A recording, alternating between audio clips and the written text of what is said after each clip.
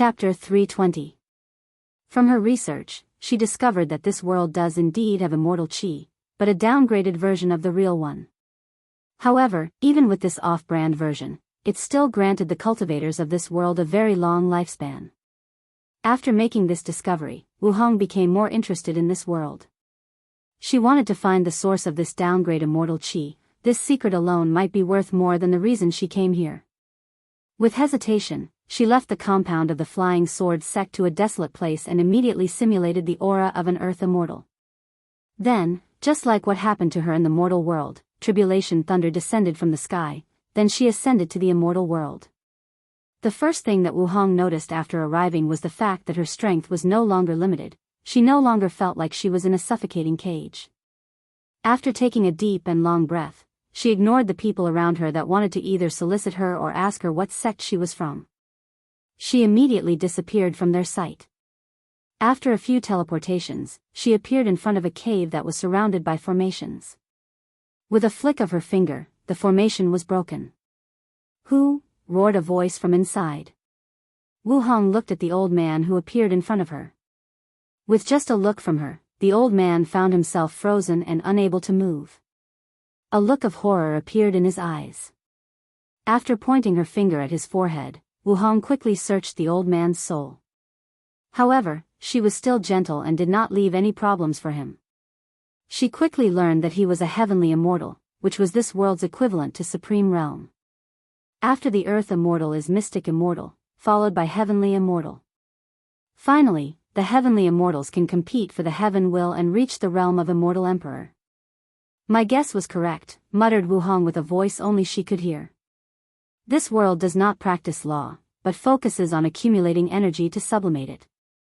Wuhong knew of cultivation systems that only focus on only accumulating energy. These kinds of systems usually sacrifice one thing for another. They are usually following the path of extreme. For example, the immortal system of this world sacrifice strength and battle powers for a long lifespan. The average heaven immortal can live for more than 200 million years, which is more than 200 times the average lifespan of a supreme realm true monarchs. However, from what Wuhong observed, an average void-shattering realm cultivator from her world has the same strength as a heavenly immortal. On top of that, there is another flaw in the cultivation system that focused on energy accumulation. They usually create very weak great emperors. Controlling the law is a process of slowly training to control the great Tao. However, since energy-based systems do not have this training wheel as support, once they absorb the heaven will, it becomes harder for them to control the great Tao source of a great emperor. Wuhong along with many great emperors despise energy-based system. The reason is that these systems are not training cultivators to become great emperors, but to become immortal venerables. The highest level of energy that mortals underneath the great emperor realm can bear is immortal qi. So, the ultimate end of the energy-based system is to turn whatever energy that they cultivate to immortal qi and achieve immortality. After getting the information she needed from that old man, Wuhong pondered whether she should search the source of diluted immortal qi in this world first, or accomplish her original goals first. After pondering for a brief moment, she decided to accomplish her goals first as she might have to confront this world's heavenly Tao when doing the second one. So, based on the information she received from the old man, she headed to her destination, the ancient Magus region. The immortal world is divided into countless regions ruled by powerful sects with emperor lineages. However, the ancient Magus region is one of the few ownerless regions of this world because it was the site of an ancient battlefield where countless powerful beings fought and died. As a result of this, many secret realms and inheritance is left there. The many different emperor lineages did not want other factions to occupy such a place full of resources, so an accord was reached that no one was allowed to occupy the region. After arriving at her destination, Wuhong could see many cultivators flying in the air, heading to different places trying to find a fortunate encounter. They usually used a sword, a gourd, or a crane. These were the most flying tools. After a quick investigation, she quickly realized that the cultivators of this world relied too heavily on their magic weapons. This should be a way for them to make up for their lack of combat powers. Nevertheless, she had to agree that compared to the origin artifacts of her homeworld, the magic weapons of this world were indeed way more powerful. Wuhong used her memory to search a specific secret realm. After entering it, she became very cautious. Instead of using her absolute strength to rush straight to the core, she passed the trials one by one. While standing in front of a formation, she casually punched it, then the number 500 million gene appeared. I understand now how Wang Wei was the only one who managed to pass this trial in this world. With him recultivating the ancient desolate body scripture, it should be easy for him to reach the minimum requirement of this trial. After muttering these words, Wu Hong waited for a few seconds before she was teleported to a simple room with only a small mat in the middle. On the mat sat an illusory old man dressed in a black robe. The old man had one distinguishable feature about him: his skin was bright red. With just a glance, Wu Hong could tell that this was just a recorded message. My name is Dao Monarch Qianwu. If you're reading this message, it means that I have already fallen. Although I had expected this outcome, it still saddens me that this finally arrived. Honestly speaking, I have no real request. As a insurgent's heaven chosens, my life was fantastic and I have no regret. My only wish is that you do justice to my inheritance. After the old man's figure disappeared, 2 books appeared on the mat. Wu Hong sighed as a look of respect appeared in her eyes. In the endless void, the final destination of all cultivation systems can be summarized into 3 paths: the Emperor Path, the Dao Path, and the Immortal Path, which corresponded with the 3 realms of Great Emperor, Dao Ancestor, and Immortal Venerable. The Emperor Path is the superior one, and the difference in strength between the other 2 is quite vast. An ordinary Great Emperor can easily slaughter hundreds of Dao Ancestors and 10,000 Immortal Venerables. The gap is simply immeasurable. However, nothing is set in stone. Between heaven and earth, there are a few geniuses who decided that they will not succumb to their fate, they won't bow down their heads. Through secret techniques, weird cultivation techniques, or powerful weapons, these geniuses managed to decrease the gap in strength between them and great emperors. They are called insurgents heaven chosen. There is only one way to become one of them: having the strength to defeat a great emperor at the same level. Wu Hong has actually read about Dao Monarch Qianwu, as he was one of the most powerful insurgents heaven chosen of his time. When he was in the Dao Ancestor realm, he could defeat great emperors. When he was in the Dao Ruler realm, he could defeat empyreans. And even when he entered the Dao Monarch realm, he could defeat paragons. During his era, the power of the insurgents heaven chosens reached its peak. Unfortunately, his overwhelming influence was detrimental to the power of paragons, so his existence could no longer be tolerated. In his last battle, he fought against 4 paragons for a month before he was executed, and he still managed to heavily injure one of them. This man should have been a legend in the world, a hero whose name spread through the ages. Regrettably, the people who orchestrated his death did not want this to happen, so they forcibly erased his name from history. It was only because of Wu Hong's high status and strength that he learned about it. With a wave of her hand, the 2 booklets floated to her. One of them explained the life of Dao Monarch Qianwu. Unfortunately, it was only his early life. Wu Hong used her divine sense to write the rest of the story based on what she knew. Then, she placed a seal on it that required the right occasion to be removed. As for the second book, it had the title, Fiend God Body 12 Revolutions. After flipping through it quickly, she sighed. It's a shame that only the first 9 revolutions are in here. Chapter 321. After taking away the inheritance, Wu Hong's mission in coming to this world has ended. Now that she was free, she wanted to investigate the origin of the diluted immortal qi. So, after leaving the secret realm, she began her investigation. Not wanting to waste time, Wu Hong decided to be direct. Her gaze penetrated time and space, went beyond the laws and rules that governed this world to see the core. Then, she saw a fog floating in a large space. Unlike the 9 devil god world, this fog did not have any runes surrounding it. However, there was a blue floating orb in the middle that seemed to be spitting out energy. Wu Hong sealed all her aura and breath. Then she entered the core of the world where the consciousness of heavenly Tao existed in the form of the fog. As soon as she arrived, she did not waste time and started to investigate the blue orb. Immortal source? Thought Wu Hong with a little surprise. This kind of thing is used by immortal venerables. immortal sovereigns, and immortal kings to absorb immortal qi and cultivate. It should now exist in the lower dimension. After examining it, she realized that the existence of this immortal source was most likely artificial. Someone probably placed it here to produce the diluted immortal qi and change this world. If Wang Wei gets this immortal source, he can do a lot of things. At the very least, it will be easier for him to create a large number of immortal venerables. In the future, no matter what, once he proves the Tao, this world has to be in the list of ones to be conquered. Wu Hong did not care about the future immortal emperor that will be born in this world. To her, this person can only be the stepping stone of Wang Wei. After making a decision, she decided to leave before Heavenly Tao became aware of her existence and exile her. As for the immortal source, that's Wang Wei's problem. After leaving the world core, she did not immediately leave but instead went on a tour down memory lane. She visited many places in her memories related to Wang Wei. In her eyes, she could see a young man with red hair that slowly rose through power. His eyes were cold and indifferent.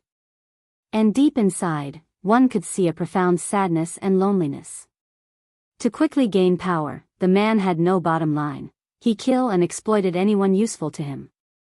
And when he reached the summit of this world, when he proclaimed himself emperor and received the worship of myriad races and worlds, there was no happiness on his face. Only pain, grief, and a bottomless desire for revenge. Wu Hong floated in the void as she looked at the pursuing longevity world, thinking about Wang Wei's life in the alternate timeline. After becoming an eternal emperor, Wang Wei wanted to revive his dead family along with the sect disciples. Unfortunately for him, Di Tian was truly ruthless and completely annihilated their souls, so Wang Wei could not take their souls back from reincarnation and reconstruct a body for them. In the true sense, they were completely dead. After that, he only had two goals in life: 1. Kill Di Tian and everyone that he loved. 2. Become an Empyrean because he learned in that realm, cultivators could create life. So, he ascended to the eternal ascension world in pursuit of his goals. However, he soon learned that Di Tian had already become an Empyrean by then, and if he wanted to catch up to him, a lot of time was required. After all, cultivating in the Emperor realm requires a long time, which is often calculated in Yuan epochs time. 1 Yuan epoch is equal to 1.269 trillion years. Not wanting to waste this much time, he used the same method in the pursuing longevity world. He slaughtered many sects and families to plunder resources to increase his cultivation speed. The result of this was that he garnered too many enemies, making his life always on the run and escaping with sheer luck. Speaking of luck, right after he ascended, he met Empress Wu and got stuck in a secret realm. After getting to know her and helping her out by using some ideas from his life on Earth, they became friends. She was the only friend he left in the world. Many times, the reason that Wang Wei survived from being hunted down was that Empress Wu intervened and protected her. During those times he developed some emotional affection for her, but he did not dare to pursue it. For once, his mind was only full of revenge and bringing his family back to life. 2. Wang Wei believed that he was cursed, and if he became Tao companion with her, she would eventually be implicated, leading to her death. So, he always kept some distance from her. Then, with his reckless actions, he managed to become an Empyrean in a relatively short time. Then, he fought with Di Tian a second time. At that time, Wang Wei had already acquired the 11th revolution in the Fiend God Body 12 revolution, so he was victorious in the battle. He captured Di Tian and made him experience all the terrible things that his mind could think of. He even went as far as using some of the filthy things he once read on the internet. After venting his anger, he killed Di Tian. Unfortunately, this act did not bring him any peace. It could not fill the deep and empty hole inside his heart. So, he used his power as an Empyrean to recreate his family and sections. Everything looked exactly the same: their bodies, bloodlines, souls, memories, and experience. Unfortunately, Wang Wei knew that they were not the real thing, they just looked like it. This fact almost drove him to madness. At that moment, Wang Wei realized that his life was nothing but a joke, and fate was playing with him. At the lowest point of his life, when he was about to give up everything and join his family in the beyond, it was the Empress who talked him out of it. She prevented his Tao heart from shattering and giving up on himself. This was a defining moment in his life as he finally determined his path forward. He wanted to change the ultimate fate of his family and sect. So, Wang Wei became obsessed with the Tao of Fate. He abandoned his original Tao and started cultivating the Tao of Fate. He wanted to become a paragon with that Tao. Unfortunately, with the political situation of the Eternal Ascension world at that time, becoming a paragon was not an easy thing. On top of that, he had made too many enemies. So, he entered chaos to find opportunities. After suffering countless tribulations, he got his wish and became a paragon with the Tao of Fate. After returning home, he discovered that the Empress situation was not good as many people wanted to kill her. That day, he slaughtered more than 5 paragons, countless Tao monarchs, and immortal kings to save her. Then, he finally achieved his long-last wish, reversed the fate of what happened that day. The day that he lost everything. With his family and loved ones back, the weight on his shoulder was finally lifted. He then proceeded to propose to the Empress, whose words were, "Took you long enough." One would think that this was the end of the story and that those two would live happily ever after. Unfortunately, things were not that simple. Wang Wei owed some other people some debt that created many conflicts with his relationship with the Empress. Once Wu Hong's thoughts reached there, her face suddenly changed. If Wang Wei was here, he would be quite surprised as the look on his Tao companion's face was something he had never witnessed before, jealousy. Wu Hong gritted her teeth as the face of a beautiful woman appeared in her mind. "Damn you, Su Junyao." She took a deep breath to quickly calm herself down. Anyway, this timeline is different. I doubt Wang Wei will ever meet her. And even if he did, without all the emotional debts he owed her, it will be useless. She paused for a moment, then giggled to herself. What am I worried for? This version of him is even more ruthless than the other timeline. Even if he owed her any emotional debts, he will not care, especially if her actions will be detrimental to our relationship. After saying that, Wu Hong no longer cared about this issue. She waved her hand and a void boat appeared. She controlled it to break the space, heading in some direction in the endless void. Happy New Year and hope that this one is better than the last.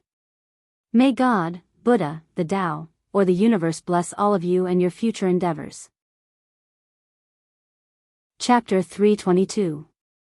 Myriad Emperor World, Southern Vermilion Bird Continent, Fire Tempering Domain, Origin Pill Tao Sect. Wang Wei opened his eyes. 3 days have passed since he decided to cultivate the controlling flame art, and he has reached the 6th level. This technique is not that difficult, especially since he already witnessed the power of the 7th level from his 3rd senior sister. On top of that, Lu Qing already cultivated to the 4th level, so he only had to learn the 2 remaining levels. Unfortunately, his current research on the mystery of this cultivation technique has come to an end. With his current identity, the best way to find out is to either ask his master or his 3rd senior sister. Unfortunately, his master only told him to cultivate to the 6th level before coming to him. Although Wang Wei has already done so, Lu Qing had only cultivated to the 4th level a few months ago and used this opportunity to break through the supernatural realm. So, he could not explain to his master how he managed to reach such a level in just a few days. He did not want to raise suspicions. After placing the task about the flame scripture in the back of his head, Wang Wei entered the small world inside his space ring. Soon, he found himself in a large pool full of blood. After turning to his original body, he used his nail to make a small cut on his wrist. Golden blood dripped down, however, the blood did not fall on the ground. On the contrary, it went back inside his body, and the wound closed by itself. I have already tempered blood. Now it's time for the 2nd step, muttered Wang Wei. Without hesitation, he removed his clothes and jumped inside the pool. As soon as he entered, he began to run the ancient desolate body refining scripture. A white light flew from the blood pool and entered his golden. A large amount of vitality was then infused into his body. The blood refining part of the scripture was divided into 3 parts: blood tempering, vitality absorption, and enlightenment. The first part is self-explanatory: use any means necessary to temper the blood inside the body, remove the impurities until the blood is thick and golden. Wang Wei used the cycle of the 5 elements from his organs and his good fortune flame to temper his blood, so he already reached the requirement. As for the second part, all he needed to do was absorb a large amount of life force or vitality. 3 hours after entering the blood pool, the color had changed from bright red to a watery white color. Wang Wei looked at this with a frown on his face. He waved his hand and the water in the pool disappeared. He clutched his hand in the air, then the space broke. Immediately afterward, a bunch of demonic beasts appeared from the cracks. There were different varieties of them: golden lion race, battle ape race, golden rock race, etc. There were more than 10,000 of them, and all of them had 2 things in common: they had emperor bloodline flowing through their veins and had a cultivation of the supreme realm. Wang Wei used his divine sense to check these demon races, and he could feel that their auras were very unstable. Most likely because they were force-fed medicines to reach their current realms. If they were humans, this would be almost impossible to cultivate so many supreme realm powerhouses with resources alone. This was different for the demon race, as they relied mostly on their bloodline. As long as they have enough resources and as long as their bloodline is strong enough, they can quickly grow. This is also one of the reasons that humans forced the demon race to live in the continent with the least amount of resources. After checking these demonic races that have been cultivated specifically for him, Wang Wei waved his hand and a string appeared to form a cut on these beasts.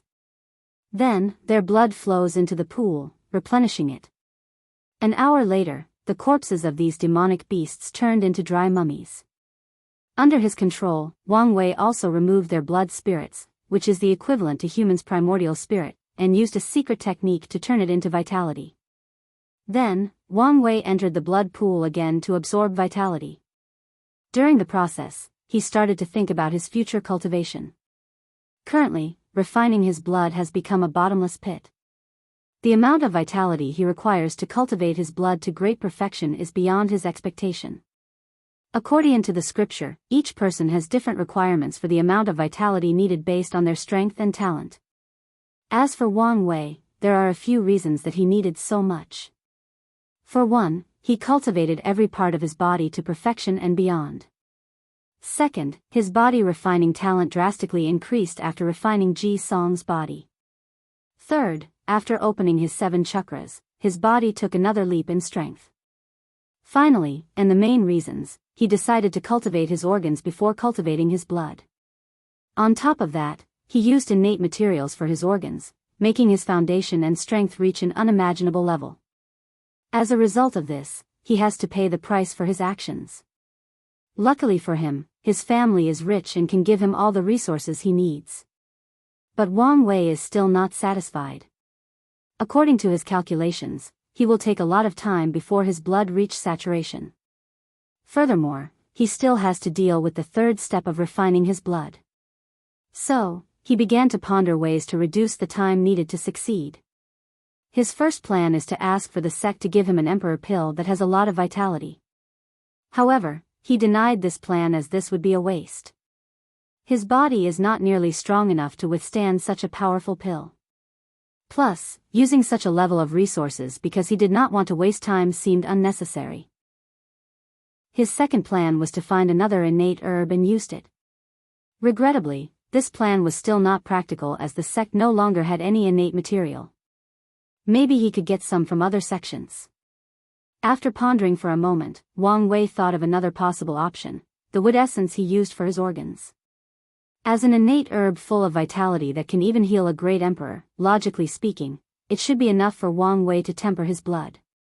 The majority of the vitality he is using to temper his blood comes from it. However, there is a problem. Innate materials are different from Emperor Tiers 1 for a reason. For a material to become Emperor Tier, it has to be grown by a great emperor. After years of being baptized by his Tao, the material will transform itself into higher quality. As for innate material, they have their own advantage as well. Since they are bred by heaven and earth, they contain innate laws inside of them. If someone gets such material, the innate law has a lot of benefits. For example, if some mortal was fortunate enough to acquire an innate treasure, then that person is set for life. They can study the innate laws inside of the material, and it became very easy for them to cultivate and comprehend the law. The innate material is a perfect teacher that slowly teaches its owner about the laws of heaven and earth, making the lesson as easy and understandable as possible. As for emperor materials, they do have laws inside of them as well. However, it is the law of the emperor that cultivated them.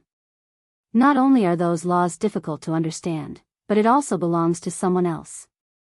If someone comprehended them, they might acquire some powerful divine abilities, but their path of cultivation would be forever cut off. When it comes to innate herbs, they also have some law embedded inside of them.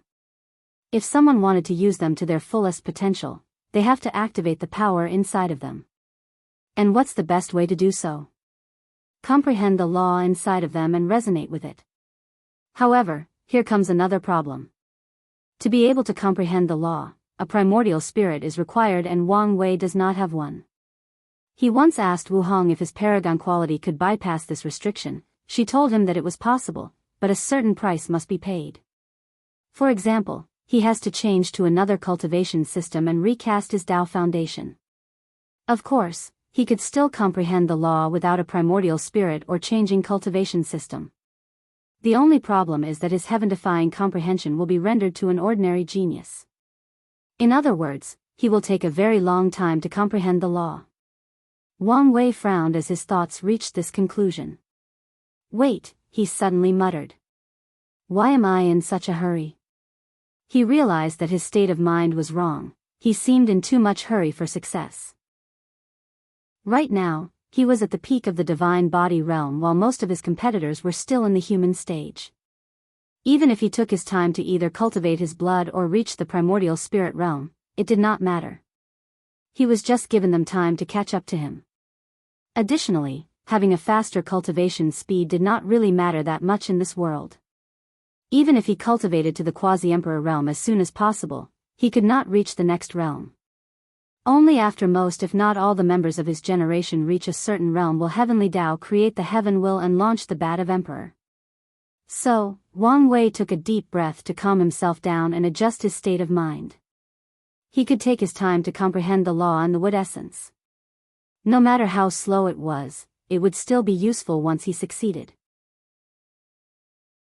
Chapter 323. After calming himself down, Wang Wei decided to take his time and not rush. He will do the best he can to speed up the process, but if he failed, then that's fine, it's not a big deal. Plus, he already had an idea in mind.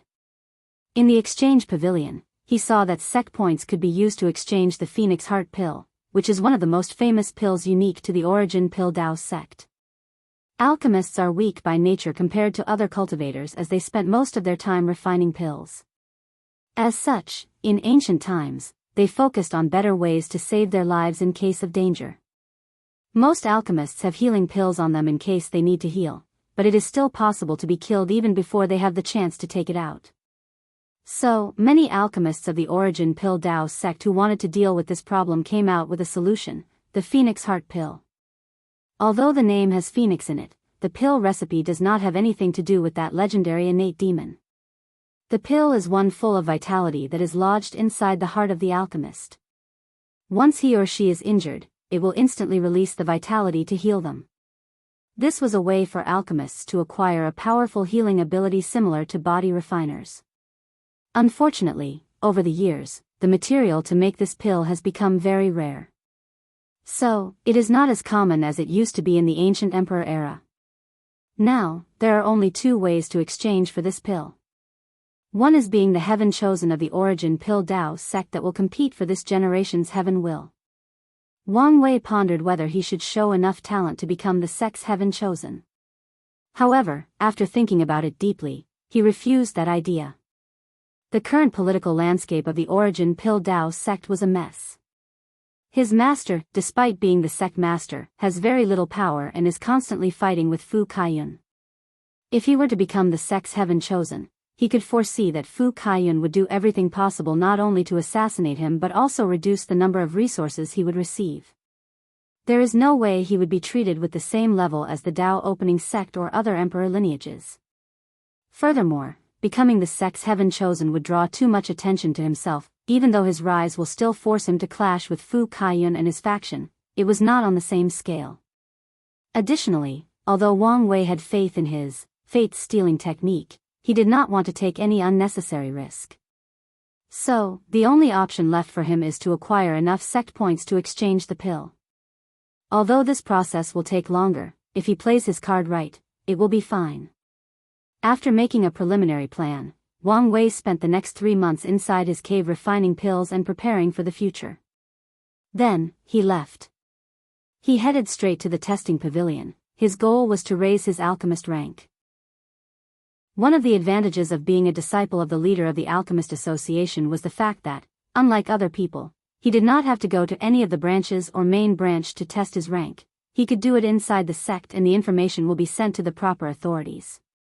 While Wang Wei was flying to his destination, he quickly caught a group of people surrounding 2 people competing against one another. Of the 2 people competing against one another, one of them caught his attention. It was a girl dressed in blue clothes, sitting on the floor with a cauldron in front of her. The girl was in deep concentration as she refined her pill. Unlike her opponent that only had a few dozens of materials near him, she had hundreds of them, to be precise, 320. She would take the material and place it inside the cauldron, control the flame to burn the impurities, then mix them together. She did so with all 320 materials, mixing them in the right ratio. A few hours later, her opponent started to inscribe runes on the pill, but she was still removing impurities from the material and mixing them. Once everything was done, she started to condense the liquid herbal mixture into pills. Soon, both of them were done and they showed their pills. What they were refining was the top-level Earth Tier pill, Primordial Spirit Condensing Pill. This pill allowed the Primordial Spirit to be more condensed and increase in strength. Once the 2 competitors finished their refinements, they opened their cauldron at the same time to compare. The boy managed to refine 4 pills, with 3 normal grades and 1 superior grade. The girl made 6 pills with 4 normal grades and 2 superiors. So, the winner was decided. The boy coldly snorted as he said, "So what if you win? This world is ruled by rune alchemy. There is no room for you material alchemy people. In your life, you will never become a Tier 3 alchemist." After saying that, he left without looking back. All the people who watched the battle left with a few people sighing in pity. As for the girl, she was calmed during the entire process even when she left. Meanwhile, Wang Wei, who was watching this competition, began to rummage through his mind to remember the information he read about material alchemy in the sect's library and secret archive. In the ancient emperor era, after Wang Wei's ancestor Emperor Qiuan gained the title of Dao Father and started the era, many people were competing for the title of Ancestor, including many alchemists who wanted the title of Alchemy Ancestor. At that time, the only existing form of alchemy was what the boy called material alchemy, as the concept of using runes for alchemy did not exist yet. Runes were only used in talisman making, weapon refinement, and formation. Material alchemy revolved around combining many different herbs to accomplish a certain effect by the consumer. It did not rely on runes for anything. At that time, this kind of alchemy was the mainstream, was steadily being developed, until the Danyuan Emperor appeared and developed the concept of rune alchemy. Unlike material alchemy, rune alchemy had many advantages, the main ones being the few materials needed in the process. As long as the few main materials of a pill are used, runes can be used to replace the auxiliary materials. As for material alchemy, each pill required hundreds of auxiliary materials. Furthermore, the higher the pill, the more material required. The profession of alchemy is a resource-burning one, as each alchemist require many trial and errors before successfully refining a pill. When it came to material alchemy, each failure was the loss of hundreds or thousands of materials. Because of this, back then, alchemy was truly a noble profession that only a few people could partake, one that only the wealthy could become. Then, the Danyuan Emperor invented rune alchemy. This method lowered the number of resources required for alchemists. Because of this, this form of alchemy soon became mainstream in the world. And once he managed the alchemy ancestor, proved the Tao and acquired the title, this form of alchemy became the orthodox one practiced by all the cultivators of the myriad emperor world. From historical records, Wang Wei knew that at that time, material alchemy was still a very powerful type of alchemy practiced by many people. The alchemy ancestor did not discriminate against it and even preached about learning from it and taking some of the advantages it had. Unfortunately, his descendants were not as open-minded as him. The other great emperors of the origin Pill Dao sect started a campaign to forever suppress it. They destroyed countless pills recipes, ruined the reputation of material alchemists, and erased some of their contributions to the world. Things got so bad that at some point, the only recipe for material alchemy left could only refine top-level profound pill that only divine altar realm cultivators could use. It was only after the sect did not produce a great emperor for so long that material alchemy got a chance to breathe and develop. However, without many people developing it, the highest level of pill that they could make now was top-level earth pills. While floating in the air, Wang Wei was thinking about the alchemy ancestor and rune alchemy.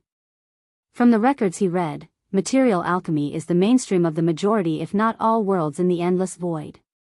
Most alchemy system is a variation of this. Using runes for alchemy probably did not exist. In one of the books that he read, it was implied that the concept of rune alchemy was most likely invented by the alchemy ancestor and spread through other worlds' communities.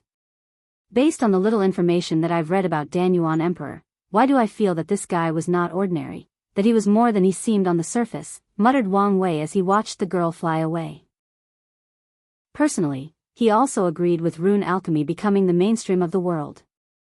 Based on the resources needed to cultivate an alchemy master, imagine if material alchemy was the mainstream of this world. After so many eras, how much resources would have been used and wasted? The number is simply astronomical. Not to mention that there would never have been as many alchemists throughout history without rune alchemy. Although, he still thought that the great emperors of the origin Pill Dao sect went too far on their suppression of this form of alchemy. Although these guys used the issue of resources as an excuse for their actions, Wang Wei could see that they were doing it for luck. With rune alchemy being invented by their ancestor, once it became mainstream, their sect would be blessed with abundant chi luck and ensure their survival for many eras to come. Without such abundant chi luck, their sect might not have cultivated so many great emperors. They might become as miserable as the sect created by the formation ancestor. After shaking his head, Wang Wei continued to fly to his destination. Chapter 324. After flying for a while, Wang Wei finally arrived at his destination. He walked in with great pride, heading straight to the counter and registered for his test. According to the rules of the Alchemy Association, each participant of the test has to pay a certain fee, no matter the success or failure of the test. Because of Lu Cheng's master and status, he can receive a discount for the fee. Unfortunately, it was not free, secretly complained Wang Wei. Although he was rich, Lu Cheng was not. So, with a pained expression, he paid the fee for the test. Meanwhile, during the entire process of registration, he had to ignore the weird look that some people gave him. He guessed their reasons for doing so. Lu Cheng was nothing but a low-level Tier 2 alchemist. But now, a little over 3 months after breaking through to the supernatural realm, he was applying to become a middle Tier 2 alchemist. Wang Wei ignored their chatter and lined up like everyone else. His eyes scanned the surroundings, then an idea came to him. He secretly hypnotized one person and had the person approach him, have a short conversation with him before leaving. Then, he waited for his turn. This wait lasted for a full 3 hours. Finally, Wang Wei along with 5 other people entered a large room. The first thing he noticed after entering the room was the 5 old men floating in the air while sitting cross-legged. They all had white long hair and beard, had tan skin, most likely because of always being around intense flames for alchemy. Additionally, a faint scent of medicine could also be detected from them. The 5 old men looked at all the participants, only briefly pausing on Wang Wei before ignoring him. The old man in the middle, who was referred to as Elder Fong Lai, said, "You should all be aware of the rules. You can refine any Middle Earth grade pill. To pass the test, you have to refine at least 3 pills with normal quality. You can have as many trials as you want during the allocating time. Now, show me your materials." All 6 of them took out the materials needed for the refinement. Then the 5 old men used their divine sense to check and ensure that nothing was wrong or any cheating did not occur. Finally, Elder Fong Lai waved his hand and 6 ordinary-looking cauldrons appeared in front of the participants. According to the association's rules, the test required the participants to use ordinary cauldron as a way to display their true skills. Wang Wei checked the cauldron in front of him. It was nothing but a low-level profound origin artifact that only body-refining realm cultivators would use. Since everyone was restricted to the same rule, he did not say anything. Countless runes starting appeared on his body as he immediately used his innate talent. With it, he instantly understood the perfect ratio needed to refine the pill he chose, the Fortune Enhancement Pill. The purpose of this pill is to increase the strength of a cultivator's good fortune flame, which will in turn increase the speed that they can temper their bodies in the divine body realm. This pill is quite popular amongst cultivators, and the difficulty to refine it is between middle to the upper levels. After Wang Wei used his innate talent, the 5 judges were not surprised as many alchemists have innate talent that helped them in pill concocting. In this group along, there was another person who was also using his innate talent. The only difference was that the person had already entered the divine body realm, so runes did not appear on his body. Wang Wei ignored everyone as he concentrated on his refinement. After using his talent to get the perfect ratio for his recipe, he did not stop there. Instead, he used his precision talent to find the precise or perfect way to remove impurities. After controlling the flame properly to do so, he melted the herbs into liquid, mixed them into one before condensing the mixture into pills. Finally, he engraved the necessary runes. After Wang Wei finished, he ended up with 3 normal pills and 2 superior ones. The judges checked the pills, nodded in satisfaction before giving him a badge with his newly updated status as a middle tier 2 alchemist. The information regarding his status was updated in the main brain of the association that was located at the city right in front of the Origin Pill Dao sect. While leaving the testing pavilion, Wang Wei used his divine sense to refine the new badge, and also review the new benefits he will receive with his new status. For one, he will receive a few hundred sect points. Although not a lot, still better than nothing. However, the greatest advantage of that badge is the discount it can be used for. Whether it was buying herbs from the sect or directly from the association, whether he can send missions, he will receive a discount. And that's not all.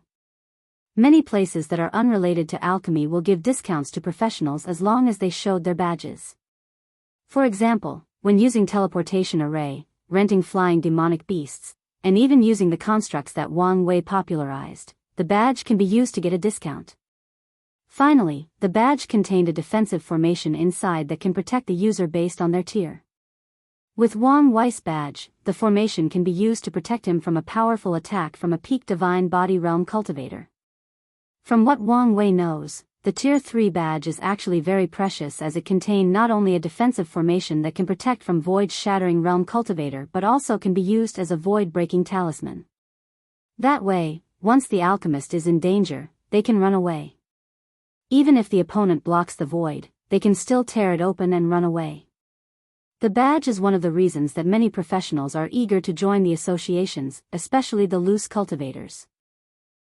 After all, the badge is equal to a second life for them. After leaving the pavilion, Wang Wei flew back to his cave. However, midway through, he received a communication talisman and changed his destination. Disciple has seen master, bowed Wang Wei. Little fifth, I've heard the news about your promotion, congratulations, said Yi Lao. It seems that my master's power is not as bad as I imagined. Not even a few minutes after my test he already received the news. However, from his body language and tone, he seems to wonder about my sudden increase in alchemic ability, thought Wang Wei, who placed a happy smile on his face as he said, Master, it's all thanks to innate talent. At first, it could only be used to find the perfect ratio of herbs to use for alchemy. Then, I thought to myself, why not try to use to find the precise way to remove impurities in the herbs? Then it worked. I could not believe it. Now, I have so many ideas. Maybe I can use it to find the perfect way to control flames and more important, to engrave runes. If can succeed, I cannot imagine what I could achieve in the future. As Yi Lao watched his excited apprentice babbled on, his eyes lit up in surprise, albeit his face remained calm. If his disciple succeeds to develop his innate talent to this level, his alchemy talent would reach an unimaginable level. Yi Lao became excited after hearing this. This is one of the advantages of the origin system as a cultivation method. With the right innate talent, a mediocre person can quickly become extraordinary as long as they develop their talents in the right direction. Good, good, good. Yi Lao repeated his words 3 times. You did well, little Cheng. You did not disappoint your master. I have finally removed this guy's suspicions. Plus, from now on, I do not have to worry about showing too much talent. Wang Wei personally developed Lu Cheng's innate talent in that direction to display his talent and be more favored by his master, thus also increasing his chances at achieving his goals for coming here. Truth be told, he has even more ideas for the development of this talent. For example, in the future, he wants to develop this precision talent to apply to other things. For example, develop the perfect way to apply physical strength, the perfect way to control origin essence, the precise way to apply the soul. Finally, the precise way to control the law. Although Lu Cheng's abilities seem to be limited to only alchemy, for now, Wang Wei will try to develop in these directions. If he succeeds, he will not return that talent to Lu Cheng after giving him his body back. Even if he fails, he will try to develop a cultivation technique that has these effects using that talent as a springboard, just like Empress Wu did with her universal seal. After being praised by Yi Lao, Wang Wei displayed a happy face, followed by a little shy and embarrassed appearance. Then, a look of hesitation appeared on his face. Little Cheng, do you have something in your mind? Master, I've been wondering about the controlling flame art. Is there a problem? If there is something that you do not understand, I can explain it to you. No, it's not this. While I was waiting for my test, a disciple named Jianghu approached me. Based on my brief conversation with him, I could feel like he was interested in what cultivation method I cultivate. I don't know. I somehow feel like this technique has some secret. Yi Lao frowned after hearing this. According to the information he received, someone did approach Little Fifth. And that guy also belonged to Fu Kaiyan's faction. Has he already suspected something? With a calm look on his face, Yi Lao said, You do not have to worry about anything. As long as you cultivate it to the 6th stage and break through the primordial spirit stage, you will know everything. Master, I feel like, with the combination of my innate talent, I should be able to cultivate to the 6th stage really soon. The controlling flame art is a weird technique that not only showed how to control flame but can also be used as a cultivation method. As such, it is possible to cultivate it to a high level without reaching the realm, as long as you have enough talent. I understand that you're curious, said Yi Lao. But you have to understand, some secrets cannot be known without the appropriate strength. It seems that I have to find another way to quickly learn the secret of this technique. Wang Wei nodded his head, chatted with his cheat master for a while before returning to his cave. Sorry about the mistake. I even got the chapter title wrong using the S title. Chapter 325. After returning to his home, Wang Wei pondered on how to acquire the information about the secrets of the flame-controlling art. By now, he had a few theories and guesses about the origin and purpose of this technique. Unfortunately, he did not have enough evidence. Intuition told him that this cultivation technique might be related to his purpose in infiltrating this sect. So, after making a preliminary plan, he moved on to something else. Today, during the test, one of the participants caught his attention. To be precise, the pill he refined caught his attention. The guy refined a pill called Divine Organs Replacement Pill. In the human stage of the divine body realm, tempering the organs is one of the most difficult processes. Unlike the other body parts, once injured, it is very difficult to heal and could lead to permanent damage. If not tempered the appropriate amount, then once a cultivator break through the shattered void realm and their bodies are baptized by the law, then their organs will collapse leading to instant death. This is where the Divine Organs Replacement Pill came into place. Once consumed, a cultivator can instantly grow a fake, divine organ, capable of withstanding the power of law. Of course, using this pill meant that your foundation is not solid, and the void-shattering realm will be the end of the cultivation path. Furthermore, there is also a high chance of failure when doing this. Nevertheless, for many people with poor talent, this pill is a lifesaver for them. Before coming here, Wang Wei had heard about this pill but never saw one. This is because the recipe is exclusive only to the Origin Pill Dao sect. After watching that disciple refine that pill, he finally realized an important aspect of his infiltration that he had overlooked. His situation was the best possible time for him to steal many of the secret recipes that the Dao opening sect did not have, and bring them back. In terms of alchemy or other professional heritage, the Dao opening sect has a complete heritage that goes all the way to the emperor tier. This is all because of the effort of the second great emperor of the Li family, Li Zheng, who took the name Miscellaneous Study Emperor. As his name suggested, this emperor was interested in studying many things during his life. He studied pill refinement, talisman making, weapon forging, formation, divination, yin-yang calculation, puppeteering, medicine nurturing, beast breeding, beast controlling, etc. He went as far as studying things like literature, poem, calligraphy, chess, military development, and many more. With his long lifespan and talent, he studies too many things. Although he proved the Tao with the 5 elements and created the 5 elements foundation scripture, he did not stop studying all kinds of miscellaneous things after becoming a great emperor. One of the reasons that the Tao opening sect has so many pill recipes, knowledge about runes that allowed them to cultivate professionals on their own is because of him. The Miscellaneous Study Emperor single-handedly increased the foundation of the sect. Despite this, it did not change the fact that compared to sects that specialize in different professions, the sect was still lacking in many aspects. However, Wang Wei discovered that he had the perfect opportunity to close the gap with these specialized sects and further increase the foundation of his own sect, well, at least, when it comes to alchemy. After making this realization, he decided to learn as many recipes as possible while here. If necessary, he has to use his status as the disciple of the sect master to his advantage. So, with a complete plan for the future, he got back to his alchemy. He was also taking this time to study the other profession as well. In recent years, he has been slacking. Heavenly Abode Realm, Li Jun looked at the disciple in front of him. Is it done? Yes. After more than a year and countless resources, it's finally finished. In that case, it's time to begin. Because of the difference in time flow, although only 3 months passed in the Myriad Emperor world, a year and a half passed in this world. During this time, the gods have been searching for Li Jun's group non-stop. Well, at first they were. After searching for a few months and not discovering anything, the majority of these gods started to give up.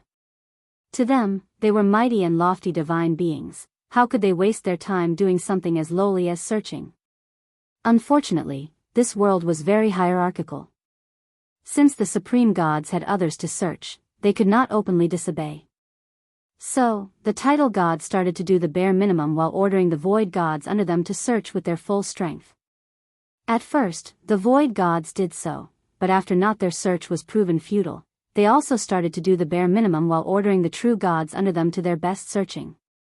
In that way, things started to escalate as the upper gods ordered their subordinates to do their best while they slacked off. In the end, only the little divine shrine cultivators who were only slightly more powerful than mortals were forced to search with all their strength. As for the supreme gods, the majority also did not care. They thought that maybe the outsiders already left their world. When it came to the destiny goddess prophecy, they believed that she might have been wrong.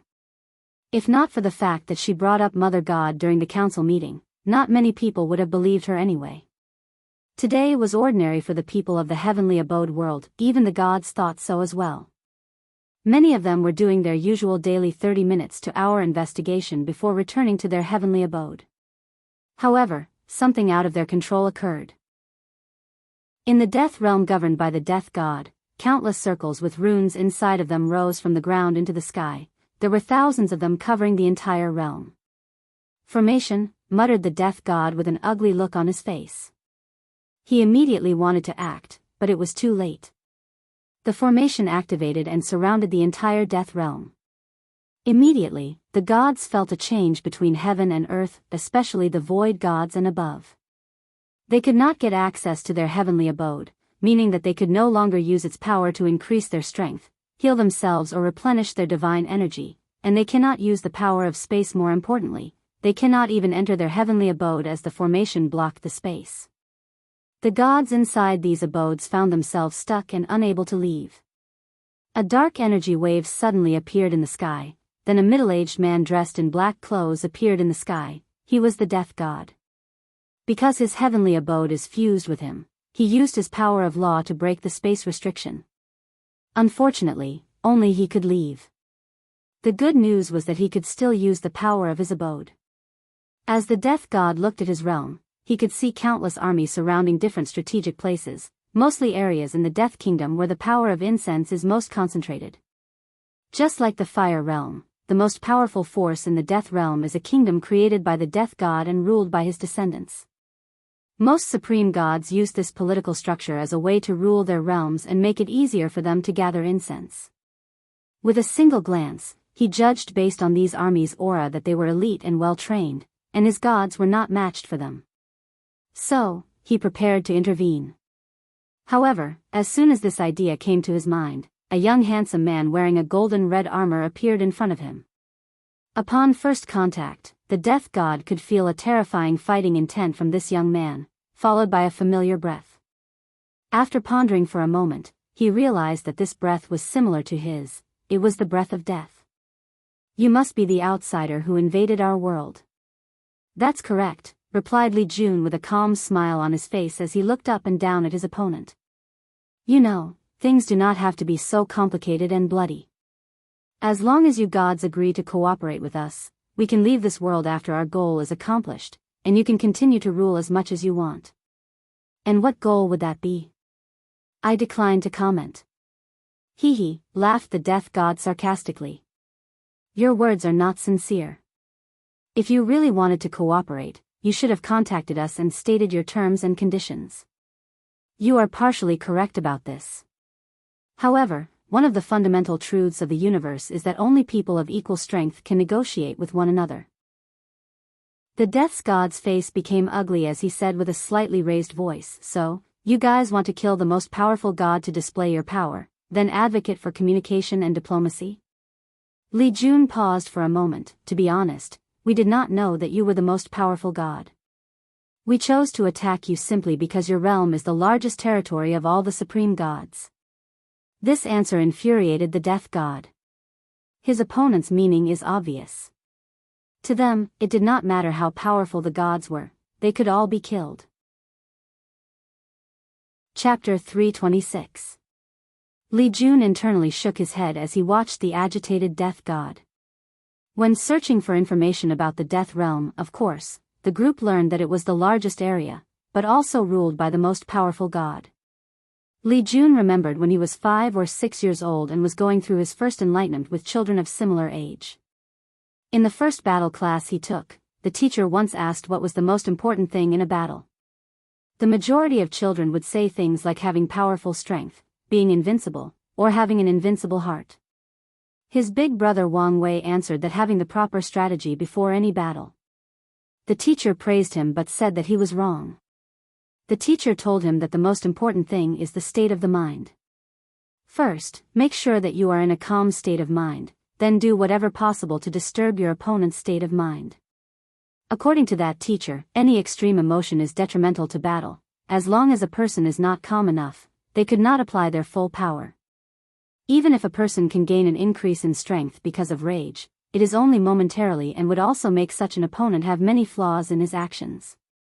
In that class, that teacher boldly declared that no matter what cultivation a person is, even a great emperor, without a calm state of mind, they cannot fully display their strength.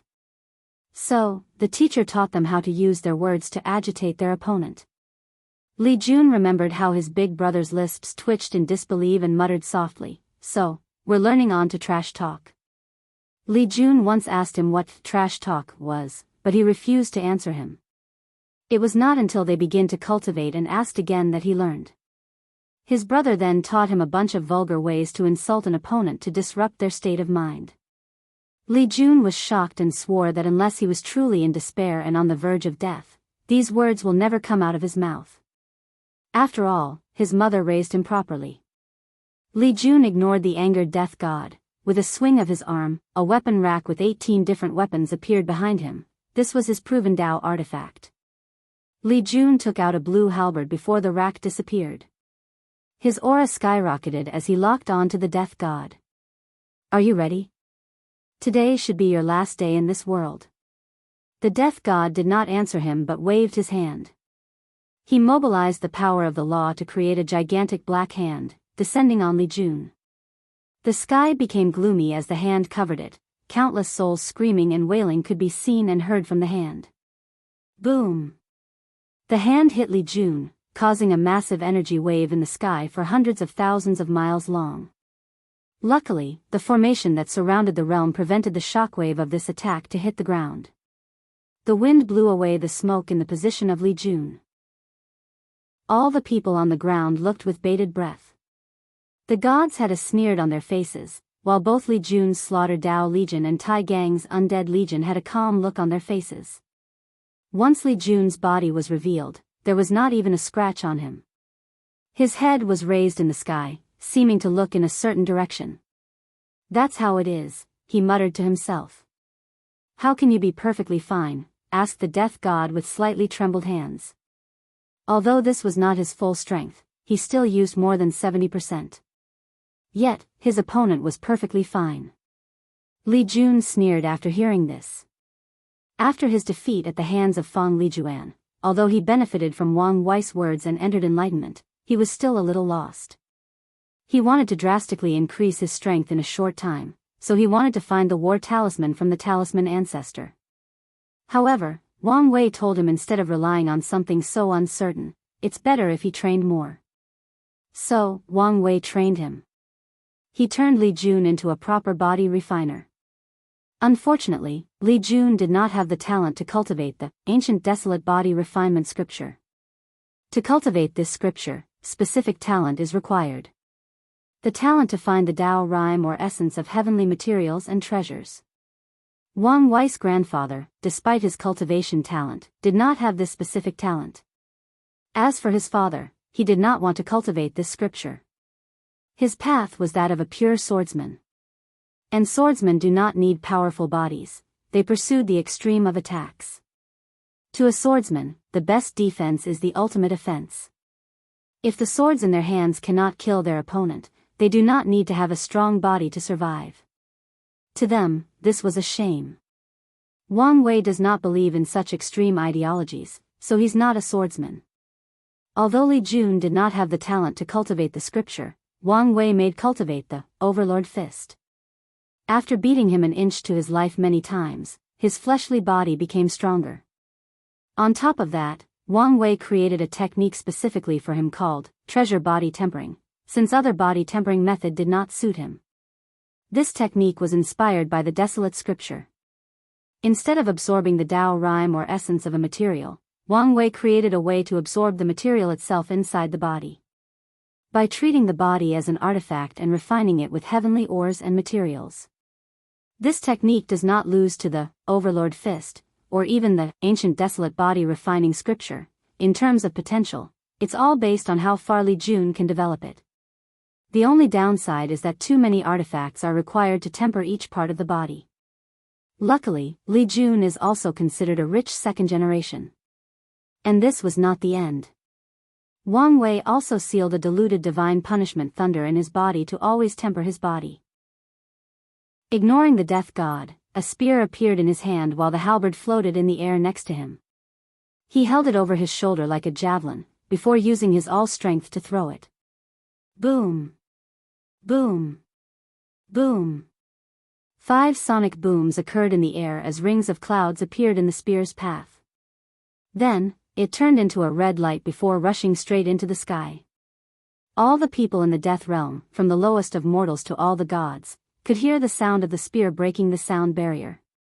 As they watched that red light disperse the clouds, dispersing the heavens itself, only awe was left in their hearts. Meanwhile, the death god's complexion paled as he guessed the target of the spear. It was his heavenly abode. Once something happens to his abode, his strength would fall dramatically. So, no matter what, the death god has to stop the spear. He wanted to instantly teleport in front of the spear. Unfortunately, the formation laid by Li Jun and the others reinforced the space of the Death Realm. As such, it became impossible for the lower gods to teleport, while very difficult for the Death God. Once he realized that his flying speed was faster than his teleportation, he turned into a black shadow as he rushed to the spear. Without any hesitation, the Death God burned his divine power to increase his speed. Despite the spear's head start, he still managed to catch with it after a few seconds. Standing in front of it, the Death God held the spear with both hands trying to catch it. It's unfortunate that the force behind the throw was beyond his capability, so he could not stop it. So, the spear continued towards his destination as it pushed the Death God upward. Having no other choice, he decided to try another tactic. A black aura came from his body trying to corrode the spear using the power of his death law. This tactic was soon proven futile as nothing happened. A red aura appeared on the spear to block his attempt. Truth be told, even without that aura, the chances of the death destroying it are slim. The spear is a peak heaven grade 1, meaning that it was equivalent to the void-shattering realm cultivator who controls the power of law. With Li Jun's resources, it should be easy to have a supreme tier artifact. However, proven Dao artifacts are different from ordinary ones. It does not rely that much on materials.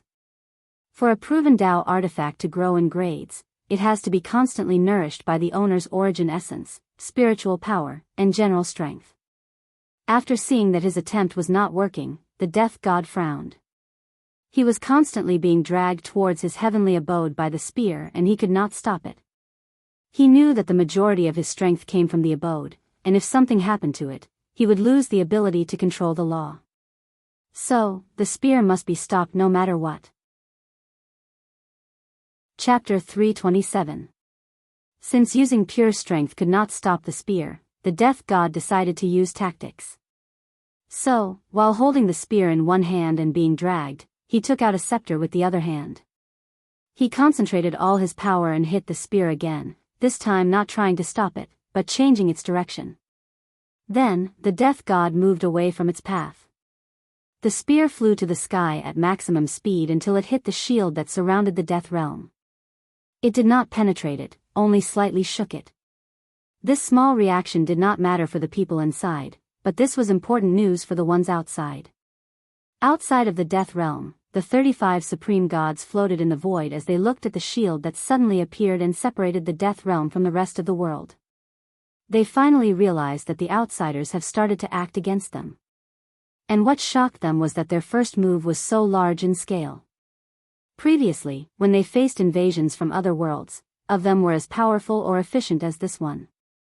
As such, the majority of them became flustered and did not know what to do. They began to argue between them about their next course of action. Luckily, the Destiny Goddess and the Life Goddess stood up and took charge. They asked the remaining people to use all their strength to try to break the shield and see what was happening inside. Unfortunately, no matter what method they used, the shield remained unaffected. But they did not stop their assault. Meanwhile, the Death God became more furious after Li Jun's attack. In his infinite life, he had never suffered such humiliation. He looked at his opponent furiously, before flying away to his heavenly abode. Under his control, the abode turned into a small star and was absorbed by the Death God. Instantly, a powerful aura emanating from his body covered the entire Death Realm. The aura was powerful, deadly, making the souls of all living things tremble and worship him. Fortunately, the Slaughter Legion and Undying Legions had a vast amount of slaughter chi in their bodies from their intense training.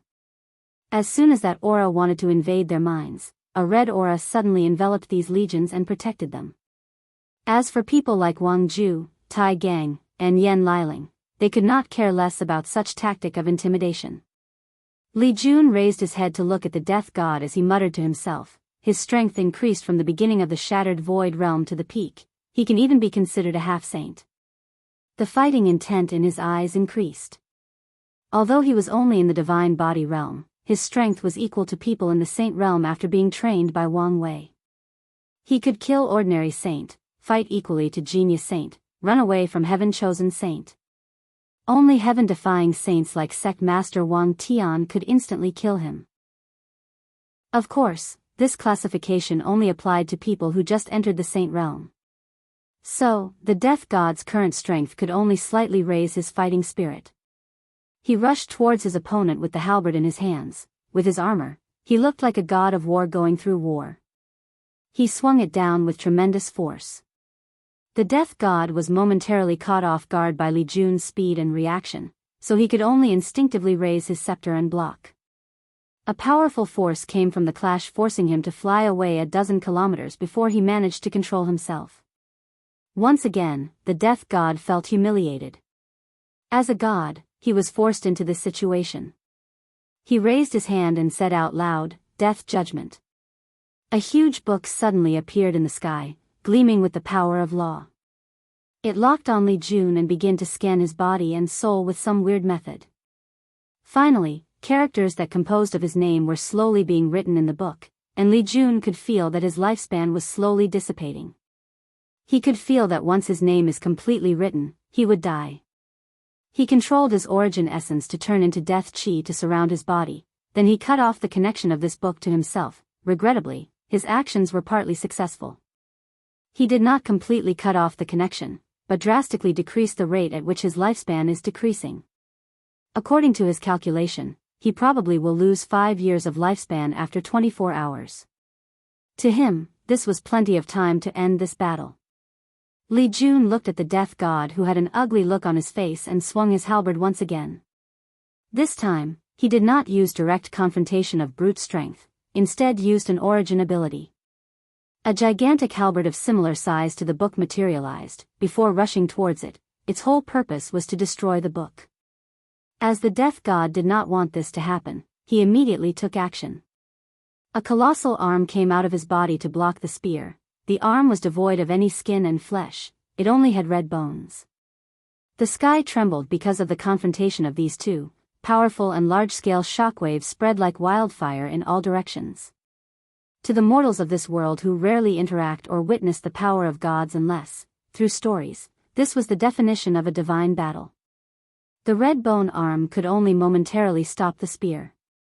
However, this was all it needed. Soon after that, another weird scene occurred. The other parts of this bone hand rapidly came out of the death god's body. Then, a massive red bone giant with a beating heart under his ribs showed up. With 2 hands, he held the halberd that was descending towards the book. Taking this opportunity, the death god blessed the judgment book with his law power and increased its strength. Li Jun felt the rate at which his lifespan is decreasing rapidly accelerated. He frowned before saying, "I originally wanted to play with you a little to learn how strong the supreme gods are and how they fight. Now, I do not want to anymore." After hearing that the supreme gods could use the power of law, Li Jun and the group knew that this world was not simple and wanted to gather more information. So, their plan was to use this fight to learn about the gods. And in this brief battle, Li Jun already learned something important. To be exact, he confirmed a theory that he had. These gods do not control the law, they can borrow its power. This is the reason that even though the death god controls such a power law as death, yet, he was still so weak. It's not just because their god civilization has been isolated for so long, making them underdeveloped. Middle Thousand World cannot give birth to cultivators that control the law. However, the gods of these worlds use the unique state of this world along with their unique cultivation system to borrow the law and use it. Li Jun wondered who came out with this cultivation system. Although it had many flaws and restrictions, it is still an ingenious one. He did not believe for a second that the aboriginal people of this world created it. Maybe he was being arrogant and condescending, but he still believed in his judgment. A slaughter will suddenly appeared on Li Jun's body and he swung his halberd once again. A red slash that was quicker than the speed of sound rushed towards the death god, who instantly felt that death was approaching him. A black armor suddenly appeared on the death god's body, covering every single inch of it. Once the slash hit it, he was only pushed a few steps back, with only a slash mark on the armor. "Armor law," said Li Jun in surprise. This is a secret technique that is controlled by most Holy Land and above in the myriad Emperor world. It allowed a void-shattering realm cultivator to condense his power of law into armor as a life-saving method. In any dangerous situation, a void-shattering realm cultivator with this secret technique is most likely to survive than ordinary ones. This technique is strictly controlled to ensure that disciples of these high-level sects have an advantage over lower-level sects that do not have a deep background or foundation, and loose cultivators. According to regulation accepted by all cultivators, for a sect to proclaim itself as a holy land, not only does it need to have a certain number of Saint Realm cultivators, it also needs to have an armor law secret technique along with a few other conditions. This is the reason that Li Jun was a little surprised after seeing the death god use this technique. He wondered where he got it from. Li Jun's eyes lit up as he realized that the secrets of this world are deeper than he imagined. Chapter 328. As Li Jun watched the armor around the death god, although he was a little surprised, in general, things did not change much. With the armor law, a void shattering would be immune to Mo's non-law related attacks. So, even if thousands of primordial spirit attacked them at the same time, it would not cause them any damage. Nevertheless, there is still a limit. As long as an attack reached a certain level, it can still be broken. So, he decided to use an attack from his newly created, Slaughter Dao code, from being enlightening by the 3,000 Dao orbs. A river of blood that covered the entire sky appeared behind Li Jun. He looked like the sovereign of blood, like a mighty god of war that has only left trails of blood and destruction behind him. Li Jun raised his halberd to control the blood sea but suddenly stopped. In his mind, he could hear the sound of breaking followed by a cry of intense pain. It finally dawned on him that this world was only a middle thousand world and could not withstand a certain threshold of power. His current attack has passed that threshold. Truth be told, his short battle with the death god reached the power of void-shattering realm, which should be higher than the threshold of this world. However, since Heavenly Abode world is a special one, it was not that affected. However, the attack that Li Jun was about to use to break the death god's law armor was too powerful. After making this discovery, Li Jun dispersed his attack, an act which bewildered the death god. He thought that something might have happened to his opponent. Maybe the tide of this war will sway to my advantage, thought the death god. Unfortunately, his thought was very wrong. Li Jun took out a jade talisman to communicate with someone. A few seconds later, the formation in the sky shone brightly, then a look of horror happened on the death god's face. His armor slowly dissipated. "What have you done to Mother God?" he roared out loud. "Why can't I feel my connection with her?" Death God tried to mobilize his power of law, but nothing happened. He had lost his power as a supreme god. "Mother God? Is that what you people called the heavenly Tao of this world?" asked Li Jun, quite fitting I guess. "Answer my question." "We have long speculated that the power of law of your supreme gods came from heavenly Tao. As long as the connection between the two of you is broken, all of you should lose that power." The death god immediately became flustered after hearing this. All the gods revered heavenly Tao and considered her as their creator, their mother, hence the name. They believed that although she rarely intervened in the world, her power was supreme and almighty. But now, these outsiders have proven to have the ability to interfere with her, and even cut off the blessing that she gave them. Li Jun could read his change of emotions with a single glance. Internally, he shook his head. This is the difference between a powerful world and a small one. The way they see and understand the world is completely different. This manifests in the form of advanced civilization. The gods of this world never fathomed that someone could affect heavenly Tao. However, to Li Jun from a powerful world, completely enslaving the heavenly Tao of a middle thousand world is a very common thing. After shaking his head, Li Jun took out a sealing artifact that looked like a bead, preparing to seal the death god. Right now, the latter's strength has decreased from a half-saint to the primordial spirit realm. An accident then occurred. The death god, who was flustered and anxious, suddenly started to burn his soul and the majority of the incense inside his heavenly abode. Li Jun flicked his finger to throw the bead at an incredible speed. Once it arrived in front of the death god, the latter was instantly swallowed by it. However, Li Jun could feel that he was a step too late. As he held the bead in his hand, he could see the body of the death god inside, seeming to be in a forced sleep. After sighing, he used a teleport spell to arrive on top of the Death Kingdom capital. Although in the myriad Emperor world, cultivators in the void-shattered realm can break the void to teleport, a few Emperor lineages have developed space spells. However, a requirement of origin essence is required before learning or using the spell, otherwise, the user will instantly be drained of his energy. Did something happen? Asked Yan Liling after seeing Li Jun's arrival. Yes, the death god used some kind of secret method to bypass the formation and send some information outside. Would that affect our plans? Most likely, replied Li Jun nonchalantly. Nevertheless, he did some that worried. He then handed the bead to Wang Ju. See if you can search his soul to gather any information. Where are you going? She asked back after taking it. I just received news that the supreme gods are constantly attacking the formation. So, I'm going to control the formation to prevent any accident, and also reduce the resources to maintain the formation. Everyone nodded their heads to him, before focusing on their own tasks. Still, before disappearing, Li Jun still said, don't forget your reports. Before coming to this world, Wang Wei tasked them to write a report on the things to be aware of during interplanar war between different worlds. He wanted to be prepared for the future by preparing some sort of standard or guideline that can be applied to many worlds. Of course, this guideline will be a general one. The majority of worlds are different, so different approaches have to be taken. Nevertheless, there should be some similarities that can be used. While Li Jun was gone, Tai Gang took control of his Undying Legion while Yan Liling controlled the Slaughter Legion.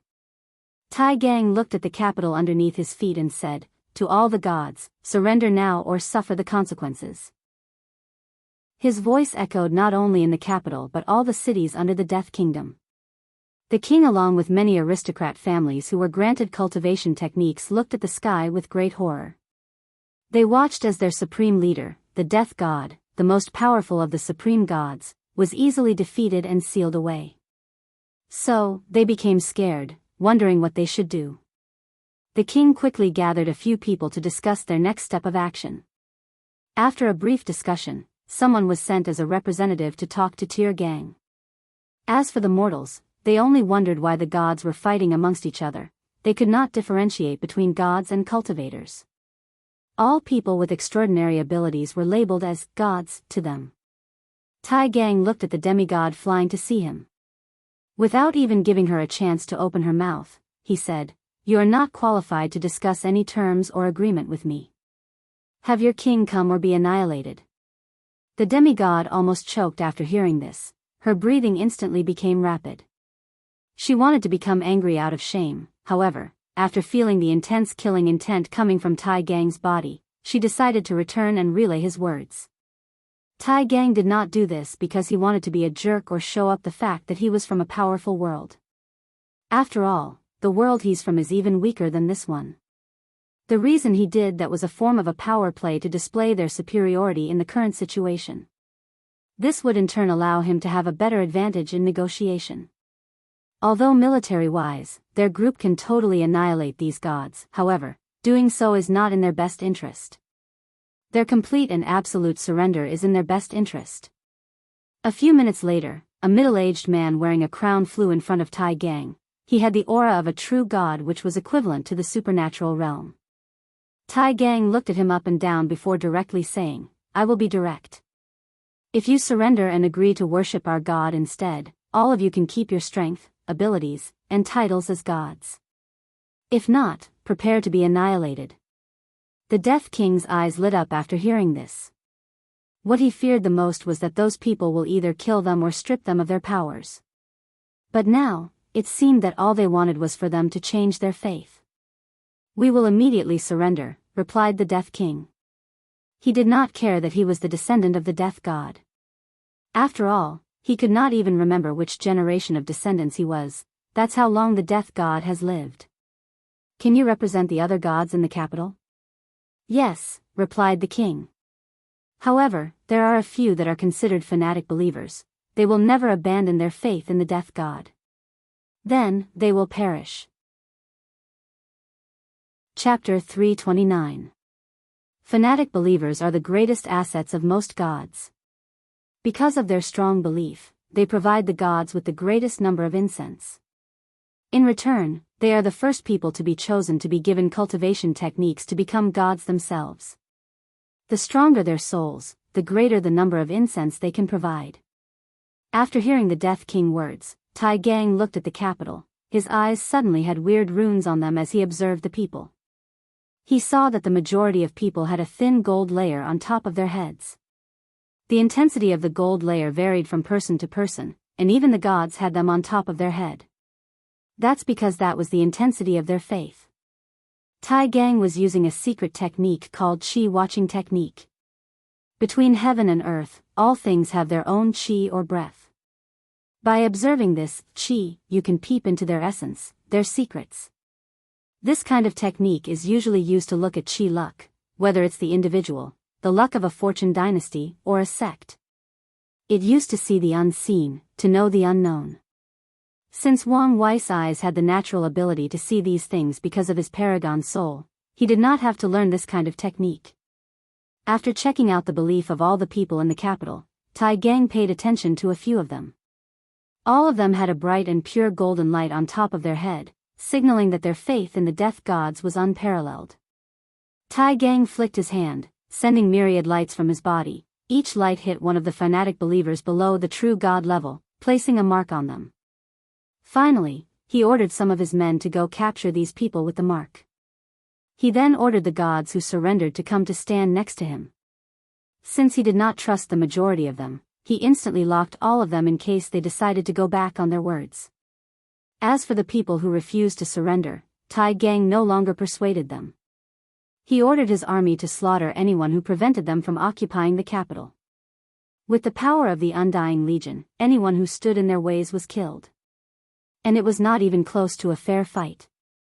The gods were slaughtered and their golden blood flowed like rivers. Their bodies were then collected for further study. Conquering the capital along with the following cities was quite easy, a fact which greatly annoyed Tai Gang as his immortal army did not have a chance to truly display their undying ability with his innate talent. Luckily for him, this battle was not close to being over. The majority of gods were stuck in their heavenly abode and could not leave. So were their legions of gods. So, after rapidly settling all the territories of the Death Realm, Tai Gang began his crusade in these abodes. His first victim was a tidal god who went by Corrosion God. As soon as he invaded the heavenly abode, Tai Gang saw a large army made of demigods and below waiting for him. This made him very happy. So, he ordered his legion to begin attacking. Then, the nightmare of the Corrosion God began. It did not take long before he discovered that the soldiers in this army were immortal. It did not matter whether they were stabbed through their hearts or head, whether their blood was drained, or their skin corroded by acids, they will heal instantly. On one occasion, he saw one soldier had his head cut off. However, the person next to him hurriedly took his head and reattached it. After seeing this, he became scared and decided to run away. Unfortunately, for him, he was killed by Tai Gang with one punch. After conquering this heavenly abode, he rushed to the next one. The majority of them surrendered after Tai Gang showed them the fate of the Corrosion God along with his followers. And some of them decided to try to run away from the Death Realm, others fought back. One particular tidal god called Slaughter God discovered the flaw of the Undying Army. So, he ordered his men to instantly kill the soldiers of the Undying Army, preventing them from sharing life force to heal themselves. In the end, although they won the war, there were still some casualties. After this event, Tai Gang no longer wanted to play around. So, every time he attacked a heavenly abode, he used radical means. His first step of action has always been to blow up the abode, thus weakening the power of the void gods and tidal gods. After that, he captured the one that surrounded while killing the ones that resisted. While Tai Gang was rapidly conquering the Death Realm, outside of it, all the supreme gods did not stop attacking the shield created by the formation. However, they suddenly stopped as they felt that some reaction coming from the formation. An illusory figure appeared in front of them. It was Li Jun. All of them watched the young man in front of him with wariness while remaining silent. Finally, the Destiny Goddess asked, "Are you the leader of the outsiders?" "Yes, and you can call me Li Jun," he replied with a smile. He then looked at all of the supreme gods. The majority of them looked like humans, but a few had animals' features with humanoid forms similar to the devil race. "Why have you invaded our world?" she asked with a stern voice. "Of course, it's to gather incenses," replied Li Jun as he analyzed these people based on their facial expressions. "I can honestly tell all of you that we have no intention of occupying your world for a long period of time. After we accomplish our goal, we will leave. After all, we are from a more powerful world. There is no need to stay in this small world that is basically a cage." Li Jun secretly observed that some people's body language changed after he said the word cage. A few seconds later, the Thunder God asked, "What is the world you are from? How powerful is it?" Li Jun gave a knowing smile after hearing this question before continuing explaining, "In the endless void, there are myriad of worlds and they are divided into 4 grade. Mortal world, this is the lowest of worlds. The spiritual chi between heaven and earth is gone, making it impossible to cultivate or for any extraordinary individuals to be born. Then there is small thousand world. The highest level of cultivation is tier 3 or what you call demigods. Followed by middle thousand world, your current world is this level. The highest level possible is tier 6 or title god. The third level is called greater thousand world, which can give birth to tier 9 individuals. Finally, there is the world that we came from referred to as heaven will world. These worlds can give birth to beings known as great emperors." As soon as Li Jun said the word great emperor, a message entered the mind of these supreme gods. Great emperor, an existence that has transcended the shackles of life and death, standing above myriad races and worlds. The faces of many of these gods became unsightly after understanding the implications behind these words. "What you said does not make sense," hurriedly said the destiny gods. "According to you, our world could only give birth to title gods. What about us supreme gods?" She was correct, thought many of the gods. However, Li Jun responded calmly, "You should be aware that your world is special. Because of this special nature, you supreme gods have the power of tier 7. This is most likely because of whoever created that crystal wall and your cultivation system." Many of them suddenly remembered a legend of their worlds.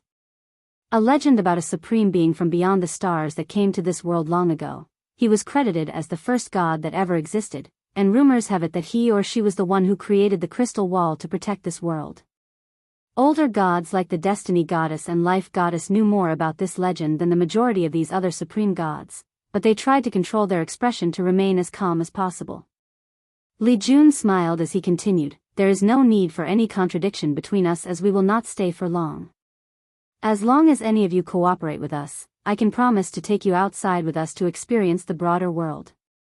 If that does not appeal to you, I can even leave our cultivation system to you so that you are no longer restricted by your believers and the power of incense." Chapter 330.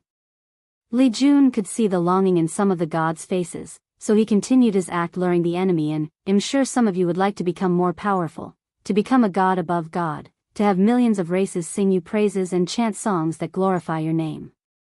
More importantly, you can achieve immortality. Even as supreme gods, you will one day die of old age." "That sound like words one would use to tempt children," said the fire god. "There is no way you can give us such strength." "You are correct," replied Li Jun calmly. "However, although I cannot give you such strength, I can give you the opportunity to achieve it. After all, being stuck in this world, you guys do not even have this opportunity." The supreme gods became silent after hearing this. Many were tempted, while others sneered at Li Jun's words. However, the latter did not care. As long as a few were tempted, it was more than enough to create divisions amongst these people. That's all he cared about. His plan was an open plot, and many of these gods knew about it. "Since your world is so powerful, why do you need to come to ours?" asked one of them. "That's because the sacred son of our sect needs to us this world for a purpose," replied Li Jun. Then he sighed heavily while muttering very softly.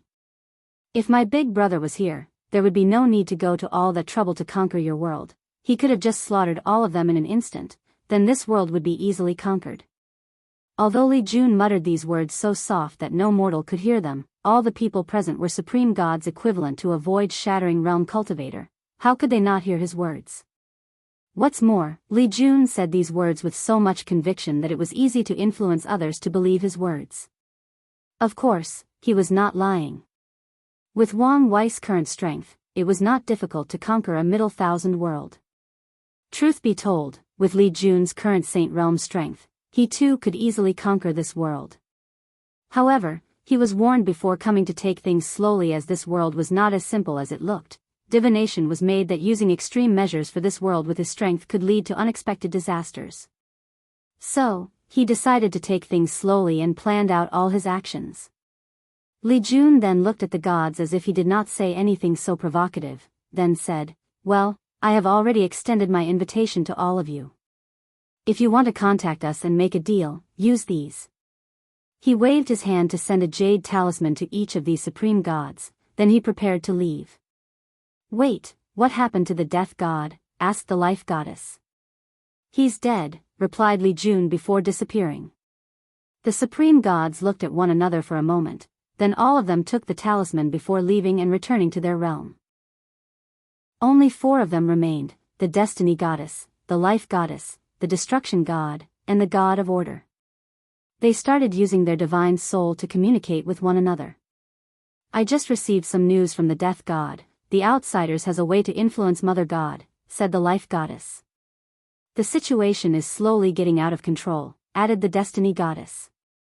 "I think we should activate the Guardian Protocol as soon as possible to deal with the current situation." "Don't say such stupid thing," replied the destruction god. "Unless our world is on the verge of destruction, we cannot activate it." "Do we have to wait until things get worse to act?" she replied back.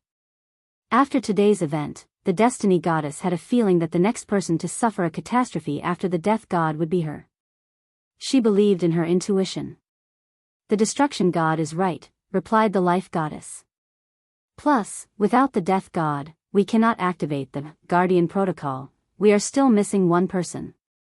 Since the death god is most likely dead or captured, we should immediately choose another person to undergo the ceremony and inherit the death god's responsibility. That way, when we want to activate the protocol, it can be done quickly without any problem," suggested the destiny goddess. The other 3 pondered for a moment, then the life goddess said, "Your suggestion is a good one. However, there is still a problem. Who can we trust? You have seen the temptation that the outsiders use to lure many of us on their side. If we want to choose someone to inherit the death god's duty, it has to be someone trustworthy. If it was the past, there were a few people that they could choose. But now, after Li Jun's temptation, no one could be trusted. Maybe even amongst the 4 of them, someone might already have other thoughts."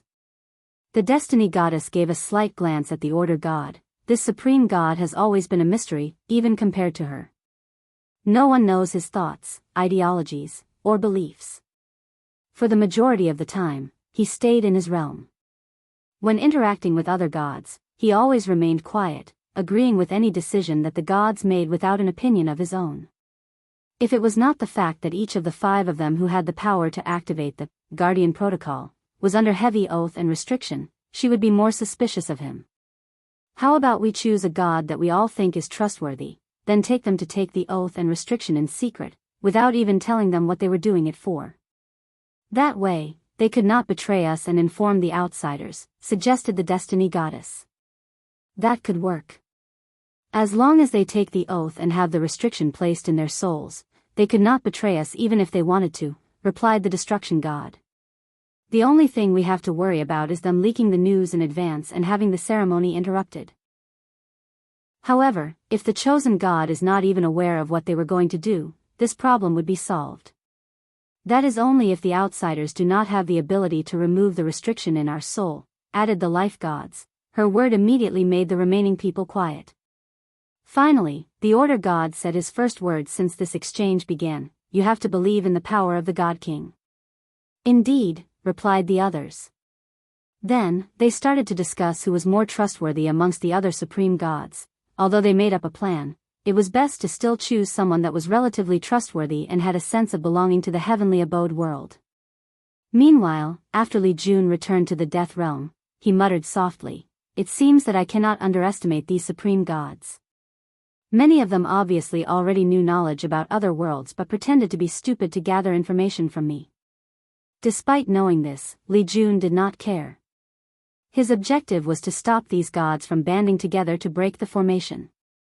Although it was a powerful heaven-grade formation, it still had a limit. If these gods constantly attacked this formation for a long time, it would consume a lot of resources before breaking. Now, not only did he accomplish his goal, he still managed to investigate infighting between the supreme gods based on their desires and might even draw a few of them to his side. 3 days quickly passed by and the entire Death Realm was conquered. The formation that surrounded was not just a protective one but made of countless different formations that served different purposes. One of which was mass teleportation. With it, Li Jun and Tai Gang can teleport their troops anywhere in the realm, thus greatly increasing the mobility of their troops. Once the realm was conquered, Li Jun ordered his men to tear down all the gods' temples along with their statues. To replace them, new temples were built with Wang Wei as the main god. They spread his name as the god of fate that rules control the fate of all living beings in existence, the one who weaves the threads of destiny, determining their fate the moment that they are born. In his temple, the river of destiny is used as his symbol, always portrayed under his feet. Then, the soldiers started to spread this belief throughout the realm, encouraging mortals and gods alike to offer their faith/incense to him. However, the process still encountered some resistance. Oddly, it was not from the gods as they were used to offering their allegiances to more powerful gods. The resistance came from mortals. The change of faith affected them the most since their livelihood was affected.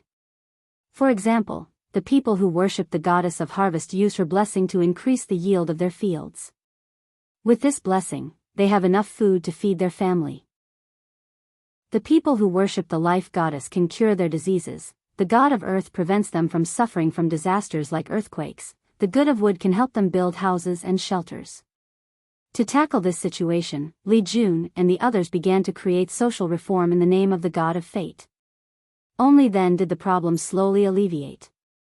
Inside the royal palace, Li Jun and his group were having a discussion when Wang Ju walked in.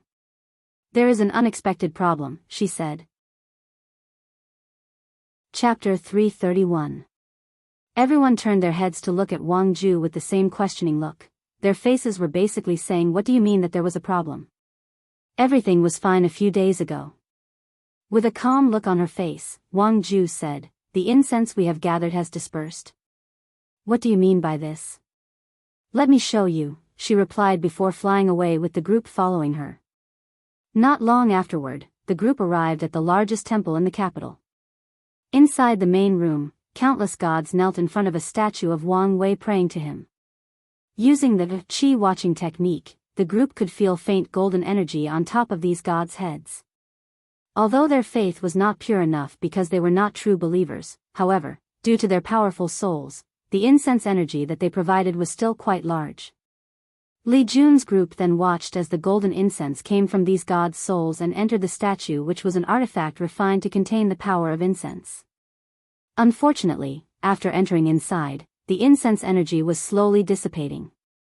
The group slowly watched this happening, then Li Jun asked, "What's going? Could something have been wrong with the refinement process of the statue?" "Unlikely," replied Wang Ju. "After noticing this problem, I have already contacted my men scattered all over the realm. The problem is prevalent everywhere."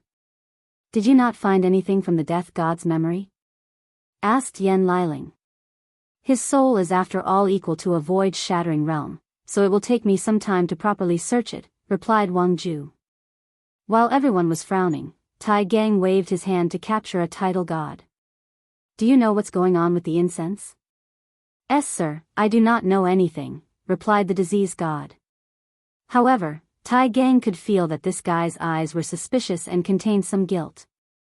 "There are many people here that should know the answer to my question," said Tai Gang with a cold look.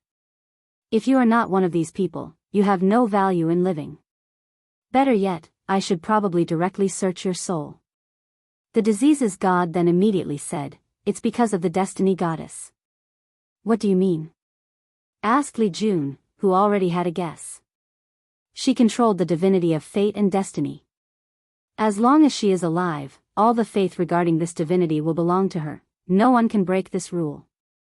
The group frowned as they knew that what these gods called divinity was what their cultivators called law. From this person's words, they knew that the fundamental rules that governed this world did not allow one person to share the same law. Since the destiny goddess has already controlled the power of destiny/fate, they could not do the same. What do we do now? Asked Yen Liling. Could we use death law to gather incense? After all, death is also a part of fate, commented Tai Gang. Everybody then looked at him. Their eyes seemed to be saying, "Since when did you become so wise?" "I resent your insinuations," he said. "Young Master Wang Wei once said to me that the final destination, the final fate of all mortal is death. So, I remember his words." Everyone nodded their heads. These words were true as they did not only apply to mortals. In the cultivation world, technically speaking, all cultivators under the Emperor realm is considered mortal and will one day die. Although Tai Gang's idea was good, Li Jun still shook his head. Fate has to be the main law we use to gather incense. Everything else has to be secondary. All of them knew that Wang Wei needed the power of incense to break through the primordial spirit realm. If the incense fits best with his Tao, there will be fewer complications and the success rate will also increase. Then, what should we do? "Let's just see if there is another way from the death god's memory," replied Li Jun. "In the meantime, we will ask the formation masters to create a formation that could retain the incense in some way or form. And if that does not work, we have to kill or capture the destiny goddess at all cost." 2 weeks quickly passed by. A new formation was installed to solve the current problem, and the results were more than mediocre. The formation was able to gather some incense, however, the amount was pathetically small. "How is it? Did you find another way from the death god's soul?" asked Li Jun. "No. Although I have found a few secrets of this world, there was nothing that could help with the situation. It's unfortunate. In that case, let's prepare to kill the destiny goddess. I will report to Big Brother." After that, he teleported inside his space room which contained a small world. In one of the rooms, Li Jun came in front of a massive formation with so many runes that it made him dizzy just by looking at it. He injected a token with his origin essence to activate the formation. More than an hour later, the face of a young and handsome man with gray hair and eyes appeared in front of Li Jun. He could see from the background that that person was also in a small world inside a space ring. "Big Brother. Little Jun, how are things going? Did you add another member to your harem?" asked Wang Wei with a cunning smile. "Since Yen Liling has not killed me yet, the answer is no," replied Li Jun a little speechless. He had long given up his womanizing way. "Plus, just because I call you Big Brother, do not forget that I'm still older than you. Respect your elders." Wang Wei laughed out loud after hearing this, then the two chatted about their lives before going into business. Li Luan explained the current situation and Wang Wei listened attentively. "You and the others did well," nodded Wang Wei. "As for your current situation, it's best to be careful and use fate law as the main gathering of incense. However, you can still gather a small amount of death incense along with other ones. When I arrive, I can find a way to fuse them." "All right. How are things going on your side?" "Boring and peaceful. All I do every day is refine pill and cultivate." "That sounds like a haven for Liling. Don't forget to borrow some pill recipe for her." Wang Wei was once again speechless, wondering when this guy became as shameless as him. Then, they chatted briefly as the transplanar communication formation burned too much money, especially after Li Jun discovered that it would cost even more because of this world's crystal wall. After ending the communication, Li Jun went to deal with the death god and the information gathered from his soul, while Wang Wei began to scheme. Based on his recent analysis of the current situation, he realized that the fastest way to accomplish his goal is to increase his status in the sect. And the best way to do so is to rapidly increase both his cultivation level and alchemy level. However, all of this rapid progress has to have a logical way to explain it, otherwise, people will become suspicious, especially given the level of talent previously displayed by Lu Cheng. "And what's the fastest and most reasonable way to increase cultivation level and alchemy tier?" "Secret realm, a secret realm with enough rare resources. At first, Wang Wei wanted to ask the sect to create such a secret realm and have someone accidentally discover it. However, he did not want to use the resources of the sect for other people. That was too wasteful. Plus, he needed a secret realm that was unique and appealing to even emperor lineages. If this plan works, he can use the resources inside to quickly increase Lu Cheng's cultivation realm, while at the same time luring his third senior sister there as well. Then, he will have a chance to uncover the secrets of the flame-controlling art. As Wang Wei began to think this through, he realized that there were even more benefits to this plan. For example, he can use this opportunity to lure the people in Fu Kaiyan's side and kill them all. Based on his experience in the sects in the past few months, he could already tell that this talented alchemist would be a problem for his goal. So, eliminating him or weakening him is in his best interest. Finally, he could use this opportunity to show Lu Cheng and him in the same place. Although no people would relate these two together, it was best to be careful. Now, the issue is, where will Wang Wei find such a secret realm? Suddenly, he remembered someone that could solve his problem, and strong killing intent flashed across his eyes as he muttered, Lu Meishio. And, if you want a reminder about her, go back to read ch 156. Chapter 332.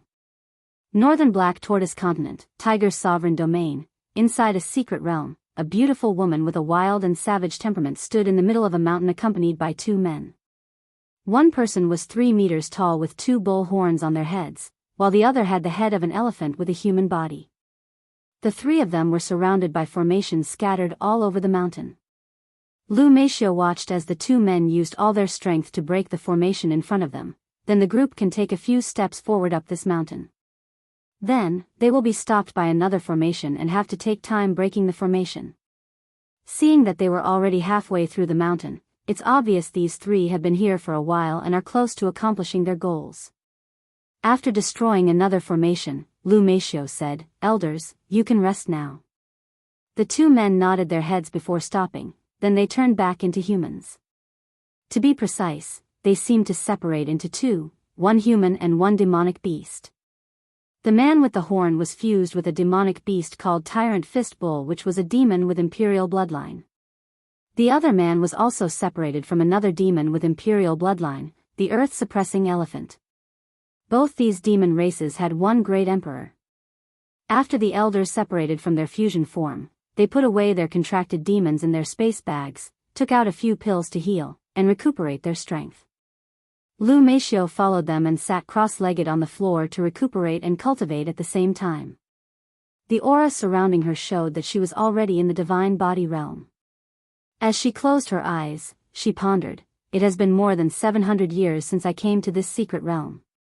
In a few hundred years, I should be able to reach the core." Thinking about the rewards she will receive once she breaks through the core, Lu Meishio became excited. She has sacrificed so much for this secret realm. She forfeited attending the heaven-chosen trial at the academy, so she did not have the chance to place her name in the Heavenly Dao Protection Book. This led to the fact that she also did not have a chance to use the Dao tablets and create her own scripture. However, Lu Meishio did not care about these. When it came to the protection of the book, it only protected her until the primordial spirit realm. With her status, she did not have to worry about death as long as she was careful. As for the tablets and creating a scripture, this only affected her a little. As long as she can create it before reaching the supreme realm, she can still become a quasi-emperor and fight for the heaven will. Creating a scripture before entering the divine body realm is only the best time to do so to establish a firm foundation. However, as long as someone does it before entering the supreme realm, they will be fine. Just have to spend more time re-establish the foundation. After taking a deep breath to calm her mind, Lu Meishio began to run the Beast Lord map, to use her good fortune flame to temper her organs. With the resources she acquired from this secret realm, she was almost finished with the human stage. However, before she could cultivate for long, she received a communication talisman. With a frown on her face, she took the talisman as she muttered, "I thought I told them not to contact me unless something important happened." She used her divine sense to check the message, then she abruptly stood up, alerting the other two elders. Young Beast Lord, what happened? Asked one of them. The news about the secret realm has been leaked and spread, replied Lu Meishio with gritted teeth. What? Shouted the two elders at the same time. How is that possible? Lu Meishio did not respond to them as she was communicating with someone else to find the answer to this question. Do you think the Ji family discovered us? Asked the bull elder. Unlikely. I made sure to cover my trail when coming here. I even faked being seriously injured and recuperating, she replied while shaking her head. The herd-raising valley is an emperor lineage with only one great emperor. However, because of their ability to raise and tame beasts, they have a unique position in the world. There are rumors that the beast emperor of their sect had more than 5 demon beasts who reached tier 10 or great emperor realm as his follower after proving the Tao. And he left all of them or some of them to the herd-raising valley before leaving the world. So, despite having only one great emperor, the status of their sect is quite high in this world. Then, she remembered that there were a few other people secretly following her. She thought that she had lost them, but apparently not. So, Lu Meishio began to remember carefully all the people who were secretly following her but could not remember anything. Could the Ji family really have discovered me? Muttered Lu Meishio. The political situation in the herd-raising valley is very messy. The sect used to be nothing but a supreme land until the beast emperor managed to prove the Tao and proclaimed himself as emperor. With his guidance, he opened a large business selling beasts all over the myriad emperor world, thus establishing a firm foundation for the sect. Then, he left. After his departure, his family, the Ji family, began to rapidly gain power in the herd-raising valley. Using some secret method that the beast emperor gave then, the Ji family had a way to both create a pseudo-myriad beast body and track the real one once it appears. Because this physique was perfect to cultivate their emperor scripture, Beast Lord map, many powerful heaven chosens have appeared in their family, this solidifying their status as the most powerful faction in the sect. Of course, the other factions were not happy with the sudden rise of the Ji family. After a few generations, the herd-raising valley had turned into the Ji family's property because of how much power they held. The other people did not accept such a fact, so infighting began amongst the same sect. Unfortunately, the Ji family was too powerful, so the other factions were forced to band together to barely fight against them. Luckily for them, in this generation, they discovered the myriad beast body before the Ji family. They took Lu Meishio in and trained her with all their resources and efforts. They placed all their hopes on her. And she did not disappoint them. She fought and easily slaughtered the pseudo-myriad beast body of the Ji family, absorbed his blood essence, and became the young beast lord of the herd-raising valley in this generation. Despite this, Lu Meixia's life was not easy. The Ji family did anything to reduce the number of resources that she would receive. After all, they knew that if she became a great emperor, not only would their family lose their position, they might even be killed. The Ji family went as far as sending many assassins to eliminate Lu Meishio and prevent her from growing up. Although angered, the other factor practiced forbearance as they had a plan to ensure their rise and the rise of their heaven chosen. A secret realm that Lu Meishio learned about when she was young. As long as she could get the benefit inside this secret realm, she will be able to recreate the glory of the heavenly Phoenix Emperor. She was an emperor with the same physique as Lu Meishio but got a fortunate encounter to absorb the blood essence of a true phoenix. With that blood essence, the myriad beast physique displayed powers beyond many people's imagination. While Lu Meishio was trying to think how she was discovered, she suddenly remembered sensing a strange power following. That power was very weak and well controlled. If it was not for her beast-like instinct, she might not have detected it. That was the power of shadow, and it was a power that I felt familiar with. Where have I felt it before? The Tao Opening Sects, Shadow Monarch Book. Immediately, she remembered her encounter during the luck trial. Wang Wei, it must be him, muttered Lu Meishio with gritted teeth. She guessed that Wang Wei must have been paying attention to her since the trial and had people monitor her. However, she was still confused as to why he released the news about the secret realm. The best course of action in this situation would be to wait once she entered the core and act as an oriole to catch the cicada. However, he did not do so. Unless it was not his intention to release the news, muttered Lu Meishio. She pondered for a moment, sneered, and said to the elders, "Immediately go restore the formation we have already destroyed. We can let others take advantage of all our hard work." Chapter 333. Southern Continent, Origin Pil Dao Sect. Wang Wei flew from his cave towards his master. After entering, he saw old man Yi Lao sitting cross-legged waiting for him. "Master, you summoned me? Have you heard of the secret realm that was discovered in the northern continent 3 months ago?" "I've heard rumors from the disciples, but I do not know much about it," replied Wang Wei. "Well, a few sects have discussed and decided that only disciples in the void-shattering realm and below can enter. So, I'm asking if you are interested in entering?" Wang Wei pretended to ponder about this issue for a while.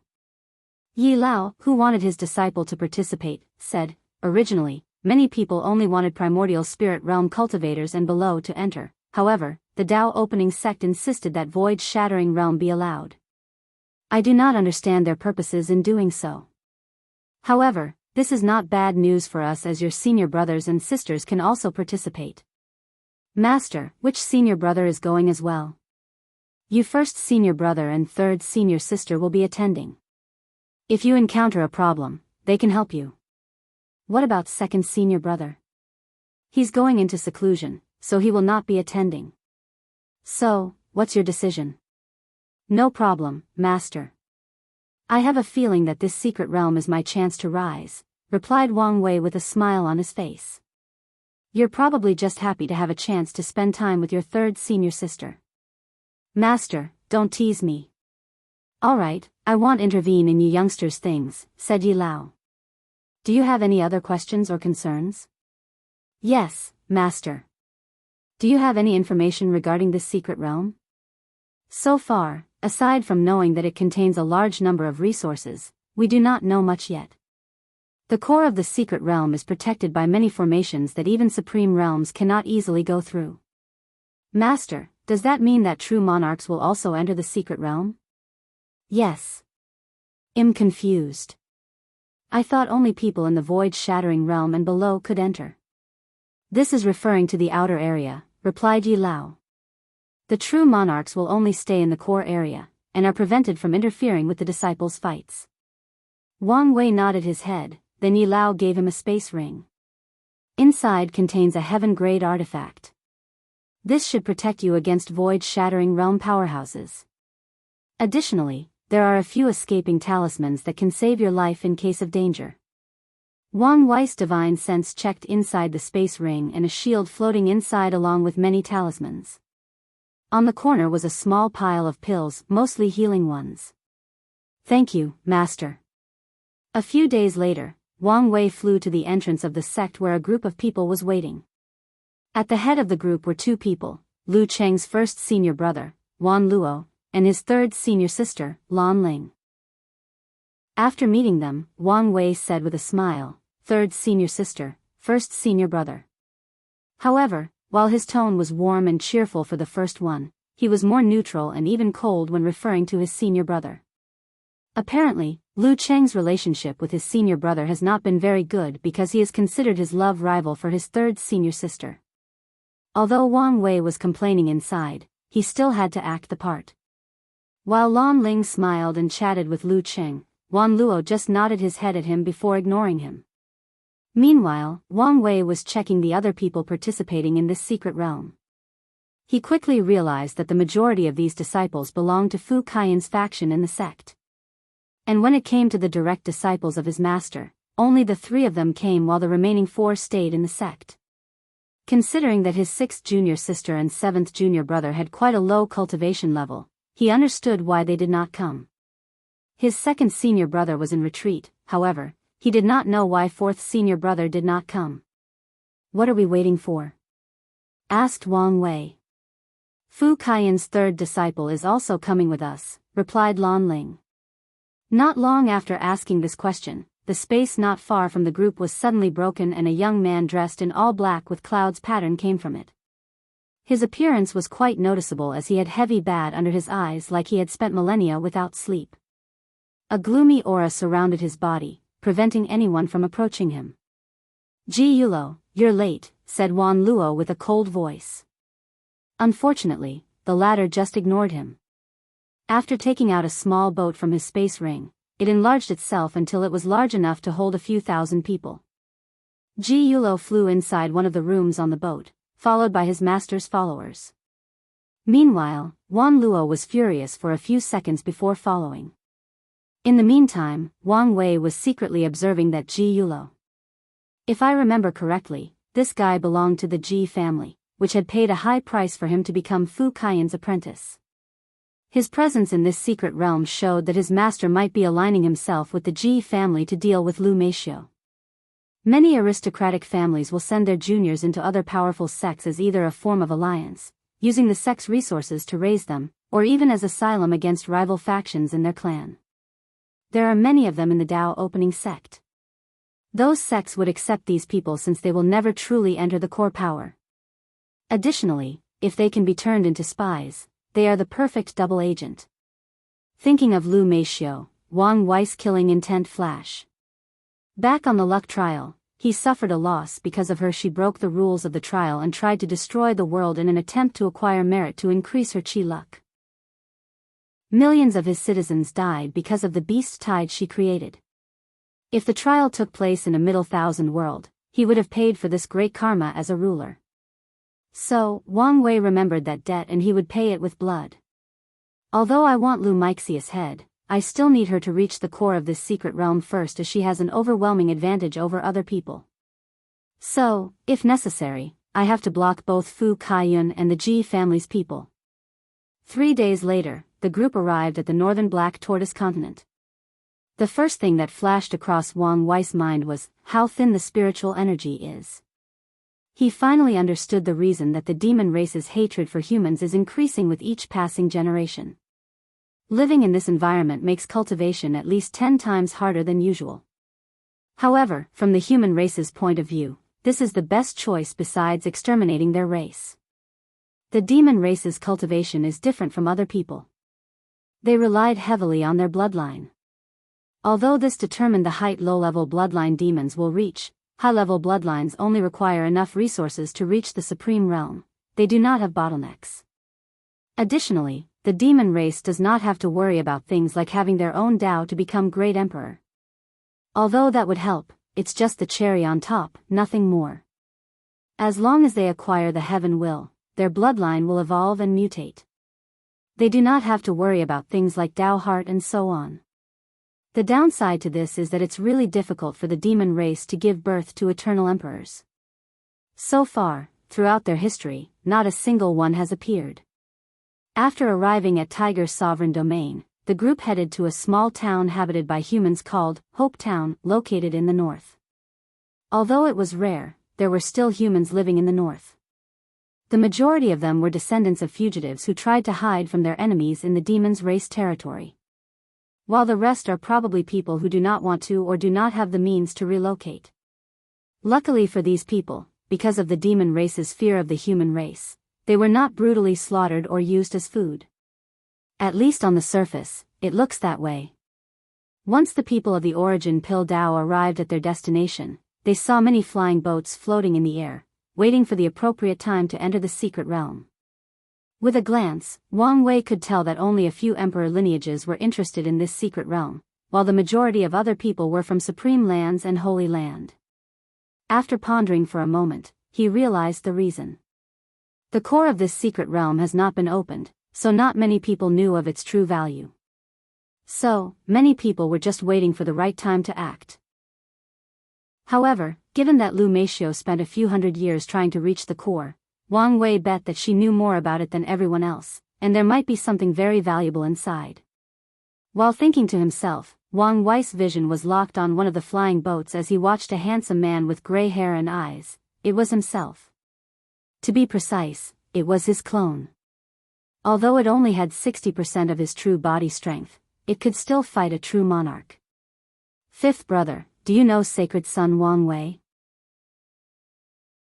Chapter 334. Wang Wei turned his head to see Lan Ling and Wan Luo standing behind him and looking in the direction of the Dao opening sect. Senior brother, you must be joking. How could I know such a powerful heaven chosen as sacred son Wang Wei? Replied Wang Wei calmly, without a hint of shame after complimenting himself. True. A person like that which has a great chance of becoming a great emperor lives in a completely different world from us, said Wan Luo, his voice containing a little melancholy. There is no need to belittle yourself, senior brother. I'm sure you have your own advantage, you should be proud of that, said Lan Ling in a soft voice. You're right, junior sister. So what if this Wang Wei is powerful? When it comes to alchemy, I, Wan Luo, am not afraid of anyone. It is common knowledge that sacred son Wang Wei has a powerful and unique soul. If he ever decided to learn alchemy, his achievements would be unimaginable, suddenly added Wang Wei. Wan Luo's mouth twisted after hearing this before giving his junior brother a harsh stare. He had just regained his confidence, but now, plus, he's very handsome. Probably more handsome than you, senior brother. Wouldn't you agree, senior sister? Said Wang Wei, further adding salt to Wan Luo's injury. Lan Ling internally sighed. Although he agreed with Lu Qing, she would not admit this out loud in front of her senior brother. You, said Wan Luo as he pointed his finger at Lu Qing. What about you? Can you compare to him in both appearance and ability? You're right, senior brother, I cannot and I accept this fact. Wan Luo instantly felt like something was stuck in his throat after hearing this answer. In the end, he just snorted coldly before ignoring Lu Qing. After all, the latter was right. Wan Luo knew that even if he managed to acquire the position of young Pill Sage and become the heaven chosen of the Origin Pill Dao sect, he could not compete with someone like Wang Wei. So, even if he was indignant, angry, ashamed, all he could do was swallow this breath. It's not like he could do anything to Wang Wei. In terms of status, strength, and potential, he was completely outmatched. So, the only thing he could do is pretend that things did not bother him or that it had nothing to do with him. As he said before, they belonged to two different worlds. Lan Ling gave his junior brother a slight look. My junior brother seemed to have changed a lot recently. Meanwhile, on the boat of the Dao opening sect, Wang Wei's clone was observing the people around. Not many emperor lineages showed up, and amongst the ones that did, only a few people were worth paying attention to. He looked in the direction of the sword-casting villa where a young handsome man with sword eyebrows, white clothes, and a sword on his waist, it was Jian Wushuang. Despite his calm and peaceful demeanor, Wang Wei could feel a deep arrogance hidden from his exterior appearance. Wang Wei had noticed that Jian Wushuang experienced a change in personality during the Dao Tablet's secret realm after his infinity sword will managed to subdue his father's absolute cut sword will. From what Wang Wei knew, the upper echelons of the sword-casting villa also noticed this change in temperament, so they ordered him to travel around the world to temper himself. Sudden change in temperament is a normal thing if a person's state of mind or Dao heart is not firm enough. Logically speaking, Jian Wushuang should have awakened after he experienced defeat at Lin Fan's hand more than 500 years ago. However, it seems not. Wang Wei guessed that Suya used some method to influence Jian Wushuang. After all, from what he knows, she has been scheming against him for quite some time now. If her plans work, Wang Wei guessed that Jian Wushuang will either end up dead or in terrible shape. Either way, Wang Wei does not care. After all, Jian Wushuang is his enemy/competitor. His death is advantageous to him. Additionally, his demise is actually quite inconsequential. From what he learned from his father and grandfather, not all the Heaven Chosen currently active on the world stage will make it to the Heaven Will battle. Some will die halfway through, some will have their Dao hearts shattered and no longer wish to pursue the Emperor path. Many other people will suddenly grow up and replace the current people.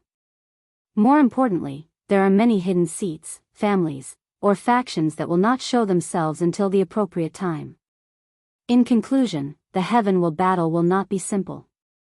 Not even 1/10 of the participants have shown up yet. After thinking about this, Wang Wei's clone eyes moved to another boat. This one belongs to the Loose Cultivator Alliance, and their current Heaven Chosen, Huang Yuan. From the information currently known about him, he is from the lower realm and was discovered by a member of the Loose Cultivator Alliance. So, they pooled a lot of their resources together to exchange for an identity token for him from an emperor lineage so that he can participate in this generation's battle. After meeting this guy, Wang Wei instantly felt that something was wrong. He felt a particular breath from Huan Yuan, the breath of heavenly Tao. And he knew that all of the people who placed their names on the heavenly Tao protection book and attained immortality had that same breath. However, it was very faint on Huang Yuan. It was so faint to the point of being unnoticeable. In fact, the clone did not detect the breath, but the real body who was posing as Lu Qing did. Immediately afterward, Wang Wei's brain began to think. He knew that there must be some secret here. His first instinct was to use his fate-reading technique to find the truth. Unfortunately, a dark aura seemed to be protecting Huang Yuan.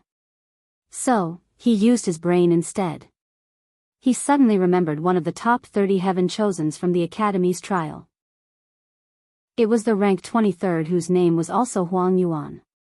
From what he remembered, this guy was from a supreme land called Soaring Lantern Valley. Now, the question is, what is the relationship or connection between these two Huang Yuan? Thought Wang Wei. He did not think that this was merely a coincidence of two people having the same name, especially after sensing that breath.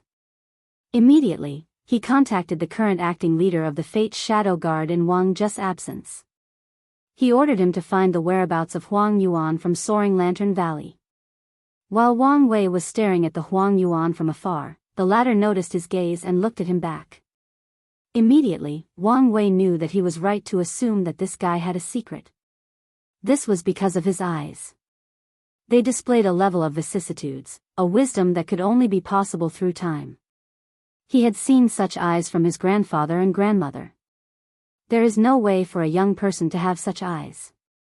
Truth be told, the only young person he knows who has such eyes is Di Tian.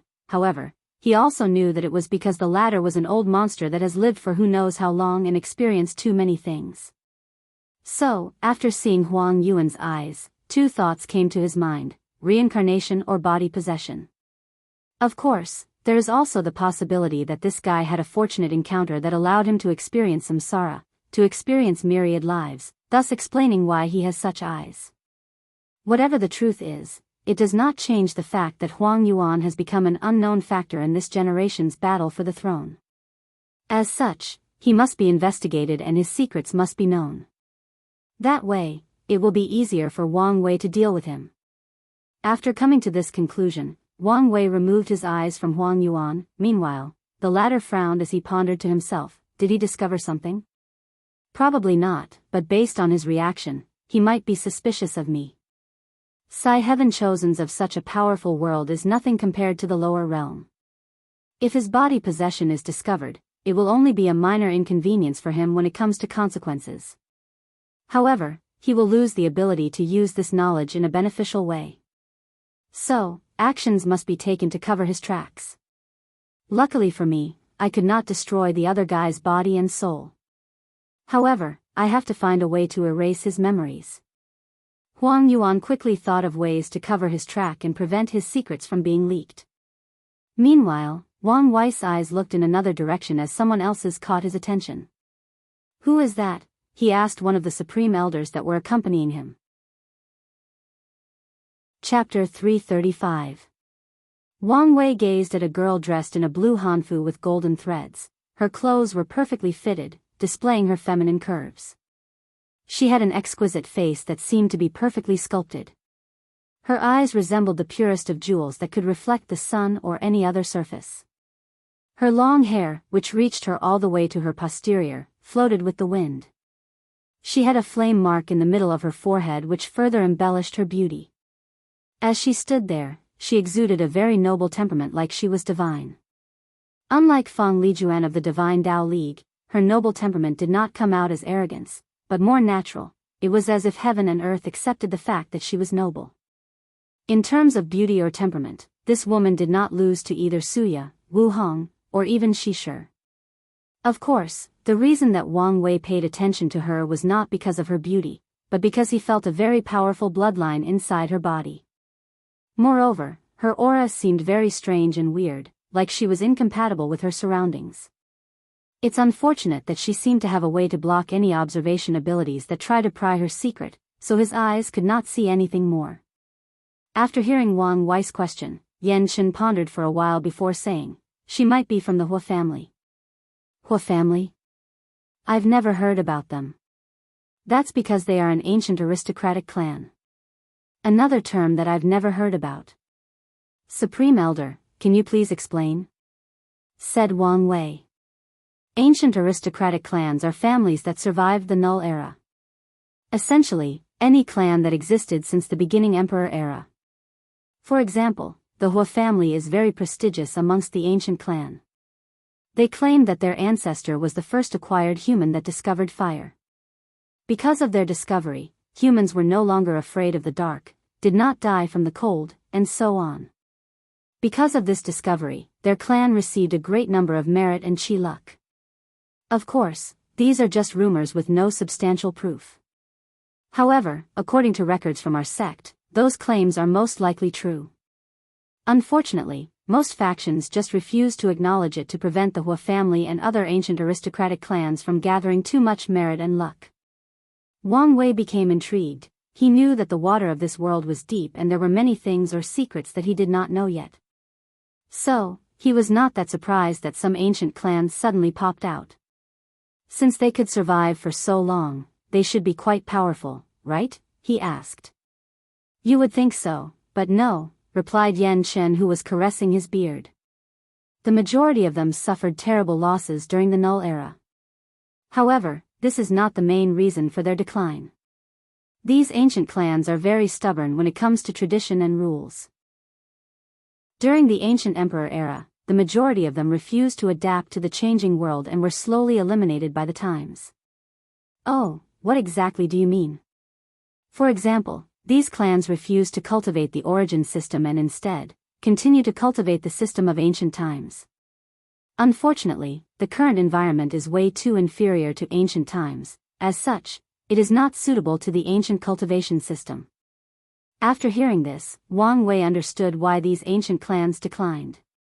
Heaven and earth will change to nurture the most prosperous cultivation system in any world. An excellent example of this fact is origin stones or origin source that is used as currency and to cultivate in the myriad emperor world. Origin Qi is not an energy that existed between heaven and earth but one that was created by the Qiyuan emperor. Despite this, the entire world is full of mines that contain origin stones and sources, which cultivators can directly absorb. Logically speaking, the world should only have mines that contain spiritual stones since spiritual Qi is prevalent between heaven and earth. The reason for this anomaly is that Heavenly Tao acknowledged the fact that the origin system is the orthodox cultivation system of this world, so it changed the world to benefit this system. Over the years, resources unique only to this system were developed to help it prosper and flourish. This is one of the reasons that most worlds do not have multiple cultivation systems. Since there are ancient aristocratic clans, are there any ancient sects too? Asked Wang Wei. As far as my knowledge goes, there isn't, replied Yan Chen. The beginning emperor era was occupied by clans, families, and ethnic groups. The concept of sect did not appear until the ancient emperor era. After a brief pause, he continued, I'm surprised that these clans show up so early. Usually, they will only appear when the heaven will battle is near. This secret realm should contain something valuable, and they must know some secret about it. Wang Wei's clone nodded his head before removing his eyes from her. He then checked out the other people present. Besides that girl and Jian Wushuang, he did not care about anyone else from the younger generation. When it came to other factions, he noticed the Ji family from the herd-raising valley. With a single glance, people could tell that they were anxious to enter the secret realm, and Wang Wei knew why. These people knew that Lu Meishio was inside and wanted to intercept her at all costs to prevent her from gaining any benefit. And if possible, secret kill her.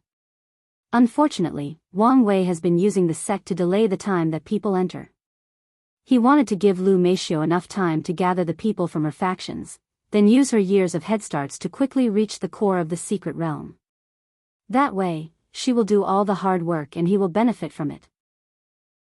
While everybody was waiting for the agreed-upon time to enter, Wu Fenghuang felt Wang Wei's gaze, so she looked in his direction.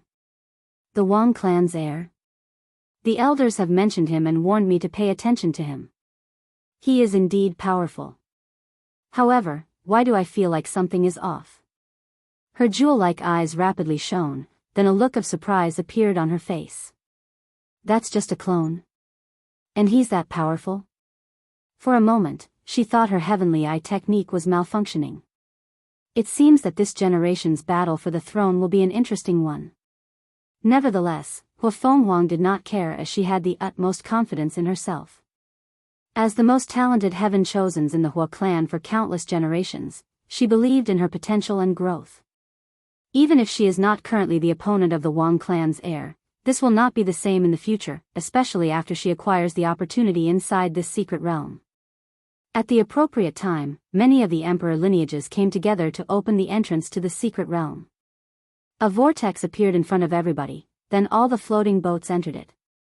The loose cultivators who did not have any factions to support them placed a barrier around themselves, and after waiting for all the big guys to enter, they also rushed in. Soon after entering, the majority of factions let their disciples in the periphery of the secret realm, while they rushed to the entrance of the core area. A tall mountain that seemed to support heaven stood in front of everybody, full of formations. In the middle of the mountain, everybody could see a group of people. It was Lu Meishio and the people from her factions in the herd-raising valley. The Ji family along with a few other people wanted to use the same path as Lu Meishio to quickly catch up to them. However, they soon discovered that these formations were restored, and even slightly strengthened. As such, they had to start over like everybody else. As soon as Wang Wei arrived at the foot of the mountain, his gaze looked directly at Lu Meishio. He did not hide his killing intent. Meanwhile, Lu Meishio, who was also looking at him, bit the lower parts of her lips while wondering why this guy held such a deep grudge. She was angry that he broke all her plans. Then, a ruthless light flashed across her eyes. She looked at the 5 new true monarchs next to her and said, "Whatever the price, we have to reach the core of this secret realm as soon as possible." After glancing at Lu Meishio for a brief moment, Wang Wei looked at the mountains and formations in front of him. Although he noticed that the girl from the Hua clan did not come to this area, he did not pay that much attention to her besides sending someone to try to follow. His attention was on the formation as he muttered, "Natural formation?" An idea suddenly came to his mind. Chapter 336. "It's indeed a natural formation," said Yan Chen. "Young master, do you have some ideas?" Wang Wei nodded his head as he continued to ponder. As the name implied, natural formations are formations formed naturally by nature. They are usually found in landscapes like mountains, rivers, and forests. From what he knows, natural formations were more common during the ancient emperor era, to be specific, after the Null era and before the ancient emperor era began. In an attempt to rebuild the civilization of the myriad emperor world, many of the early cultivators studied natural formation. This was how the profession of formation master began. Heaven and earth was the teacher of these cultivations. Moreover, there are rumors that natural formations are innate formations whose innate laws have been removed by either someone else or because of the passage of time. After seeing the natural formation, Wang Wei immediately changed his plans to use brute force to rush up this mountain. Anyway, the Dao opening sect was just going to put on a charade waiting for Lu Meishio. Now, he discovered a perfect excuse, while still benefiting from it. So, he sat cross-legged in front of one of the formations, looked at it closely, and began to understand it. A few minutes later, he finished his calculations and took a few formation flags. He looked at the circles with countless runes inside of them before placing the flags in very specific places of the formation circle, then he used his origin essence to activate them. The places he placed the flags shined for a moment before cracks started to appear in the runes inside the circle. A few seconds later, the formation broke into thousands of motes of lights. Wang Wei managed to break it without using brute force. Finally, Wang Wei's clone along with the other supreme elders took a few steps up the mountain before encountering another formation circle made of completely different runes. He did the same thing again, understood the formation before finding its flaws to break it. In the process, Wang Wei's understanding of runes and formations began to rapidly increase. Ever since he infiltrated the Origin Pill Dao sect, he has taken a new interest in professions like alchemy and formation. He decided to take this time to increase his ability in these professions, especially when it comes to studying divine runes. Wu Hong once gave him the Empress Wu Sealing Sutra. The early and middle stages of this technique require a deep foundation for the understanding of runes. And even in the late stages, some powerful sealing techniques require deep knowledge of the subject. Because of this, Wu Hong has very high attainment in all professions, especially in formation and talisman making. After seeing what Wang Wei was doing, Supreme Elder Li Fun, who cultivated the Tao of formation, also began to learn from this formation. The process of finding the flaws and breaking through these formations was even faster than him. After all, she is a supreme realm powerhouse that spent most of her life studying formations. A few other people also wanted to try this method after seeing this.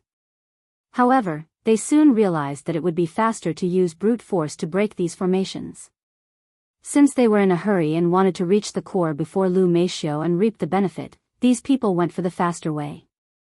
Some clever people immediately took notice of the nonchalant attitude regarding the core of this secret realm. "Young master, what do you think?" asked the true monarch from the sword-casting villa. The behavior of the people from the Tao opening sect has been weird ever since news of the secret realm was released. Knowing Wang Wei, he must be planning something, replied Jian Wushuang. Then, what should we do? After thinking for a few seconds, he replied, "At this stage, we do not have much information, so there is little we can do. Plus, we cannot diverge our strength to follow their example. So, ask the villa master to send a group of saints and below who specialized in formations to come to the secret realm. They can benefit from this natural formation and keep an eye on the Tao opening sect's people." In the outer area of this secret realm, Wang Wei's real body descended the boat with his senior sister and brother. All of them found themselves on a small hill full of luscious grass. "Junior brother, do you want to travel with us or go on your own?" "If you go with us, it would be safer," asked Lan Ling. "Thanks for the offer, senior sister. But I want to find my own fortunate encounter," replied Wang Wei. "Plus, as a man, how can I rely on a woman?" As he said this, his eyes were directly staring at Wan Luo, an act which made the latter's mouth twitch slightly. He understood his junior brother's implication. Since a weak supernatural realm like himself dared to venture alone in this secret realm alone, why can't he, the senior brother, dare not? This way, Wan Luo cannot be shameless and use some excuses to be with Lan Ling throughout the secret realm. Since when is Lu Qing so cunning?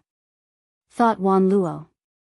Meanwhile, as Lan Ling watched Lu Qing leave, a small and unnoticeable smile appeared on the corner of her mouth. Lu Qing, don't say that I've wronged you. With me here, you can be relieved that your senior brother will never have his chance at your crush. As for whether the two of you can be together, let's look at your fate." While muttering these words, Wang Wei rushed in a few kilometers away from the group before stopping. The issue of reading Lan Ling's fate line and discovering the secret of the flame-controlling art can be left for later. Right now, I need to find enough resources or fortunate encounters to rapidly increase my strength and status in front of my cheat master. That way, my chances of getting the origin pill flame scripture. Wang Wei's eyes suddenly changed and he saw an orange dragon on top of his head, Lu Cheng's Chi Luck dragon. He then used a secret technique created by him, making him connected to the dragon. Through its eyes, he saw 15 purple lights scattered in different directions of the secret realm. Immediately, a frown appeared on Wang Wei's face. 15 fortunate encounters? That's it? He immediately changed to his Chi Luck dragon and saw more than 100 purple lights, with a few one who flickers on and off. In this secret realm, Lu Qing has 15 opportunities that belong to him. He does not need to do anything, he will eventually find these encounters and benefit from them. As for Wang Wei, he has more than 100 of them. More than 100 opportunities are waiting for him, and without much effort, just by randomly walking in this secret realm, he can discover them. As for the flickering ones, they are fortunate encounters that require him to compete and use his own strength to acquire them. After seeing the vast difference between him and Lu Qing, he understood the reason. As a heaven-chosen born in the most powerful sect of this world, he is naturally blessed by luck. And with the Chi Luck trial, his luck has reached an unimaginable height, probably slightly inferior to a child of destiny. With Wang Wei's luck, as long as he leaves the sect, he will have countless fortunate encounters. Unfortunately, most of these encounters are at the level of supreme realm and have no great significance to him. They are just slight embellishment to his wealth, and cannot greatly contribute to increasing in strength. Because of this, heaven chosens with high status like him with high status use secret techniques to condense their luck and keep it from overflowing. After all, every encounter will slightly decrease their luck. It's better to keep the luck for fortunate encounters at the level of great emperor, innate, or unique encounters that are rare. Plus, another advantage of condensing their luck is that their cultivation will be faster and it becomes easier to break through cultivation bottlenecks. Compare with people with high luck and who do not know how to condense it, these heaven chosens have the advantage. After seeing how weak Lu Cheng's luck was compared to his, Wang Wei sighed deeply. Many people say that heaven is fair, but is that truly the case? Some people are destined to be extraordinary the moment they are born. Some people's starting point is the end of many. So, where is the fairness? Fate determines a lot about people from the moment they are born. Cultivating is a process of defying the heavens and slowly taking control of their own fates. But, is that truly the case? Could fate be so easily be defied? With how encompassing fate is, how would one know that if our so-called defying fate is not part of its machination? How would we know that our so-called free will is nothing but an illusion? Chapter 337. Wang Wei sighed out loud after asking himself these questions. He knew that his path to be free and unfettered, to control his fate would not be an easy one. Although he looked all-powerful on the outside, compared to what he wanted to achieve, he was nowhere close to accomplishing his goals.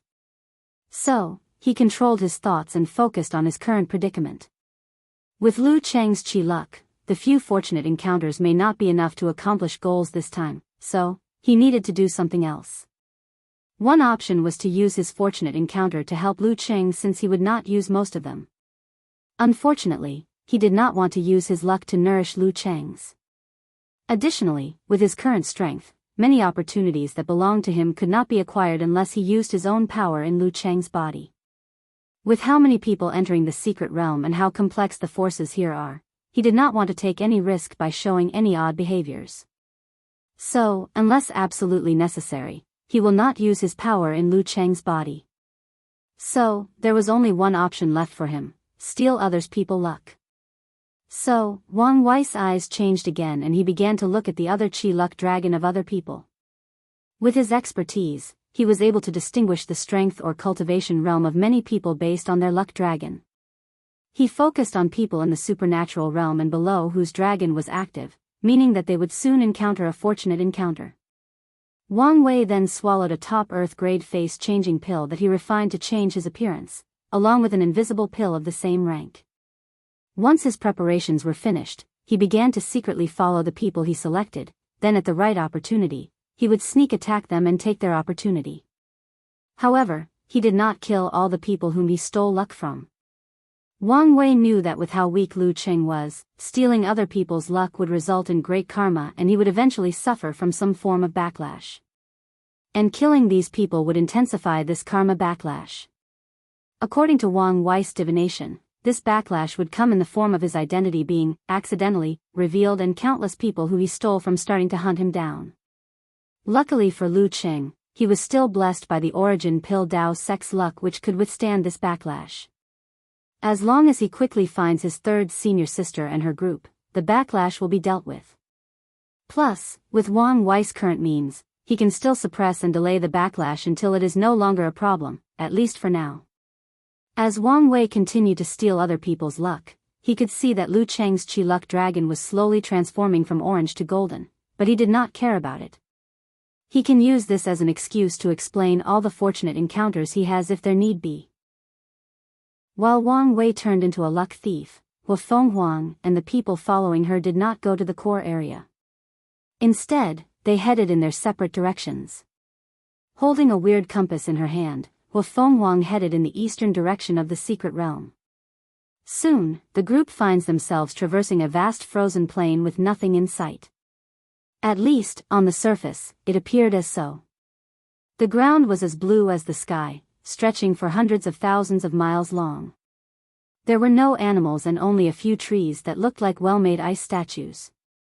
As soon as the group arrived in that area, they discovered that it was a no-fly zone with a powerful formation that could prevent any Supreme Realm true monarchs from flying. "Young lady, do you want us to break the formation?" asked a middle-aged man with a robe. He was one of the 4 true monarchs that followed Huang in the secret realm. "How long will it take?" she asked back. "With the 4 of us, quite some time." "In that case, let's go on foot, it would be faster that way." She paused for a moment before continuing. "Go deal with the little rat following us." One of the people following here then disappeared and reappeared a few minutes later. "Done?" "Yes, young lady." Then the group of 5 ignored the little trouble and began their journey on this frozen tundra. The temperature was so low that even void-shattering cultivators would have a hard time in this environment, even with the protection of their laws. However, Huafeng Wag was perfectly fine. She did not use any energy for spells to protect herself. While using the compass for direction, the ground near her suddenly cracked open and a large white ant came from the ground. It was more than 50 meters in height and 70 meters in width. And despite its large size, it was incredibly fast as it rushed towards Huang with the intent to kill, leaving countless shadows behind it. Unfortunately, what the ant saw was not the fear and despair of seeing death approaching and being powerless to do anything about it. What he saw was a calm woman who looked at him with indifference like God looked at weak mortals. Then, she gently flicked her finger, generating enough force to create a tornado. The force of the flick destroyed half of the ant's body, while the tornado blew it away a few dozen meters. As the large ant laid in a pool of purple blood, all it could think about was why was this human more fiendish than it, a demonic beast. For a moment, he wondered whether he was the demon or she was. Then, the ant breathed its last breath. Huang looked at the ant and muttered, "If I remember correctly, isn't that an earth tundra ant?" "That's indeed so, young lady. Those things have been extinct since the incense era." She nodded her head, not surprised by this fact. Finally, she ignored the corpse of this Tier 6 demonic beast as the group continued their trek. A few days later, after non-stop walking, they finally stopped. In front of them was still the blue nothingness. However, the compass had dictated that they had arrived at their destination. After finding the specific place, the 4 true monarchs began to use their powers together. The power of law rippled from their bodies and it echoed in the void. With time, a space channel slowly started to appear, so the 4 of them worked together to stabilize it. After everything was done, the 4 of them entered another small dimension inside the secret realm. What they saw inside was nothing but a small lake with purple liquid inside. Huafeng Wang's eyes lit up after seeing the liquid as she rushed in front of it and took a small sip. A refreshing feeling overcame her body as she closed her eyes to feel the effect on her body. With all of this innate qi, I can make a breakthrough from the bloodline awakened realm to the true spirit realm and cast a perfect foundation for the future. As the heir to the Hua ancient aristocratic clan, she did not cultivate the origin system of Qiyuan Emperor, but the ancient cultivation technique created by the first emperor of the myriad emperor world, the heaven-opening emperor. The true spirit realm that she spoke of is the same as the primordial spirit realm of the current system. Instead of creating a primordial spirit, the ancient cultivators created true spirits. As for the difference, the ancient cultivating system was created after observing the bodies of primordial gods and innate demons. As such, it focused heavily on refining and tempering the body. When it comes to the difference between true spirit and primordial spirit, they serve the same purpose of allowing cultivators to sense the law between heaven and earth to understand and eventually control them. However, the primordial spirit is a separate entity from the body. It can exist without it. Even if a cultivator's body was destroyed, as long as their primordial spirit existed, they are still alive. They can take over the body of someone else, or, if they have enough resources, they can recast their fleshly body. When it comes to the true spirit, it is fused with the cultivator's fleshly body and cannot be separated. As a result of this, the cultivators in that realm are hard to kill since as long as a drop of their blood still exists, they can revive themselves. It is essentially the realm of rebirth with a single drop of blood that Wang Wei will enter after refining his blood. Of course, there is still a large difference. Most people in the true spirit realm require a tremendous amount of energy and resources to revive themselves, while Wang Wei could do so with the spiritual qi in the surrounding. Additionally, ancient cultivators still have a specific number of times that they can die and revive, with the maximum being 9. And only geniuses like Feng Huang can reach that level. Chapter 338. Heavenly Abode World, Death Realm. After ending the conversation with Wang Wei, Li Jun decided to deal with the issue of the Death God, so he contacted Wang Ju to get answers from her. However, she did not reveal anything immediately, but took him and Yan Liling to the heavenly abode of the Death God. The heavenly abode of the Death God was the size of a small world. It had forests, mountains, rivers, oceans, cities, and so on. Civilization existed and was prosperous. All the people living inside worshipped the Death God and only the Death God. After investigation, the group discovered that this abode was divided into 2 continents. In one of them, the Death God placed his believers from the outside world. As long as they are his believers, gods or mortals, they would be placed there. To be exact, the mortal's soul existed in this continent. After their death, based on their level of faith, their soul can achieve some form of eternal life in this continent. Meanwhile, on the other one, the Death God only allowed living mortals. What was special about these mortals was the fact that they believed that the Death God was not only their creators but also the creator of their worlds. Every single one of them, from children to women, from animals to insects, the moment that they are born to their natural deaths, they only learned about the powers and benevolence of the Death God. And to them, he is the only God in existence. Because of this, the amount of faith that these people provided to the Death God is tremendous. All the 100 billion mortals in this continent can be considered fanatic believers, and would not betray the Death God for anything. As the group of 3 floating in the sky, looking at this continent, they all had a deep look on their faces. "What do you think?" asked Wang Ju. "With the level of faith these people have on the Death God, they would never change their beliefs to us. In fact, if they knew the truth, they might even commit suicide. And it's most likely to be all of them," added Yan Liling. She imagined more than 1 billion mortals committing suicide at the same time and she shivered slightly. "So, what do we do? We can't eliminate all of them as that would cause too much karma backlash. However, it seemed to be a shame to leave it alone." "There might be another way," said Wang Ju. "The people worship the Death God, as such, we can slowly replace his face with the young master. These mortals have a short lifespan, with the passage of time, we can slowly replace their memories of the Death God's face."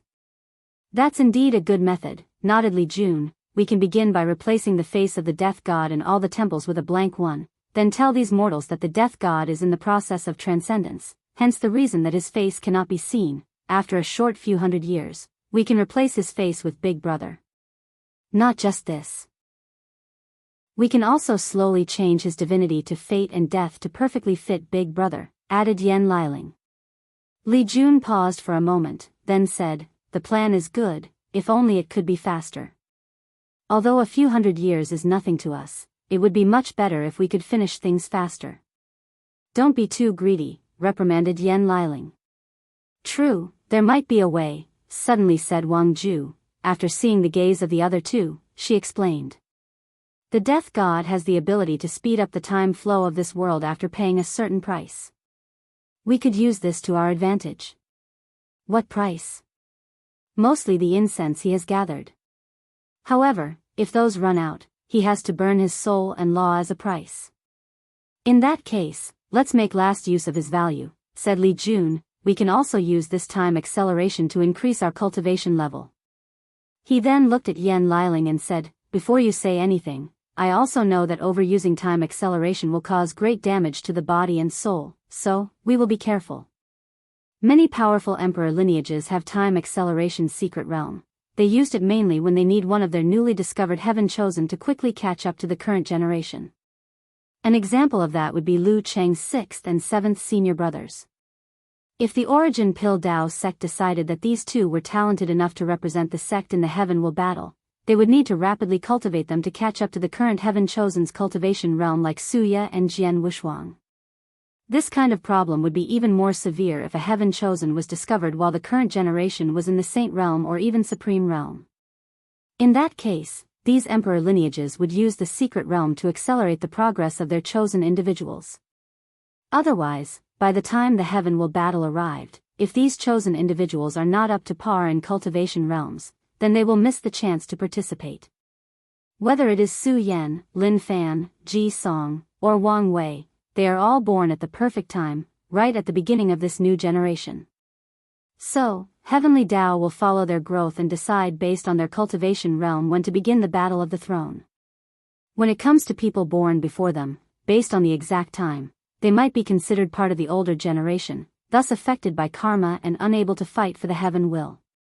If they are born right the cutting line for the older generation, then even if they reach the supreme realm before people like Wang Wei, they still have to wait for these guys to grow up before they can participate in the fight. Although unfair, this is the law and regulation of heavenly Tao. Although the emperor lineages have time acceleration to deal with this issue, over the years, it has been discovered many side effects of overusing this method. These side effects include instant rapid aging, soul and body not synchronized, losing the ability to distinguish the passage of time, and many others. Because of this, the emperor lineages rarely use this method to provide their heaven-chosens a time advantage. Unless really necessary or needed, most geniuses like Wang Wei will not mess with time lightly. Yan Liling nodded her head in response, then asked Wang Ju, "Is this the reason you brought us? For this strange continent?" "No, this is a small stop in our way." After saying, she led the group to a small island a few 100,000 kilometers from the continent. When the group landed, they did not see much on the island except for a small wooden cottage that looked ordinary. However, the group would not think that Wang Ju will bring them to an ordinary cottage, so they used their divine sense to scan it. Immediately, Yan Liling said in surprise, "Enlightening place?" "No, the Emperor Dao rhymes are too weak, it should be just a place a great emperor stayed for a while," commented Li Jun. Great emperors are extraordinary entities, so the place that they cultivate for a long time will be bathed by their Dao and leaves rhymes that are referred to as Emperor Dao rhyme, which allowed cultivators to rapidly enter a state of enlightenment and understand the law. These places are called enlightening place, which referred to the place a great emperor attains enlightenment. They are usually most easily formed after a great emperor absorbs the heaven will and began to comprehend their grand Dao source. These enlightening places are left to their descendants to factions as a foundation for their prosperity. After seeing the cottage with Emperor Dao rhymes, Li Jun said, "We always suspected that this world was related to a great emperor since the crystal wall can easily block the attack of quasi-emperors, but now we have ironclad proof of this. The real question is who was this emperor and what was their motives for coming to this small middle thousand world," added Yan Liling. Then, Wang Ju explained some information she gathered from the death god's soul. There is a legend that the first god to appear in this world came from the stars. The gods referred to him as God King, and he is credited for spreading the current cultivation system. If that's true, then there is a high chance that this emperor is not from the myriad emperor world, nodded Li Jun. "If I remember correctly, the closest world community to us mainly cultivate a martial arts system. If this great emperor spread the cultivation system of his homeworld to this world, he might be from a faraway world community." Chapter 339. After observing the cottage for a brief moment, the group of three entered it. To their surprise, there was nothing much inside besides a cultivation mat along with a small table. However, all of them could feel the Emperor Dao rhymes enveloping the entire room, which meant that whichever great emperor stayed there was there for quite some time. "I finally understand why the death god could use the armor law secret technique. He must have become enlightened of it in this room," said Li Jun. "This could be the reason for his title as the strongest god." The group looked around for a few minutes but did not find much. The only benefit of discovering this room is that it is a good place to cultivate. However, they also knew that using an enlightening place, it was best to use it during the void-shattering realm to understand the law. Once their cultivation reaches a certain level, the sect will also grant them access to their own enlightening place.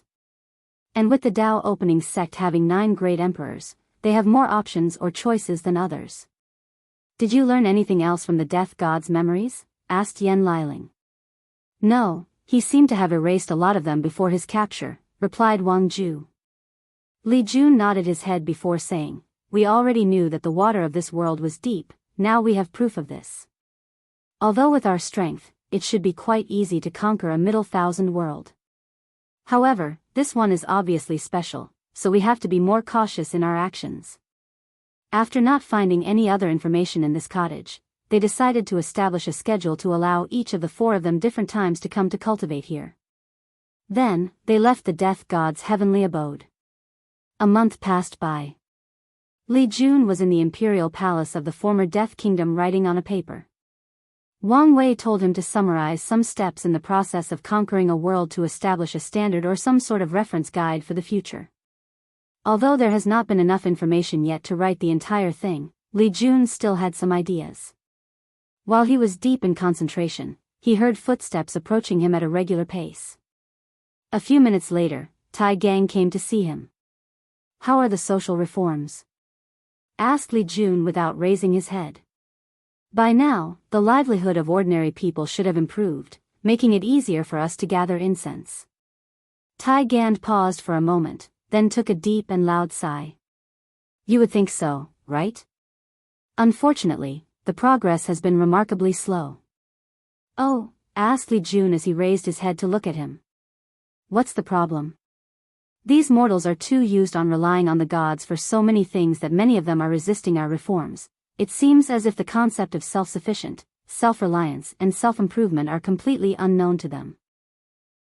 After so many years of being enslaved by these gods, their minds and ways of thinking have been shackled." Tai Gang took another sigh. "In the eastern plain, there are vast fertile lands, so we tried teaching them about agriculture and so on. However, many of them complained that they did not need to learn all of these since the harvest gods would just bloom their harvest for them. They refused to build homes and shelters because the wood god and earth god could instantly do it for them. The concept of smithing is basically non-existent in this world. Although these mortals rarely need things like weapons or iron products, when they do, they will pray to the metal god will do it for them." Li Jun frowned after hearing this. These gods not only occupied all the knowledge of this world but also made sure that mortals relied solely on them. Without them, not only do mortals have no purpose, they lost their basic abilities to function normally as a society. Tai Gang agreed with Li Jun's conclusion. As a person from a low thousand world, he always assumed that higher worlds were more advanced than lower ones. And in many ways they were. However, when he compares the mortals of this world to his own, he felt a slight sense of superiority. Although he knew this was because these gods treated mortals as lambs to be raised in a barn, this did change how he felt. "What do you think we should do?" he asked. "Do you think we should spread education in this world? That way, we can gather merit and deal with the current problem. Once the people are educated and learn the concept of self-reliance, it would be easier for them to gather incense." However, Li Jun shook his head at this idea. "Just like all the gods, what we need is incense. So, keeping the mortals ignorant is beneficial to us. Once we open their wisdom, it is possible for them to realize that the so-called gods are just powerful individuals. And if they know about the concept of cultivation, we will have no choice but to use force to control them. This will make it harder to achieve our goals." "In that case, what's the plan?" asked Tai Gang. "Simple, we begin a smear campaign against these gods. We tell them that their beloved lords are in fact devils that treat them as nothing but food and playthings. Once they die, they will not really go the heavenly abode as the gods claimed, but their souls will be swallowed to increase their strength. What about young master? He's supposed to also be a god in this world. We will proclaim him as the one and only true God. We will glorify him as the savior fighting for the mortal salvation. On top of that, we can weaponize their fears of death." "Oh!" exclaimed Tai Gang slightly while wondering since when was this guy Li Jun so insidious and cunning. The mortals in this world have no concept of samsara and believe that after death, they will ascend to their god's heavenly abode and live a life full of bliss and happiness. As long we make them believe that by only believing in Big Brother Wang Wei they can reach the true Holy Land, they will not hesitate to change their faith to us." After pondering for a moment, Tai Gang knew that this plan was feasible. After the events at the Emperor Enlightening Academy, he understood the power that rumors and gossips have on not only cultivators but also mortals. As long as something spread far enough and is heard or believed to be true by enough people, then the real fact does not matter. The general population would automatically assume it to be true, especially in a world with such a low level of wisdom. Even if one day someone were to tell these mortals the truth, they will not believe. Even if irrefutable proof was shown to them, the vast majority of them will refuse to accept the so-called truth, as it challenged their cognitive views. To them, living in a false world is better than the truth. It is more comforting. It is what they know or has known for countless years. Tai Gang sighed after coming to this conclusion. As a cultivator, his life was not so different from mortals. Who knows what truth he believes in all his life and was nothing but lies by a powerful cultivator. Or maybe, even heaven and earth. If one day his worldview was shattered and he learns these truths, would he react any different? The answer is most likely negative. Only a few individuals have the heart and mind to accept the truth of this world and face it head-on. Tai Gang does not think that he is one of those people. However, his young master may be one of these people. And by following him, he does not have to face these truths heads-on. And maybe, one day, these truths will be dictated by his young master. After figuring this out, Tai Gang suddenly felt his mind sublimated, his spirit cleared of any dust. He knew his path forwards. "Congratulations, brother Tai Gang," said Li Jun, who guessed that his friend was enlightened based on his sudden change in aura and temperament. "Thank you," replied Tai Gang with a smile on his face. With this sudden enlightenment, his Tao heart has sublimated a little, and with his spirit cleared, it will be easier for him to enter the heaven stage of the divine body realm and control the power of heaven and earth. When it comes to talent, Tai Gang knew that he could not compete with the members of this group. Only with hard work, strong will, and the support of a lot of resources that he could keep up with these people. So, he greatly values any form of progress. After his small breakthrough, Tai Gang discussed for a while how to further proceed on developing the death realm before going to execute this plan. Meanwhile, after watching him leave, Li Jun took a communication talisman to talk with Wang Ju. "It's time to activate your mole. Tell him it's time to expand." Chapter 340. Armored God Lu opened his eyes from his meditation. If anyone was close to him, they would see a strange rune flashed deep inside his eyes before disappearing. He looked in one direction as if he received some kind of signal. "Is it time?" He then smiled cunningly. Armored God Liu's previous arrogance was long gone, replaced by a calm and treacherous demeanor. It was like he was a completely different person from a year ago. He proceeded to leave his temple and walked around the heavenly abode. Whenever he went, he would see many gods either cultivating or training. And as soon as these gods saw him, their eyes will momentarily turn into a blood-red rune before saluting him. As he overviewed everything in the abode, Armor God Lu, who was now the shadow, thought to himself, "Over the past year, I have infiltrated most of the fire realm using the blood possession curse. The only place left untouched is the heavenly abode of the fire god. It would be very difficult to secretly control so many gods under the eyes of a being of law. Plus, the risk is not worth it.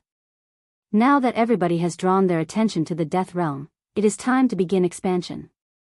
After that, the shadow sent an invitation to many of his friends in the other realms. Meeting with different gods from different pantheons is a common thing, especially if their leaders are close friends or allies. In some cases, one god might change his allegiance and decided to serve another supreme god. Although this situation is rare, it is not uncommon.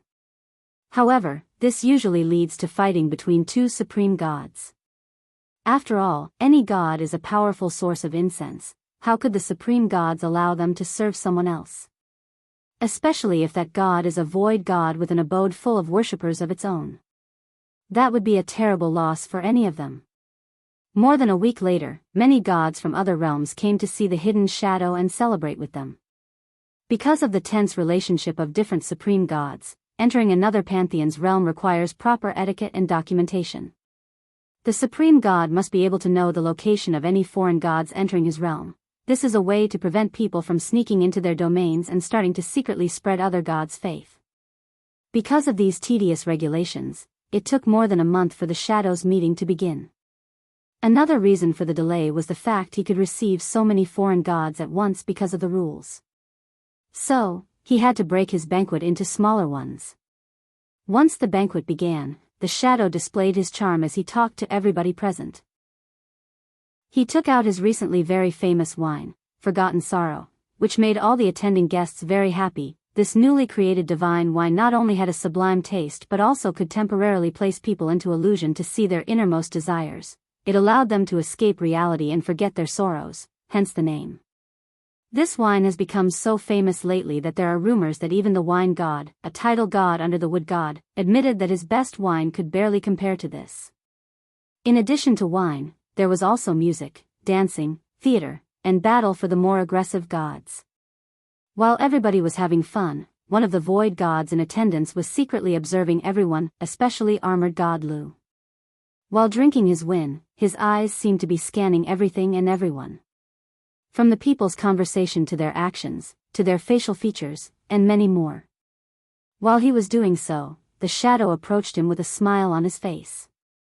Han God, are you enjoying the party? Asked the shadow. Yes, Lu God, he replied after taking a sip of the wine. This is truly a divine invention. I wonder how you came up with such a thing. Lu God must be truly talented. Although Han God had a smile on his face, his mind was thinking of something else. Over the past year, this Lu God has changed drastically. His personality changed and he began to make friends all over the world. That alone made him suspicious, especially during the current times. But then there was this, Forgotten Sorrow wine. How could some random god make a wine that is better than the wine god that has been studying wine his entire life, and even his divinity is based on wine? This is illogical. Unless this Lu god had outside help, for example, the outsiders that have invaded our world. This has nothing to do with talent, but everything to do with luck. As you know, after my failure with the outsiders a year ago, I wanted to drink my pain away. Unfortunately, the wine of the wine god is too expensive, and could not help me achieve my goals, so, I tried brewing it myself, and by sheer luck, created this one. The shadow had a look of reminiscing on his face as he remembered the pain he suffered after his last failure. Have these supreme gods begun to suspect me? Thought the shadow. However, it does not matter now as my plans are already set in motion. There is no need to blame yourself, Lu God. Who amongst us has not suffered from failure? The important thing is to rise above it. Could it be that the destiny gods was wrong? That there is nothing wrong with this Lu God? No, I should not doubt the goddess. My job is to do what I was told to do. So, let's continue observing. After a brief chat, the shadow went to talk to other people, while Han God continued to observe everybody. Unfortunately, even after the banquet ended, he did not discover anything. So, after leaving and returning to the Destiny realm and reporting back to his leader. After hearing what happened, the Destiny goddess had a deep frown on her face. She then proceeded to use her powerful soul to scan the body of Han God, but she did not find anything, so she dismissed him. The Destiny goddess then said, "What do you guys think? Did you find anything?" "No," replied the Life goddess. "All the other supreme gods have checked but there is nothing abnormal. With these people's method, it would be weird if we could actually discover something." The Destiny goddess paused for a moment. "I will personally catch this Lu god and interrogate him. You know the fire god would never allow this. It does not matter. If he gets in my way, I will slaughter him as well," replied the Destiny goddess with a calm tone. "Mingyun, is everything all right?" asked the Life goddess. "I can feel that my time is rapidly approaching. If I do not do something, I will most likely be the next casualty in this catastrophe. So, it is time for extreme measures." After saying that, she broke the space and headed straight for the fire realm. As soon as she arrived, the fire god felt her presence and appeared in front of her. "Destiny goddess, what are you doing in my realm?" "Hand over the Lu god." "Impossible. There is no evidence to prove that he has betrayed us. Until then, he is under my protection." "Fire god, I've always admired the way you protect your one people. Unfortunately, I am not here to ask for your permission. A silver sword appeared in the Destiny Goddess' hand, gleaming with the power of fate. She looked at the fire god with intense killing intent. Either move or be forcefully moved by me. The fire god's face twisted after hearing this, so he roared, Are you going to break the divine harmony accord? She sneered after hearing this. The accord was negotiated by me to prevent all of us from fighting one another and causing too much damage to our god's civilization. However, over the years, how many of you have ignored the accord and fought between yourself? 200,000 years ago, you yourself broke it and fought with the thunder god. She raised her sword, looked at him deeply, then said, Are you going to move or not? You. The fire god became enraged, however, he quickly remembered who his opponent was. This was the Destiny Gods. Although she is known for her peaceful nature, all the supreme gods knew how powerful she is. The only reason she does not hold the title of the most powerful god was because the death god has the strange secret technique to turn his law into armor, and the destruction god has some weird weapon that drastically increases his strength. Despite knowing this, the fire god refused to back down. His pride would not allow it. So, he began to fight with the Destiny Goddess. Meanwhile, in the fire realm, the shadow was in his temple, with countless images in front of him. These images showed the situation of the other realms and were from the perspective of the people who attended the party. Chapter 341. There is a reason that the supreme gods did not find anything wrong with their followers, since the means that the shadow used was so unique that even in the myriad emperor world, no one has even used this method. Because Wang Wei invented it. The wine that these gods were drinking had something extra inside, a pill called spying pill. Although the name is bland and unoriginal, its creation and use are quite clever. Wang Wei asked the sect to combine the heavenly eye talisman that can be used to spy on other people from thousands of kilometers away with a pill. That way, the power of the talisman can be crushed and fed to their target. Then, they can view everything from the target point of view. They can even spy on the surrounding of the person. This pill required quite the expertise to combine the runes of the talisman and the runes of the pill and ensure that not only do they not conflict, but supplemented one another. After years of study, this method was successfully developed a while ago, so Wang Wei's Fate Guard and his father's Shadow Guard have begun to use them in the field. Because the pill will be digested and absorbed, it is very difficult to detect by many methods like divine sense, especially by those gods who do not know much about pill refinement and talisman making. In the fire realm, after making sure that the spying pill was working perfectly fine, the shadow nodded in satisfaction.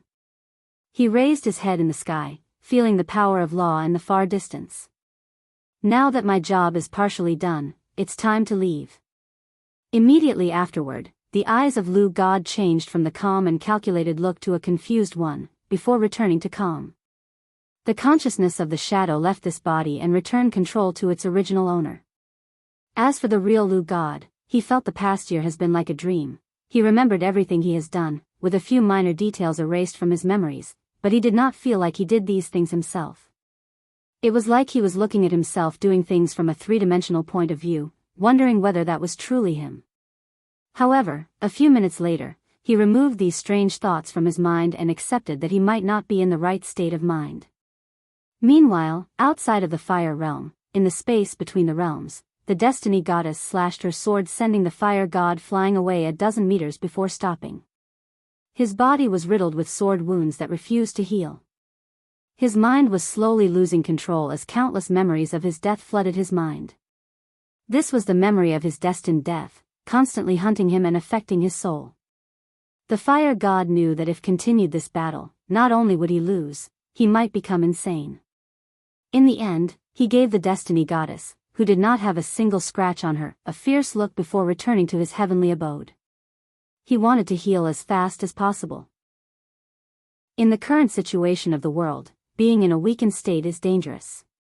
The Destiny Gods did not pursue after her victory. Instead, she entered the fire realm, forcefully broke through Lu God's abode. As she stood in front of him, she did not say anything but directly search his soul, focusing on the changes that occurred a year ago. Lu God was powerless to resist, so despite his hatred, he just lowered his head and bore with it. However, not long after she began, a deep frown appeared on her face. She did found anything. From his memory, she discovered that he became quite depressed after his failure against the outsiders. So, he began to drink wine to wash his sorrow away. Unfortunately, he was not satisfied with the wine god's wine, so he tried brewing some of his own. And by luck, he succeeded in creating the forgotten sorrow wine. Finally, he had the idea of making friends with different gods just in case he found himself in a situation like the one a year ago. He could use his connection to ask for help. Truth be told, Lu God's actions are similar to many other gods who like to make friends and connections to help them in their times of need. One of the main reasons he was suspected was the timing of his change. During those sensitive times, any odd behaviors will be suspected by the supreme gods. After not finding what she wanted, Destiny Gods was not happy. She waved her hand and a book appeared. The title of the book was Book of Destiny. She flipped the book until she found Lu God's name. In the book, it recorded everything he did before becoming immortal. However, after becoming a god, only a few things were mentioned. The silver book flashed a white light that enveloped Lu God, then, his entire life story appeared on the book. From the moment he was born to the current day, everything he did was recorded in the book. The Destiny Goddess once again focused on the events of more than a year ago. Regrettably, to her disappointment, the book said the same thing she discovered from reading his memories. Could these people even have the ability to control destiny? After sighing out loud, she disappeared from the fire realm. Although she wanted to check all the other gods who attended this banquet, she knew that her actions have already offended many people. If she did the same thing again, she could foresee that many of the other supreme gods would use this as an excuse to besiege and kill her. Over the years, despite being as low-key as possible, she also has many enemies. The Destiny Gods will not count on these people to take into account the current situation and be benevolent. After all, they could not even work together properly. After the shadow returned Lu God's consciousness to him, his main body secretly headed to the war goddess realm. He flew to a snowy mountain in the north. After arriving at his destination, he used his divine sense to scan every inch underground the mountain. About 15,000 kilometers deep, his divine sense was momentarily blocked by a white light. Found it, he muttered before taking out a teleportation talisman. After activating it, the paper in his hand burned, a light enveloped him and he disappeared. Once the shadow appeared again, he found himself in a vast space with many houses and buildings around. In the far distance, he could even see a farm. A heavenly abode, he muttered. While the shadow was observing his surrounding, his arrival alerted many people. Countless gods flew in his direction and surrounded him. He looked at the two people leading the group, one man and one woman. I cannot. You guys have fallen to the point that only 2 title gods are left as your most powerful battle strength, sneered the shadow. Who are you? Asked the man who called himself the sword god. As he looked up and down at the shadow, his face became ugly as he yelled, You're one of the outsiders. Do you want a prize for figuring this out? Replied the shadow. There is no need to talk to him. Let's just capture him, said the spear goddess next to the man. However, as soon as she said these words, a terrifying aura enveloped all the people around. Instantly, the sword god and spear goddess knew that they were not the opponent of this person despite their higher level of cultivation. And even if they managed to subdue him, they would pay a very high price. Currently, they cannot afford to lose too much. What do you want? Asked the sword god with gritted teeth. I know that you rebels have been trying to liberate the common people from the clutches of the gods by spreading the cultivation system, said the shadow with a calm voice. Unfortunately, all of you are too weak. So, I'm here to help. We do not need help from invaders like you, replied the spear goddess. Are you sure? From what I know, you guys are almost on the verge of extinction. At any moment, all of you could be eradicated. As long as our headquarters is still standing, as long as our ideas is believed by one person, we will never be eradicated. Beautifully spoken words, said the shadow as he looked at the mighty woman exuding a courageous and powerful aura. Unfortunately, all of you are living in a bubble. Your so-called headquarters only exist because the war goddess needs you guys to spread chaos and war, so she allowed all of you to hide in her realm. As for your ideas, time is your biggest enemy. With the passage of time, your ideas will be slowly forgotten and twisted by the supreme gods. By then, your so-called revolution will become either a joke or a passing note in history. And unfortunately for you, the only thing the gods do not lack is time. The sword god and spear goddess faces became ugly after hearing. And this was not just them, but all the other gods who follow them. So what you said is true? Argued the sword god. In the end, you outsiders are the same as the supreme gods. You are partially correct. We also want to spread faith and control the cultivation system. However, we will not be as strict as the gods in the process. More importantly, after we achieve our goals, we will leave this place. By then, all of you will be free to spread your ideas and do whatever you want. Everyone became quiet for a few minutes as the two leaders began to discuss secretly through their souls. Then, the sword god asked, "How are you guys going to help us? Forming an alliance?" The shadow did not respond. Instead, he threw a book at him. The two took the book and looked at the title Frowny Face God Swallowing Technique. Chapter 342. After having tea with Merlin, Edward told him about all his experiences in the full metal alchemy world, including his battle with truth. Except for private details regarding Olivier, he did not live much out. After all, he was the one looking for protection. "So, old man, what do you think?" After caressing his beard, Merlin replied, "You do not have to worry about truth." "What does that mean? Are you going to stop him if he comes or he cannot come at all? Just know that you're safe." Edward looked at him with a speechless look, then said, "All right. I know old and powerful people like you enjoy speaking in riddles. When I become as powerful as you, I will continue the tradition." This time it was Merlin's time to be speechless. Edward took out the orbs containing the different authority, and asked, "Please check to see if there are any problems with these things.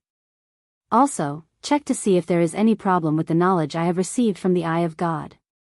Merlin took the orbs and looked at them, then looked up and down at Edward, who felt like all his secrets were seen through. Although uncomfortable, he did not resist because for one he was asking for help, second, resistance was futile. "The orbs have no problem," replied Merlin.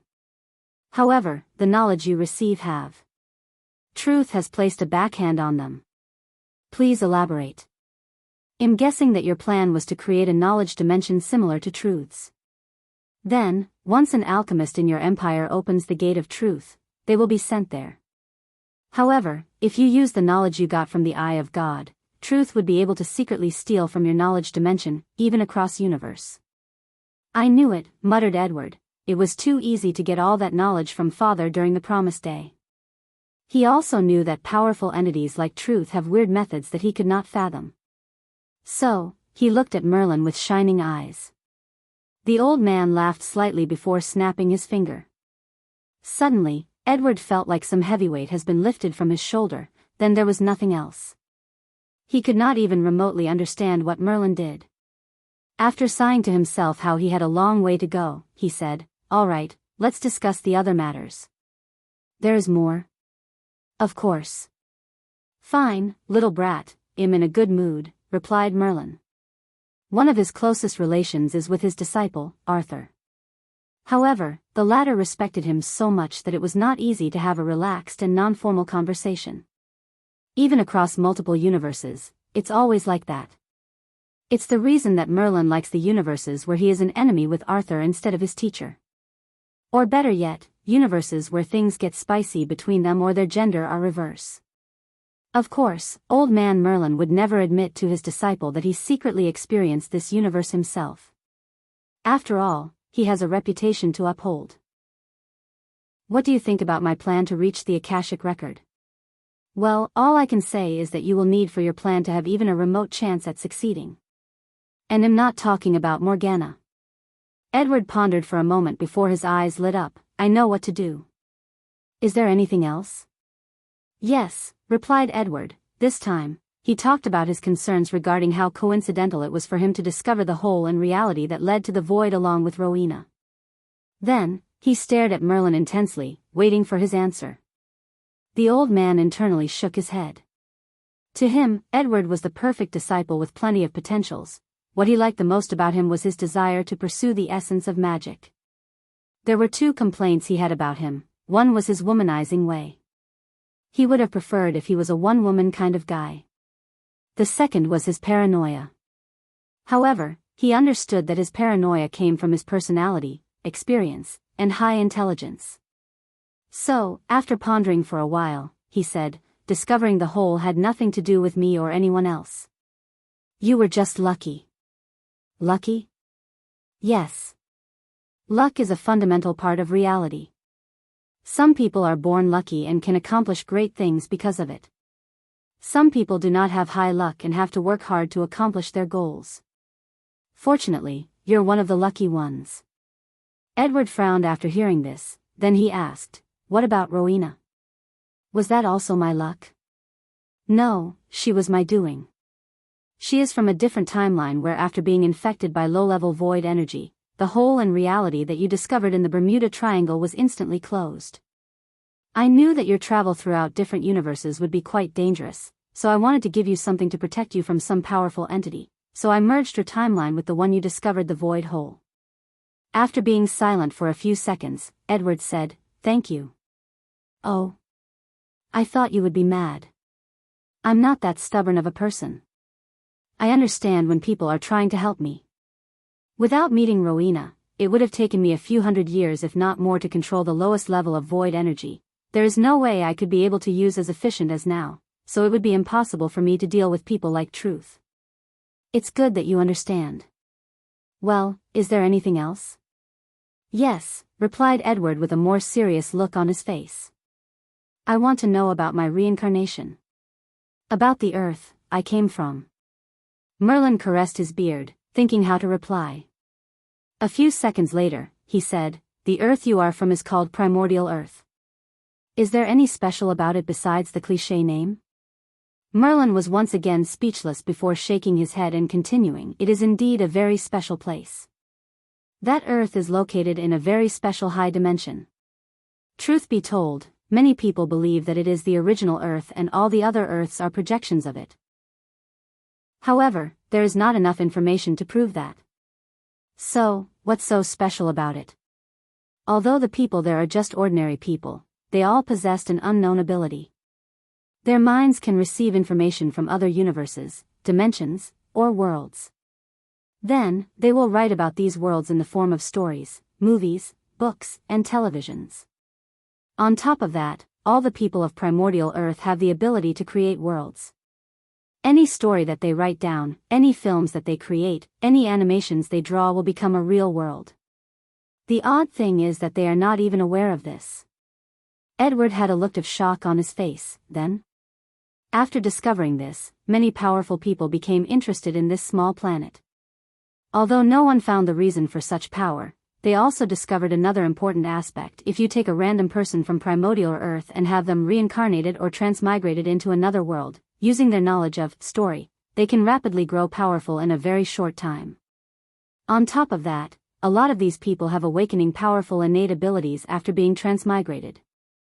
What do you mean by innate ability? Asked Edward even though he had a guess. Things like system, or your innate talent for magic. Basically what the Easterners called golden finger. Edward nodded his head as many things he did not understand became clear. Because of this fact, many people choose people from Primordial Earth as their disciples, their inheritor, or avatar. If the people they chose did not have innate abilities, they would be granted one. If they already did, they would be strengthened. Or they might not receive anything. It all depends on the people who choose them. Edward understood Merlin's meaning. He has read many stories of protagonists that were granted wishes by gods before being reincarnated into other worlds. The gods are the powerful people Merlin was talking about, and the wishes were the innate abilities. From what you said, there should be many people reincarnated into different worlds. How come I've never met one in my world? Asked Edward. Oh, they exist, just in different timelines. Additionally, these timelines are usually isolated and protected. The Harry Potter world is a favorite of many people, so there are many of them. Edward nodded his head, planning to one day search for these timelines. What about me? Who is the one who reincarnated me? Was it you? No one, replied Merlin. No one? Yes. After so many people began to intervene in primordial Earth, a change took place in that dimension. After death, some random people were chosen to be reincarnated on their own without outside intervention. You were one of the lucky ones. Edward sighed both in relief and disappointment. He was relieved that he did not have some powerful old guy secretly planning his life. He was regretful since the only innate ability he received was his magical talent along with the ability to never forget. He also wanted a system to help him reach the peak of life. You do not need to look down on yourself on your talent, said Merlin as if he could guess Edward's mind. I have seen many people across different timelines with more powerful ability than you, yet their accomplishments do not come close to you. The majority of them become satisfied after killing Voldemort and achieving immortality with the Philosopher's Stone. They become content with their strength and have no desire to explore the larger world, to explore the universe and come in contact with other magic civilization. This is one of the reasons that Merlin decided to sponsor Edward. With his talent, his limits should have been like the other people, but he had greater visions and actively pursue them. An example of that is the creation of his world gate. Many people have been transmigrated into the Harry Potter world. These people should have realized that since the Harry Potter world is real, shouldn't the other worlds that they have learned about in the primordial earth be real as well and try to reach there? But few people do so. The only people who actually do so are the ones who have innate abilities that allowed them to travel to different worlds.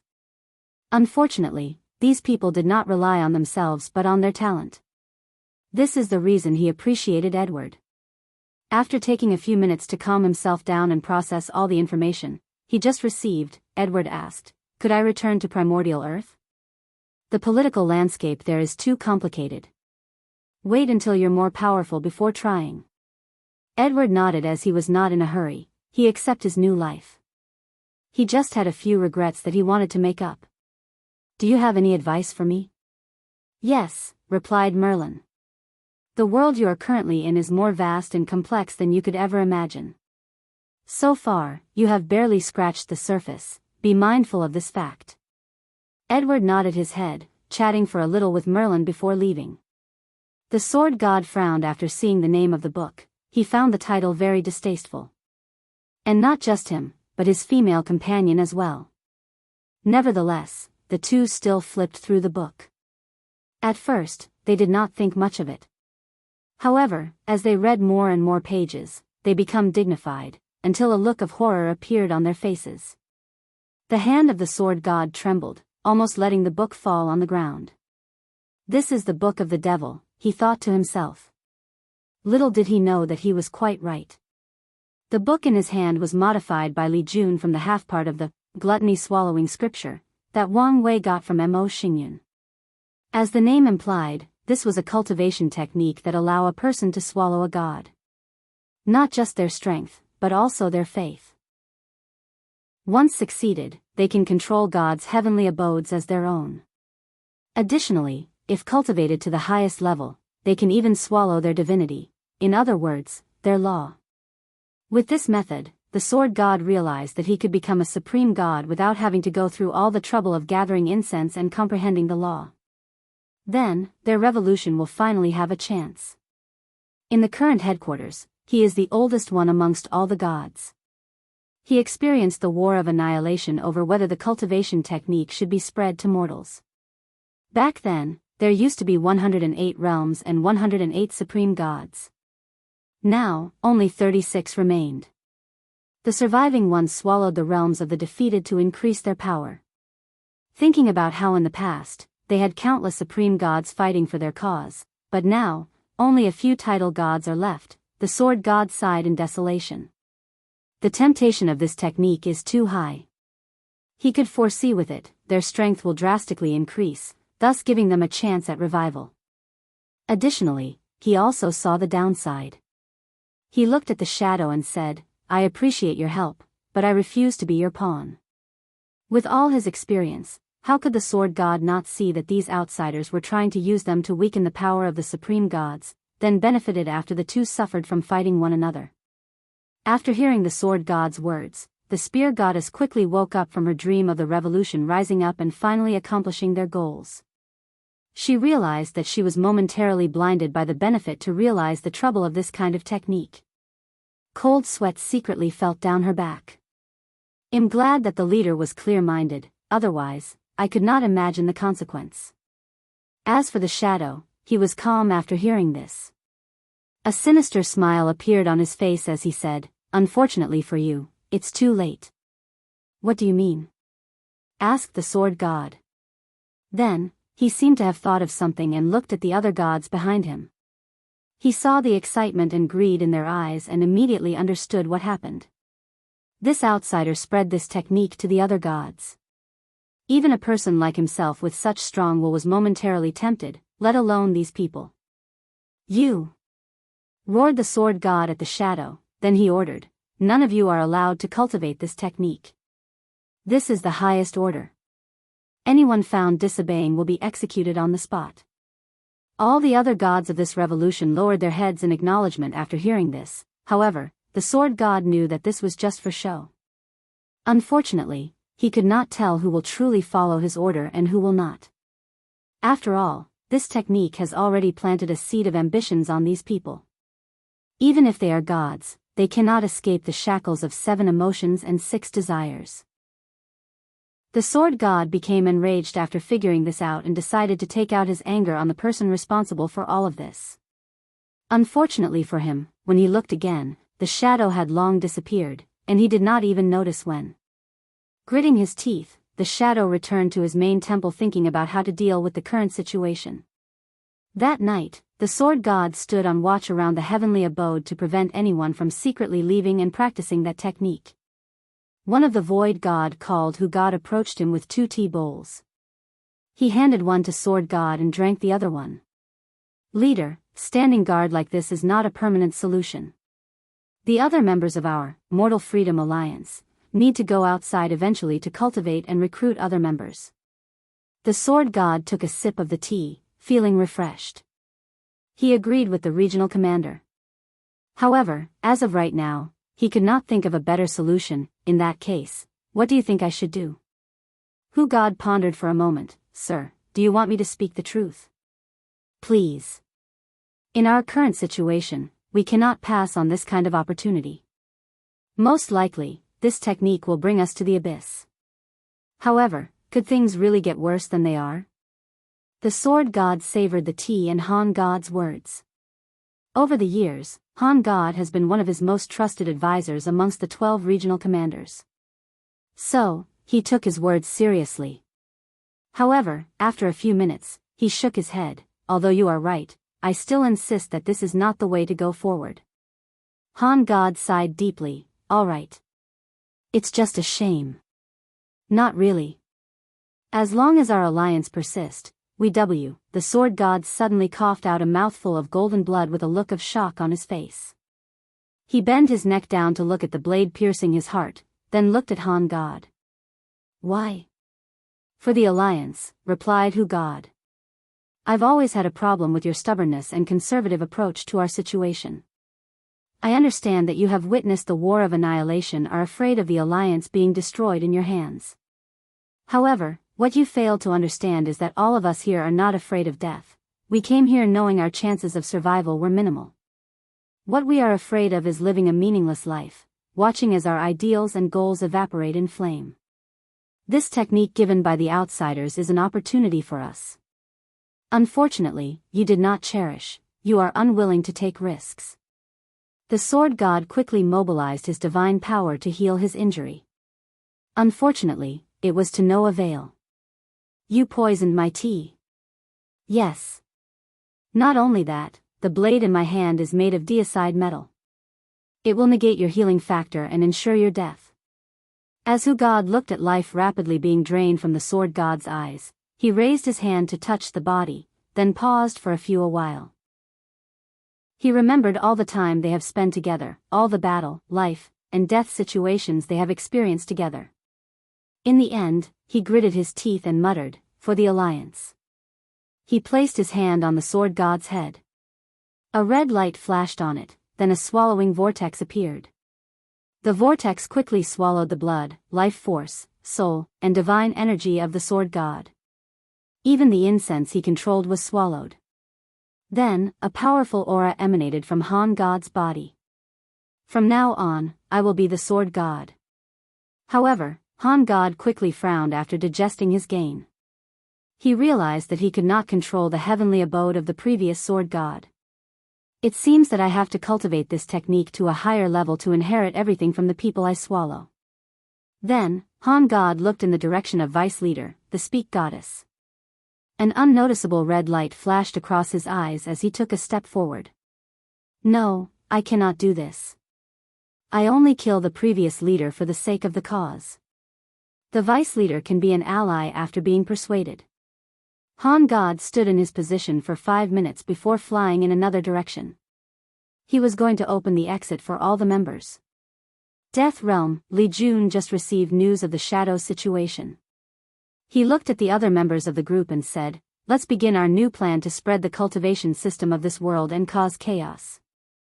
"I thought you said we should not spread the cultivation system to make it easier to gather the incense," said Tai Gang as he placed some fruits on his mouth, chewing obnoxiously loud. "You of all people should understand the importance of adapting to circumstances," replied Li Jun calmly. "Now that we know for sure that this world is not simple, it's better to use the most efficient and fastest way to conquer it. So, creating chaos and using this situation to quickly kill the destiny gods is our main objective." Of course, Tai Gang knew this. He was just being obnoxious on purpose to annoy Li Jun. Anyway, he was recently bored and did not have anything to do. Chapter 343. After instructing the Fate Shadow Guard on their next mission, Li Jun looked at the other people and said, "All right, let's go deal with the Death God's heavenly abode." Soon, 3 of them arrived in the abode, floating above the second continent. Along with them was the Death God. However, his eyes seemed blank and unresponsive. "Did you have any problem refining him into a puppet?" asked Li Jun. At first, he resisted. However, after Liling refined a heaven-grade soul refining pill, the process became much simpler. "All right, let's begin." Nodding her head, Wang Ju began to control the Death God. Countless clones of him dressed in all black armor that covered their faces appeared. Then, the armored clones scattered in different places of the continent. All-Father City is the largest city on this continent. It has a population of 40 million people, all of them mortals who are fanatic believers of the Death God. Today was supposed to be another regular day for this city, with people going on with their daily life. However, something unexpected occurred. The largest temple in the city suddenly shone with brilliant golden light before rushing into the sky. Every single individual could feel that golden light, so they stopped what they were doing and gathered in the streets. Then, all the citizens saw a man or individual clad in all black armor. For a brief moment, they were all shocked, then every single one of them immediately knelt on the group saying, "Welcome the messenger."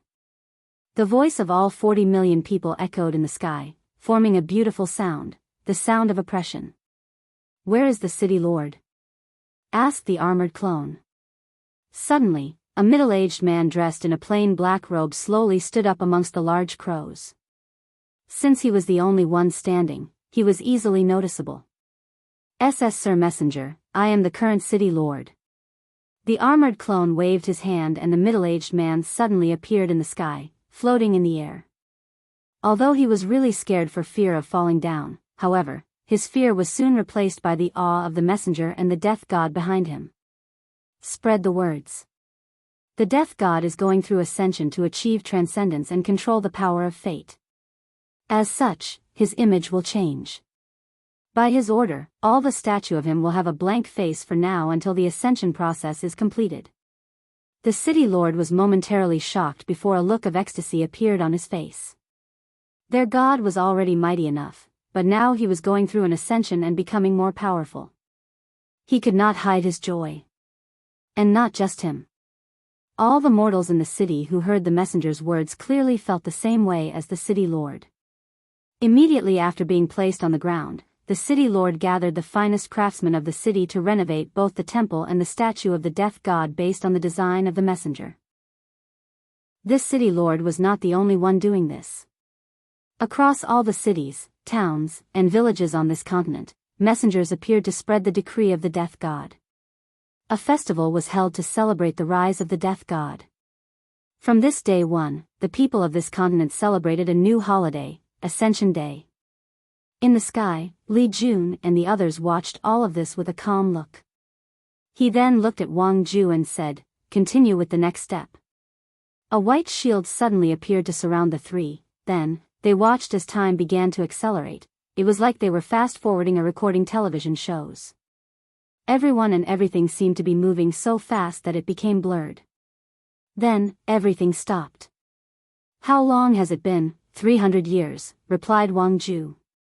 This should be plenty of time for them not only to procreate and increase population but also forget the real face of the death god. Li Jun looked at the death god. Right now, he was in a terrible situation. His hair was gray-white because of all the life essence he lost as a sacrifice to control time on such a grand scale. His body withered to the point of looking like a mummy. Unfortunately for him, his job was not finished. The previous messenger clones announced that the ascension of the death god was completed, and now, he was the master of fate and death. All the temples were changed to Wang Wei's face and body, then all the mortals began to worship him. For now, the group's plan was somewhat successful. Li Jun asked Wang Ju, "Can his power still be used?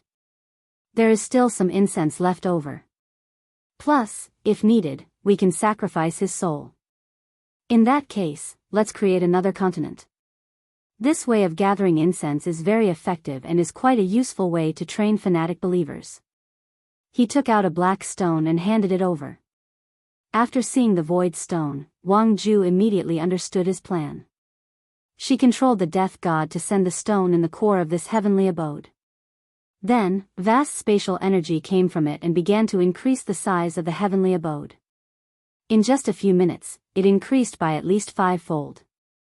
Following this, 3 new continents were created by the death god. Finally, the messengers in the second continent gathered a large group of mortals to send them on a journey across the ocean to spread the faith of their beloved god. They were going on a divine voyage. After going through the turbulence of the ocean and surviving countless encounters with powerful sea creatures, these people's faith drastically increases since their God will always intervene at the appropriate moment to save their lives. After arriving at the other continents, they began to establish civilization there and rebuild the temples of their god. "Can you speed up the time again?" asked Li Jun. "At this rate, he won't be able to last after 50 years. "That's not enough time for the population to increase," replied Li Jun. "What if we fatten up his soul and body?" Wang Ju's eyes lit up after hearing this. Then, she nodded her head. Immediately, Yan Liling took out a few pills. There was the essence replenishing pill, which was a heaven-grade pill. This had the effect of replenishing the death god's blood energy that he previously consumed. As for the other pills, they were Nourish pill, which was a top-level earth-grade pill used by primordial spirit cultivators to cultivate their souls. Without hesitation, he fed all of them to him. His mummified body slowly returned to normal. However, too much energy was contained inside his body, so he began to become a little bloated. Wang Ju quickly controlled his to seal the remaining medicinal energy inside his body. Following this, the strength of his soul began to rapidly increase after eating all these pills. Ordinarily, this should be a good thing. Unfortunately, the death god swallowed too much, making his soul increase in strength beyond his control. Most cultivators would not do so, as this will lead to their souls being unstable and eventually destroyed. However, the 3 of them did not care about this, since they just wanted to rapidly increase the strength of the death god. Once his soul reached a certain level, Wang Ju controlled him to accelerate the time flow of the other 2 continents again. This time, it lasted for 500 years, and immediately after that, the death god's body disintegrated into tiny particles before being blown away by the wind. His body, soul, and law were completely destroyed. And in those 500 years, countless generations of humans were born and died. They created descendants to pass on their legacy. The small population of the two continents increased from 100,000 people to 10 billion, providing an abundance of incense to the group. As the three of them floated in the sky, not affected by the power of time, they watched all of this happening with a calm look. Yen Liling sighed as she said, 500 years. It only took 500 years for countless generations of mortals to be born and die. Their short life is truly a tragedy. Yen Liling was currently over 800 years old, and she considered herself young. Yet, for these mortals, she could be considered their ancestors. Isn't the same could be said for us? Said Li Jun, they get to live for a few short decades, but we only get a few million years. In the end, without achieving immortality, we will one day return to the dirt like them. The only difference is we take a little longer. All of them became silent after hearing this. In every generation, when any sect or faction cultivates a great emperor, it is not only because he will become the most powerful being in the world. It is the opportunity of many people to escape the shackles of time. So, if in the future, Wang Wei failed to become a great emperor, their fate will also be the same as these mortals. Chapter 344. Fire Realm, in a large mountainside. A village hunter walked up the mountain to try to catch animals to feed his family. He was dressed in hunter clothes and had a machete on his side as a weapon, a bow and quiver with arrows on his back, and a small sachet. Underneath his shirt, he had countless scars, showing the fact that he was a man with a story, and also, quite the experienced hunter. As the man walked on his path, he was constantly muttering, "Weapon God, please bless my weapon to be sharp enough to slay my prey. Animal God, please send a prey my way so that I can feed my family today. Life Goddess, please protect my life so that I can survive this hunt as I always did." Every time the hunter went up the mountain, he always prayed like this. He did not know whether his prayer was heard.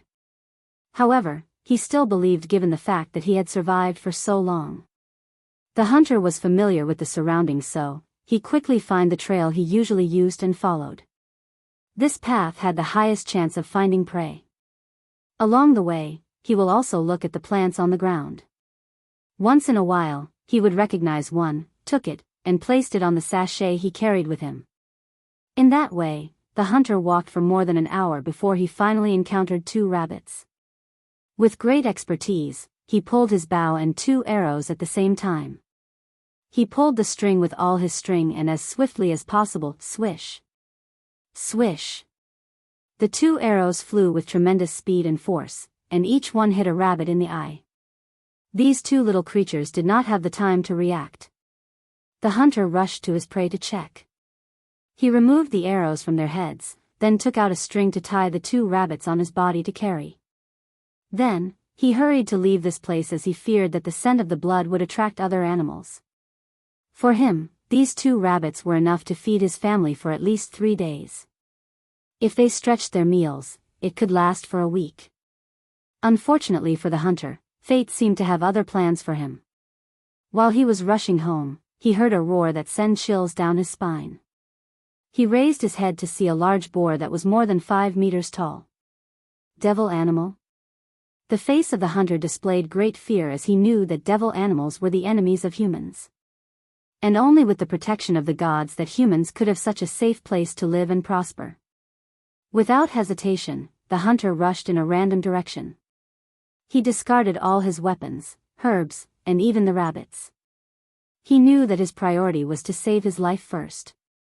He also knew that his speed was far slower than the boar despite his larger frame. So, he did not hesitate to discard anything that could slow him down. As the hunter ran for his life, he could feel the breath of death rapidly approaching him. Many times, he wanted to give up and accept his fate. However, thinking about his wife and 2 children back in the village, he gritted his teeth and continued to run. For them, he wanted to live. As such, with his determined will, he ran even faster. A few minutes later, when the boar was really closed, the hunter saw a cliff ahead. He did not pause even for a second and jumped down. He wanted to take a gamble. If he survived the fall, the worst-case scenario is that he is injured, but his life is saved. If he dies, it's better than becoming this beast's food. He was also betting that the devil animal will not be as crazy as him and jumped too. And he was right. As he fell down, he saw the massive boar look at him with resentment. The hunter had a slight smile on his face after seeing this. Then, he prepared for the worse. Fortunately for him, fate seemed to be in his favor this time. He did not hit the ground as he expected but instead crashed into a river. Thank the destiny goddess I learned how to swim in the next village river, thought the hunter as he surfaced from the bottom of this river. The hunter looked around to see a cave not too far from him, so he swam over there to take a look. He was currently thinking about how to get out of this situation. After walking in, the hunter was careful not to encounter another dangerous animal. So, he walked slowly. Luckily for him, the cave seemed unnaturally brightly lit. After walking deep inside, he saw a few things inside the cave. However, his eyes were immediately fixated on an orb that glowed golden in color. The hunter wondered whether this thing was valuable enough to make himself and his family rich. He rushed to catch it and observed it. Unfortunately, he lacked the knowledge to know its true value. So, he looked at the other things around. He picked up a book. Regrettably, the hunter did not know how to read. Fortunately, this book did not care about this fact. As soon as the hunter held the book, a large amount of information entered his mind, almost making him faint. Immediately afterward, his eyes changed. The ignorance of common folk living in a small village was gone, replaced by the wisdom of discerning the truth of the world. So, that's how it is, muttered the hunter with a wry smile. The so-called gods are nothing but mortal who slowly acquires their strength. To keep the people at the bottom in their places, they made it their mission to keep them ignorant. Ha ha ha. The hunter laughed maniacally for more than 5 minutes before stopping. A ruthless light flashed across his eyes. God-swallowing technique? Very well. The hunter looked at the orb in his hand and knew its purpose. It contained a small amount of reputation that can allow him to enter the first step of cultivation, the divine shrine realm. Without hesitation, the hunter began his cultivation journey. In just 3 days, he opened his Niwen palace and created half of his divine shrine inside his sea of consciousness. After his cultivation was finished, the hunter took the last item that was in the cave. It was a weird rectangular piece of paper with strange writing on it. From the information he received inside his mind, he knew that this thing was called a talisman. As long as he wears it around his body, he can hide from the other gods and prevent them from knowing that he has begun to cultivate. So, he turned it into a pendant and wore it around his neck. Although he knew that this method was not safe, the hunter had no other choice. From what he just learned, only after having divine energy could this talisman be stayed inside his body. After making sure that there was nothing else around, the hunter began to climb the valley he just jumped from.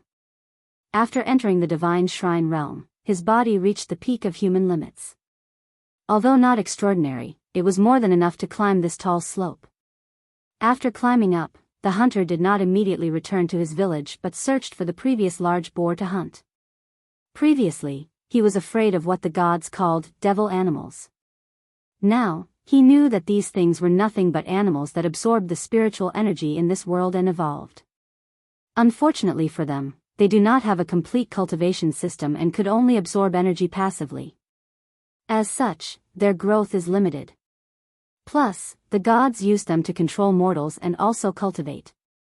The hunter wanted to kill the devil animals, then spread his deeds to all the villages in the surrounding to gather reputation and cultivate faster. He will not swallow another god until his cultivation reached a certain level. This hunter was not the only person who accidentally received a fortunate encounter that allowed him to walk on the path of cultivation. Thousands of people like him across the fire realm did so too. And not just this realm, but the remaining 35 realms too. While the supreme gods were still deciding whether to accept Li Jun's offers or fight with him to death, a chaotic situation was slowly being developed in this world. Supreme gods like the destiny goddess who is very sensitive to the changes of the world felt that something was wrong again. Unfortunately, the secrets of heavens were hidden by Li Jun's group, rendering most of divination and calculation useless. Additionally, over time, destiny gods felt her doom rapidly approaching. She did not want to wait for her fate, so she began to plan ahead. Chapter 345. Death Realm. Li Jun and the group had countless images in front of them as they analyzed the situation. The images not only showed the location, surroundings, and conversation of the gods but also many mortals that have just begun their path of enlightenment.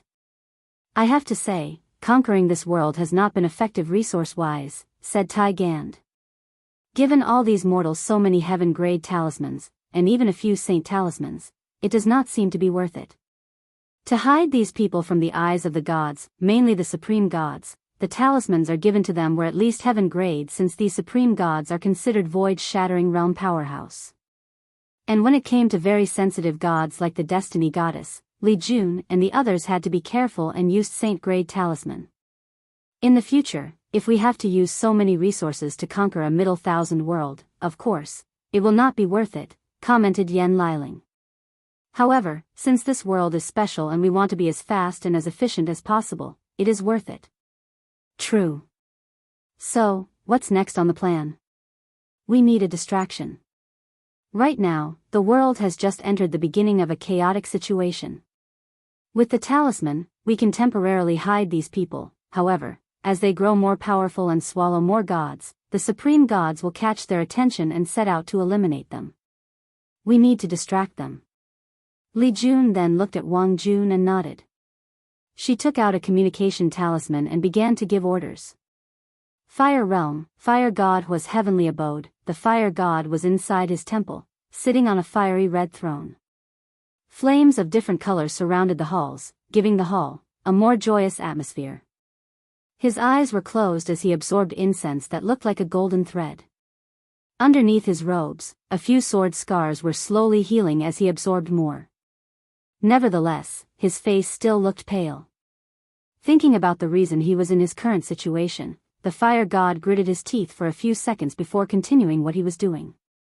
Under normal circumstances, he could take his time to heal his injuries. However, with the outsiders threatening their world, he did not want to take any chances. Fire God suddenly opened his eyes and jumped off his throne. Unfortunately, it was too late. Before he could react, a sword pierced his heart.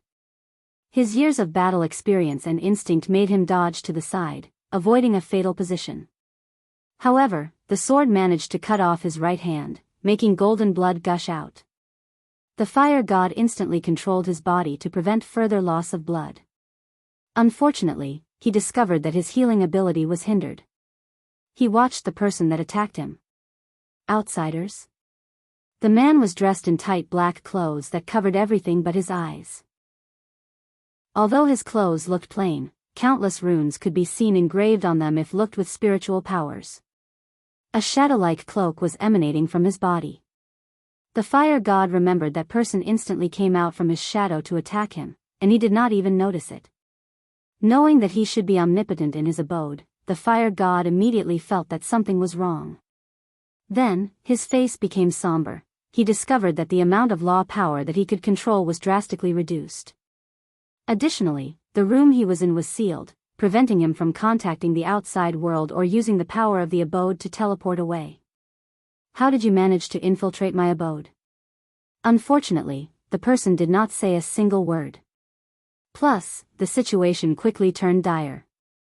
9 more people appeared out of nowhere inside the room, and like the person that previously attacked, these people had an aura similar to peak title gods. The fire god knew that if it was not the restraint of this world, these people should be in the same realm as him. Each of these people was holding a jade in their hands. Then, a strange circle made of runes appeared above the fire god's head. Immediately afterward, he felt his strength rapidly being consumed.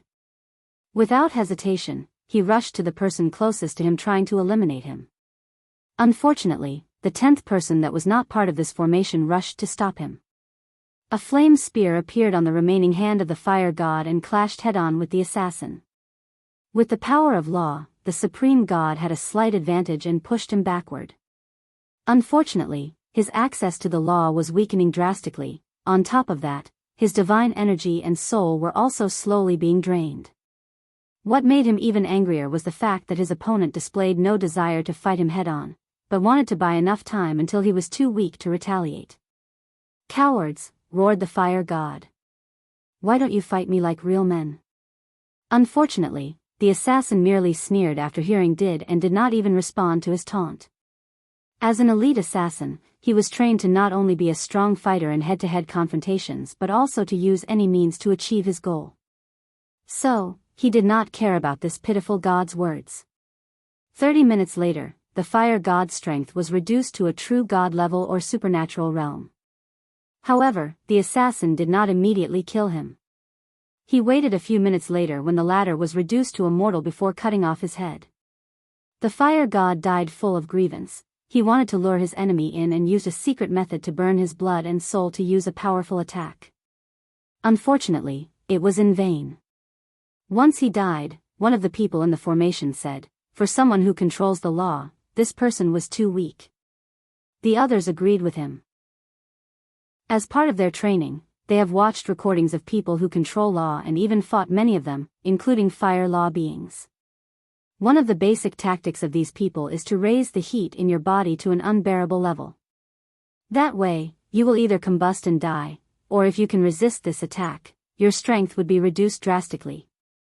And if you can null all these, it is still distracting to be constantly taking into account the heat in your body, thus giving the opponent the advantage. As for more powerful people that cultivate the fire law, some of them are powerful enough to burn all matter, space, other laws, and even time.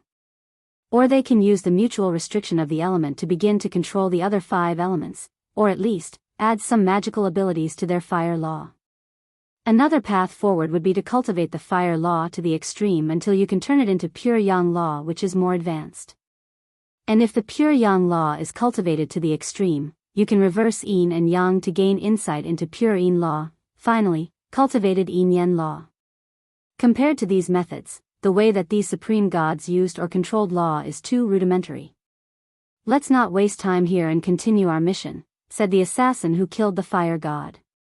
"Our commander has taken a lot of trouble to provide us with enough information about the heavenly abodes so that it is easier for us to infiltrate them.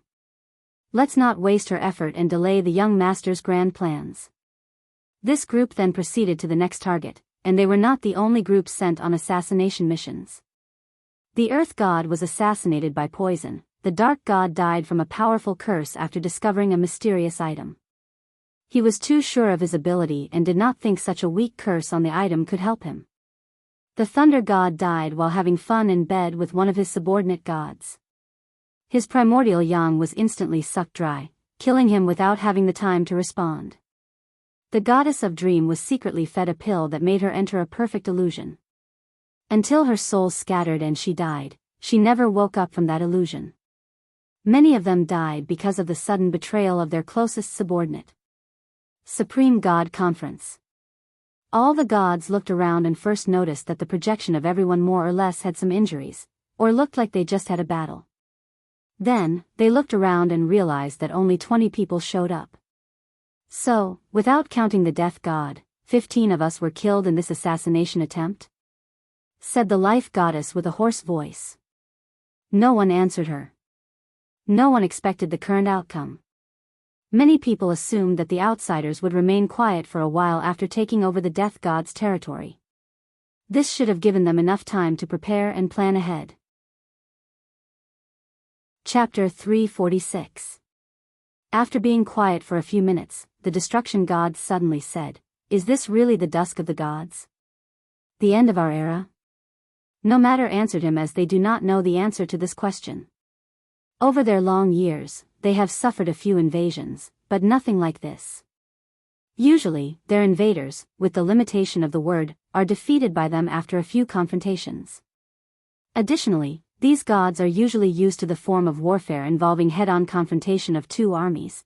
They did not expect their enemies to use dirty tactics like assassination and destabilization of their power. "Recently, I have noticed a large number of gods in my pantheon suddenly disappeared," added the life goddess. "Worse, even their faith seemed to instantly vanish." "The same thing happened to me," agreed the remaining supreme gods. The war goddess clenched her teeth before saying, "The Freedom Alliance in my domain has disappeared. I have lost my control of them." No one said anything more. They were already aware of her decision to shield these people, and quietly acquiesced to it. After all, the gods could use these people to spread fear amongst the mortals and increase their faith. But now, it seemed that this decision has come to hunt them in return. What should we do now? Asked the water god, who was the only one amongst the 5 elements gods that survived. We should heal our injuries first, then prepare for the worst, said the destiny goddess before her projection immediately left the conference. The other gods were confused for a moment before leaving. The destiny realm, the life goddess showed up along with order god and destruction god appeared in her abode to see her. Mingyun, what happened? You are acting out of character, said the life goddess. We do not have much time, said the destiny goddess. To the surprise of the other 3, as she said this, her hair slowly turned white in the process as if she had aged countless years. Although her face still looked youthful and beautiful, the other could feel that her lifespan had drastically decreased. What have you done? The destiny goddess did not answer her friend. As the 2 most powerful female gods in this world, they have known each other for a long time. Their friendship had withstood the test of time. As I said, we do not have much time. We must choose another token holder as soon as possible so that we can activate the Guardian Protocol. This may be our only chance at surviving through this catastrophe. The other 3 remained silent for a while before the order god said, Who do you have in mind? The light god, replied the destiny goddess. Of the remaining surviving people, he is the only one who can be trusted. Plus, if we act fast enough, there should be no problem. The group acted immediately and secretly headed to the light realm. Since the 15 of the 36 realms were now in chaos with the absence of a supreme gods, it became easier for their action to remain secret. Plus, all the remaining supreme gods were healing their injuries as quickly as possible. Some people wanted to be at the fullest to deal with the upcoming storm, while the other greedy few wanted to take advantage of the current situation. When it came to the 15 unoccupied realms, it was the perfect time to occupy them and gather more faith. After arriving at their destination, the 3 of them rushed to the light god's heavenly abode. The latter, who was already on guard after the previous assassination, immediately noticed them. The light god was a middle-aged man dressed in a clean white robe laced with golden threads. A white halo floated on top of his head like an angel. Why are you guys here? He asked with a frown. We need you to come with us, said the destiny goddess bluntly. Reason? The life goddess quickly placed her hand on the destiny goddess' shoulder to prevent her from saying or doing anything rash. We need your help to do something, but we cannot say anything to prevent any information from leaking. Just know that this might be the only chance we have at saving our world. The light god pondered for a moment. Thinking about how he almost died during that assassination and how his opponent immediately escaped before he had time to take his revenge, anger suddenly overcame him. He took a deep breath to calm down, then said, Fine. The 4 of them quickly left the light realm. While in the space between realms, the other 3 took out a token and activated it. Not long after, the light god found himself in a beautiful white temple that seemed to exist outside of time and space. Although it was small, it exuded a holy and supreme aura. Without knowing it, the light god found himself and the other supreme gods kneeling in front of the temple. Immediately, the light god seemed to think of something and muttered softly, God King? However, after seeing the serious attitudes of the other 3, he did not ask. After kneeling on the ground for a few minutes, the aura on the temple disappeared and the 4 of them found themselves in a room with a tall status. As the light god raised his head to look at the more than 100-meter statue, he was shocked to discover that he could not see his face. From its frame and muscles, it is obvious that it is a man. However, the light god could not see the man's face. To be precise, he could not remember the person's face. As long as he blinks, he will instantly forget the person's face. And as long as he stares for too long, the face will become blurry and he will also forget. There is no need to try, you will not succeed, said the order god, who proceeded to take out a token. The other 2 followed him. The 3 tokens floated on top of the statue. A white light came from the token and began to scan the light god. A few minutes later, a 4th token appeared and entered his sea of consciousness. Countless bands appeared on his soul, followed by many information. As the Destiny Goddess watched the Light God digest the information he just received, she sighed softly in relief. Hopefully, this is enough to save me and this world. Death Realm. Li Jun and the group was monitoring everything with a formation in front of them. Li Jun suddenly asked Wang Ju, "Did you find something?" He noticed the frown on her face. "Maybe," she muttered. All the supreme gods, except for the Life Goddess, the Destiny Goddess, and the Order God, and the Destruction God, had some sort of injury after our attack. Based on the spy we have, we know that all of them immediately locked themselves in their main temple to heal. The 3 exceptions did the same. The question is why?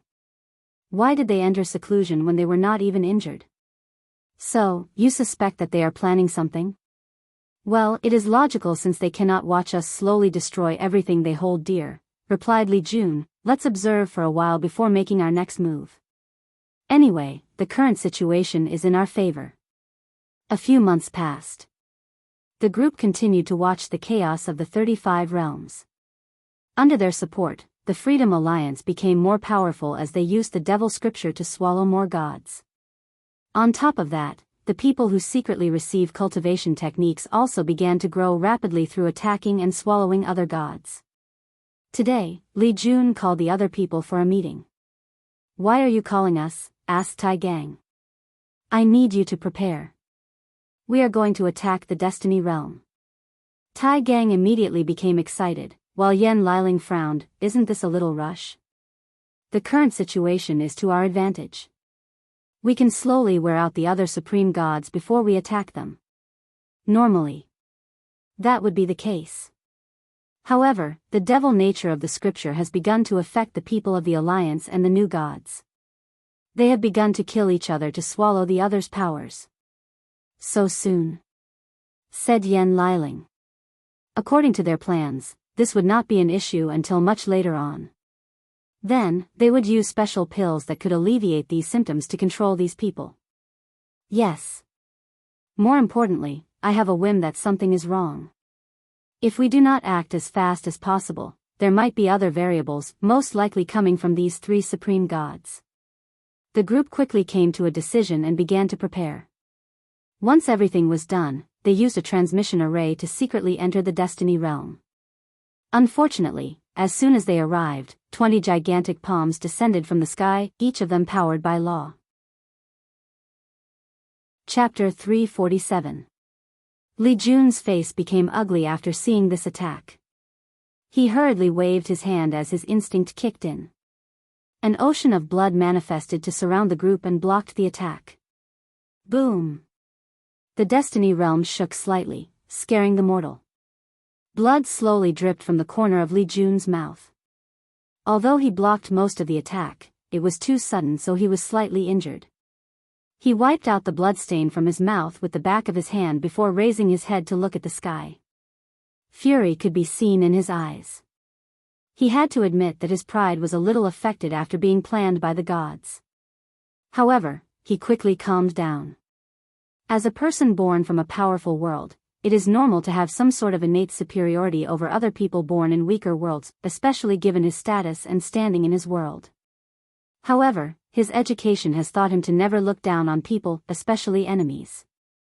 Although the people of the lower worlds are weak and have limitations, that does not mean that their future achievements are set. That does not mean that they are capable. In the myriad emperor world, there have been many great emperors who were born in small thousand worlds and slowly climbed their way to the peak, suppressed heaven chosens from powerful emperor lineages, and proved the Tao. So, after calming down, Li Jun began to access the situation.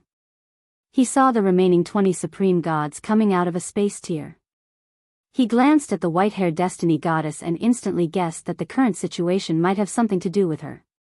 "What did you do?" he asked curiously. "Probability manipulation," she replied calmly.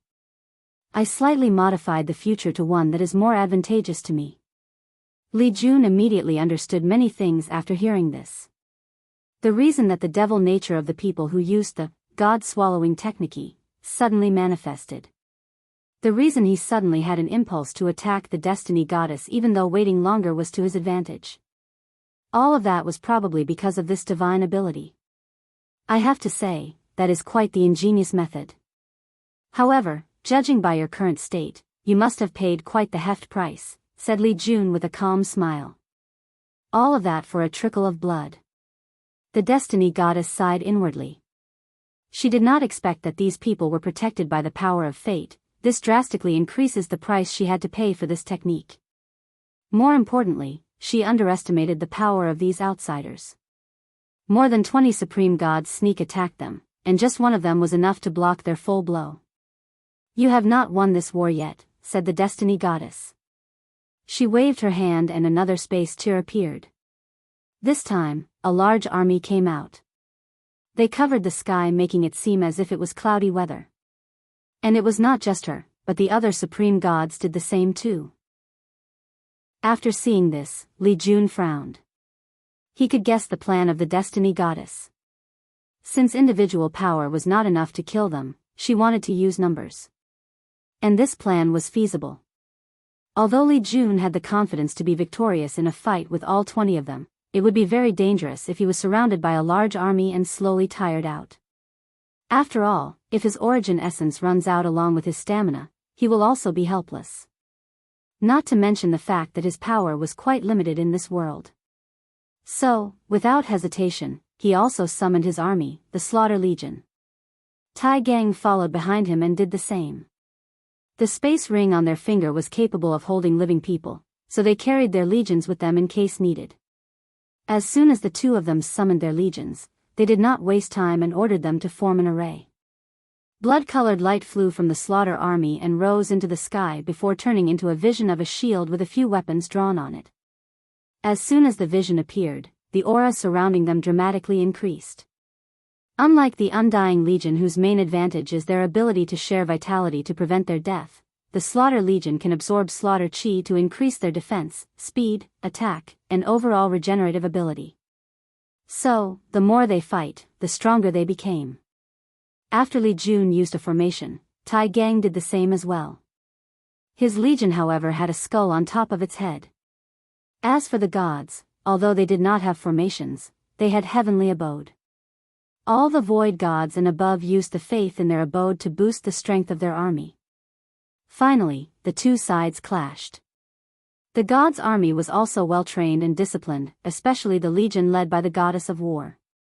While in proper military formation and wearing armor, they could link all their divine energy together to amplify their attacks. This could be perceived as a form of formation. As they lined up in the sky with spears on their hands, countless elemental spells came from their weapons. Flames, thunder, wind, and water could be seen ravaging the sky. The different colors of the elements made the heavens look like a blooming flower, albeit a deadly one.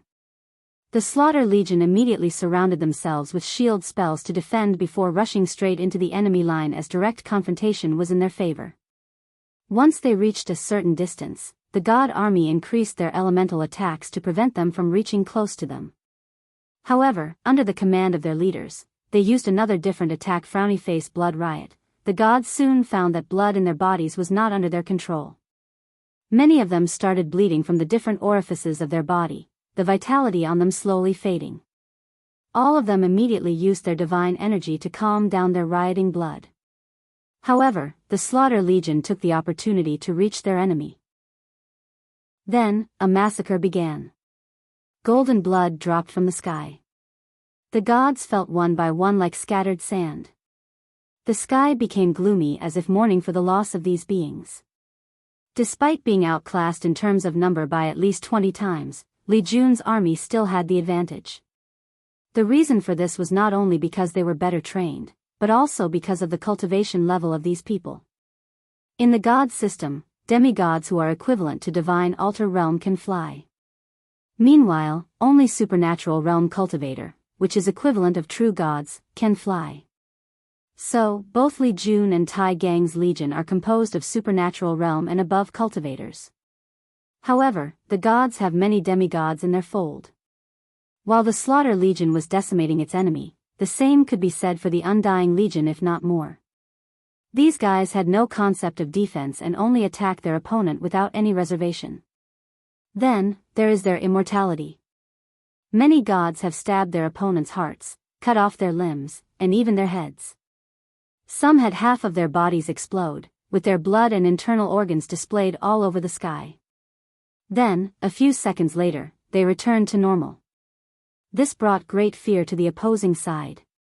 After all, no soldier would want to fight an undying army. This was very detrimental to morale. As such, the Undying Legion slaughtered their opponent as easily as a death god taking away the souls of mortals to the afterlife. Meanwhile, the Life Goddess, who was an expert at life force, could see the reason for this legion's immortality after observing for a while. So, she understood that there were two ways to kill them. 1. Kill the main link of life sharing, which was Tai Gang. However, she did not quickly use this method as she did not know how powerful the opponent was. Additionally, since she was aware of this defect, the opponent should too prepare in advance. Another way is to instantly use a powerful attack and destroy more than 90% of the soldier's body, making it impossible for them to revive. So, she quickly ordered all the legion fighting them to do so. Unfortunately, Tai Gang was prepared this time and did not play around. The formation that their legion used was a defensive one that would drastically increase their defense. This way, it would not be easy for their opponents to instantly kill any of the soldiers. Just like, the battle continued for a few hours. The ground was not inhabitable by normal people as it was full of craters. Magma could be seen on the ground, along with constant lightning strikes and massive tornadoes. Countless bodies on both sides lay on the floor, with their armor drenched in blood and other bodily fluids. Destroyed weapons were scattered on the battlefield, with small shining light that displayed their once glory. In the clouds, Li Jun watched all of this with a calm look. By now, he was used to death and slaughter. However, he soon frowned as he noticed something. These supreme gods were too calm even though he still had an overwhelming advantage. What are they planning? Given the nature of this world, they should have a trump card, so I should watch out for it. However, the situation has not reached that point yet. As soon as this thought came to his mind, he saw the Life Goddess begin to take action. And what she did next may instantly turn around the current situation. Chapter 348. A white and holy light came from the Light Goddess body before rushing out. However, the light did not target anyone from each side but went straight to the ground where the dead gods and cultivators lay. Immediately afterward, something shocking occurred. All the dead soldiers began to rise up from the ground. No matter how bad their injuries were, they would stand up, take a weapon and line up like an army. Plus, it was not just the dead gods that rose up but even the dead cultivators from each of the legions. Zombies? Death law? Muttered Yen Liling. However, she shook her head after a quick observation. The Life Goddess was still using life law and a very advanced form of it. Life and death are intertwined like yin and yang. So, the extreme of life is death, and the extreme of death is life. For example, installing life energy into somebody's body can properly heal them.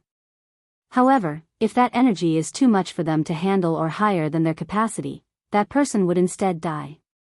After seeing the Life Goddess application of the law, the group was momentarily surprised.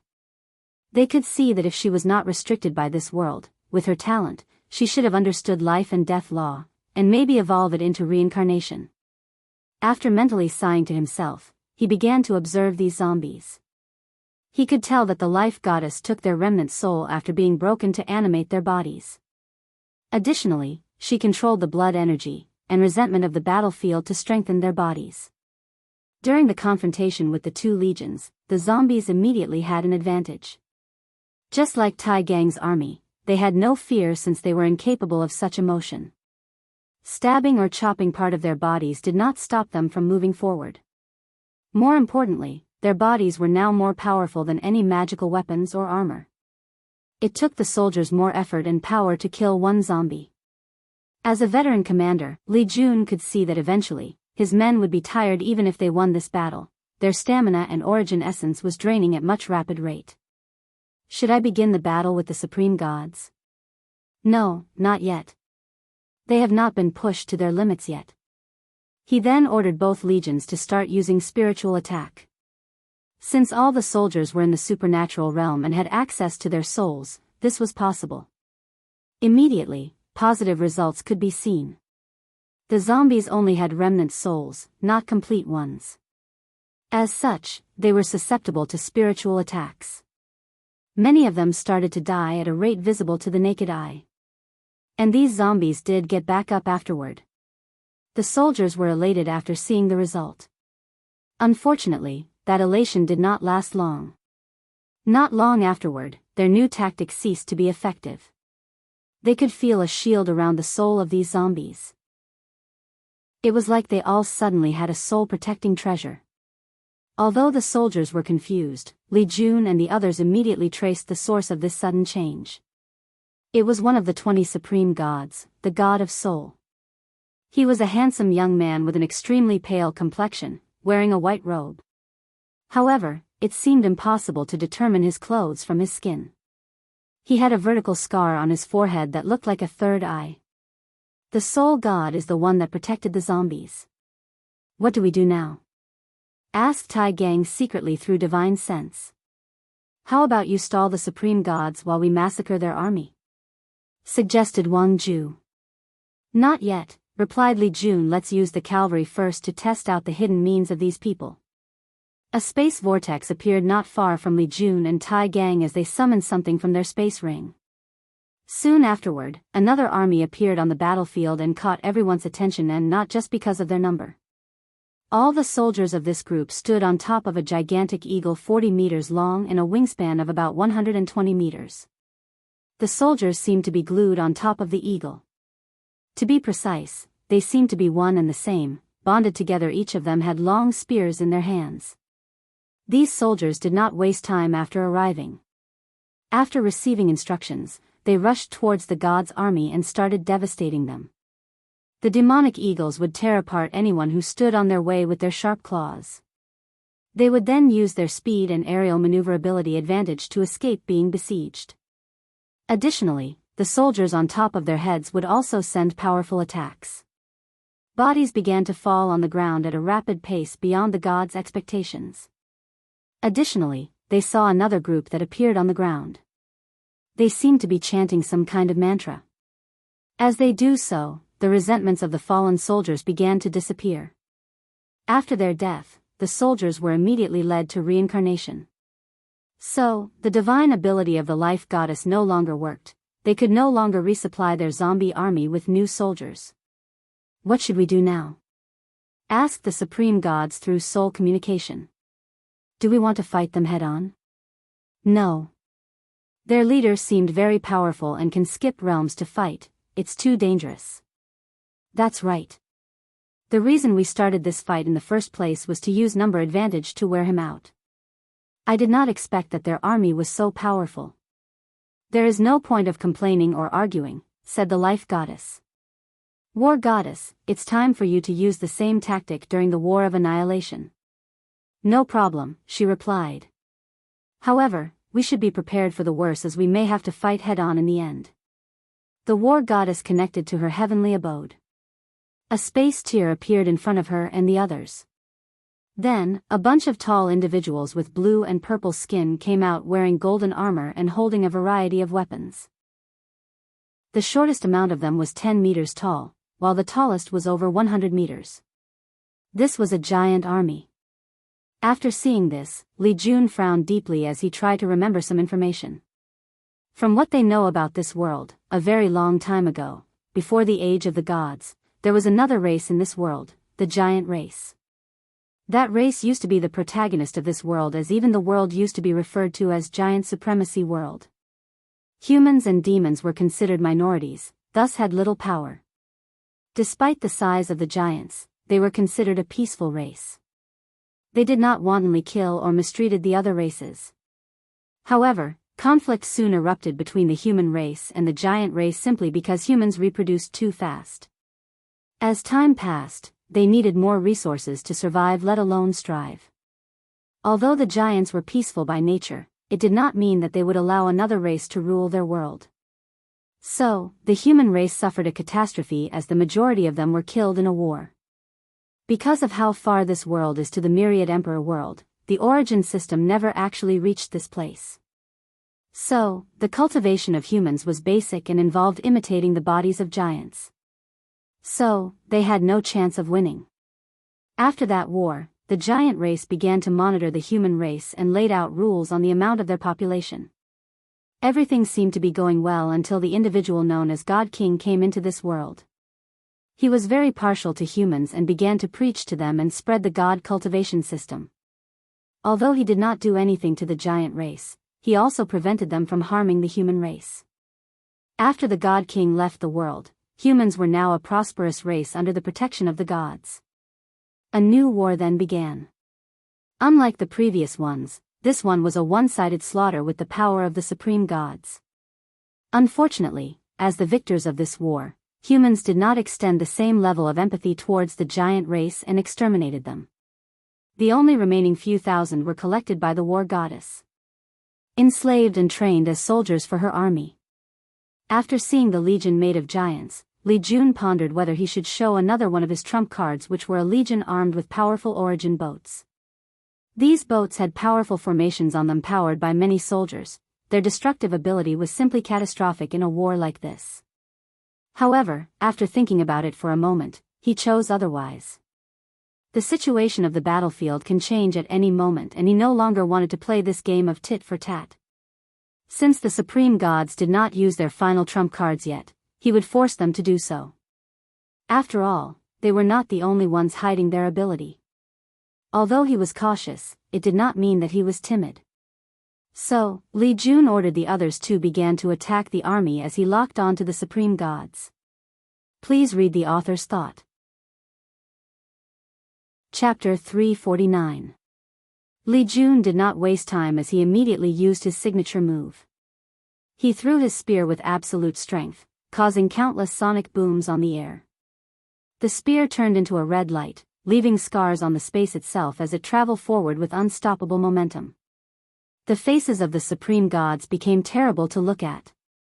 They did not expect this outsider to suddenly overthrow the board like this and be so decisive too. Nevertheless, they were still prepared for the outcome. The light god was the first to take action. Law power circulated around his body before rushing forward. As a person who controls light law, it is very easy for him to break the limits of physics. So, his speed was countless times faster than the speed of light. That way, he turned into a streak of golden light and clashed with the spear. The sky was suddenly divided into two colors, blood red and holy gold. A few seconds later, the light god was pushed a few meters backward, but the spear's momentum was stopped. Then, out of nowhere, Li Jun suddenly appeared in front of him holding a halberd this time. He slashed down. The light god felt a heavy pressure like a colossal mountain was weighing on him. Even before the attack hit, he was immobilized by the pressure. So, although he wanted to use his speed advantage to run away, he was simply incapable of doing so. Luckily for him, he was not alone. A water shield suddenly appeared to protect him. Boom! Despite defending the attack, the shockwave created pushed him a few dozen meters, and he spewed a few mouthfuls of blood. Li Jun looked in the direction of the person who took action. He saw the water god waved his hand to create a massive tsunami in the sky. The tall waves rushed to drown him. Li Jun raised his hand and a ball of fire appeared in front of him. Then, the fire turned into a fire cannon. The fire instantly vaporized the upcoming water without even creating any steam. The fire cannon did stop but rushed towards the water god, making him scared. He thought that he would be gone this time. Then, the war goddess, who was wearing black armor with a shield and spear, appeared and stopped the attack with her shield. Her hair danced in the sky as she looked at Li Jun, her eyes full of fighting intent. She inhaled deeply, and the sound of her doing so could be heard for 100 meters on. Then, some weird energy suddenly came all over the battlefield and entered her body. Her aura suddenly drastically increased. As a goddess of war, her strength will drastically increase during wars, so she was now at her peak. Without hesitation, he rushed towards Li Jun to clash head-on. Countless shadows appeared as Li Jun swung his halberd with unmatched speed. Nevertheless, the war goddess seemed to be able to always block her attack. Additionally, she seemed to have the ability to transfer the force of his attack elsewhere. Li Jun's eyes lit up as he increased the force of his attack. Instead of using a single force, he stacked them up to increase his strength. At first, she was able to block the attack. But once the stack reached a certain number, the war goddess' internal organs were shaking. She coughed out blood before being sent away. At this time, the life goddess finally made her move. She instantly appeared in front of Li Jun. A small vortex appeared in her hand as she began to absorb his life force. Her purpose was to drain him of his life energy, aging and killing him. Unfortunately for her, she absorbed a black substance instead. As soon as it entered her body, the life goddess said with an ugly expression, "Death Qi?" Li Jun had turned his origin essence into Death Qi and allowed her to absorb it instead. As soon as it entered her body, her right arm began to atrophy as it slowly became as thin as a mummy's arm. The life goddess immediately controlled the power of law to create a large amount of vitality or life qi to counter the death qi inside her body. Normally, she would love to study this kind of energy as it would be very helpful to her. Unfortunately, this was not the right occasion. While the life goddess was trying to save her life, Li Jun went for the kill. However, this time, it was the destiny goddess who intervened. She used her silver sword to block the halberd. Immediately after seeing her, Li Jun became more serious. The speed of his attacks suddenly increased. In just an instant, he stabbed his halberd more than 100,000 times, causing friction and scar on the space around him. Oddly though, the destiny goddess evaded all the attacks with ease. She seemed to be able to predict all his attacks in advance. Future sight? She is probably using her power of destiny to peek all of my attacks, to peek at her destiny. Suddenly, Li Jun stopped attacking, which caught all the others by surprise. He looked at all the supreme gods before saying, "I never imagined that you gods were the kind of people to fight to the death for your world. I'm surprised and respect all of you for this. However, you guys should realize that this battle is futile. My previous offer is still valid. As long as you guys joined us, once our purpose is finished, you will still be the leader of this world." Li Jun became quiet as he waited for their answer. Based on some of these supreme gods' facial features, he could see that some of them were tempted. A few seconds later, 8 of the 20 supreme gods flew in Li Jun's direction with the obvious intention of joining them. However, the war goddess suddenly appeared in front of them and blocked them. "What are you guys doing? Do you really want to become traitors? You all should understand that this is a hopeless fight," said the animal god. "Look out of their leader. Although he faced more than 20 of us at once, his breath is perfectly normal and not a single sweat could be seen on his forehead, and his aura is calm and smooth. Obviously, he has not tried his best, yet he is already so powerful." "The animal god is correct," added the shadow god. "This is a pointless fight. It's best to join the winning side and leave a fire of hope for our god civilization." "You," said the war goddess. As for the other supreme gods, they only sighed and did not say anything. Truth be told, many of them felt the same way. However, their pride will not allow them to bow to other people. They are supreme gods, powerful beings that ruled over the lives of countless mortals and gods alike.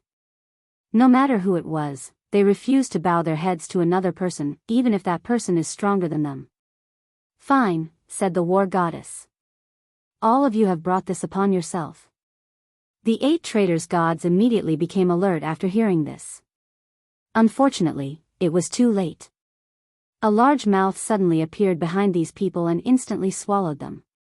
Everyone was shocked and no one had time to react. Many of the supreme gods were wondering what this mouth was. While Li Jun knew that this was the manifestation of the god swallowing technique, he distributed the Mortal Freedom Alliance and the other people with fortunate encounters. Given the fact that the headquarters was in the war realm, he was not surprised that the war goddess had her people infiltrate this place and acquire the technique. After swallowing those 8 people, the aura of the war goddess drastically increased. After reaching a certain level, it seemed to want to sublimate. It appears as she was entering another realm.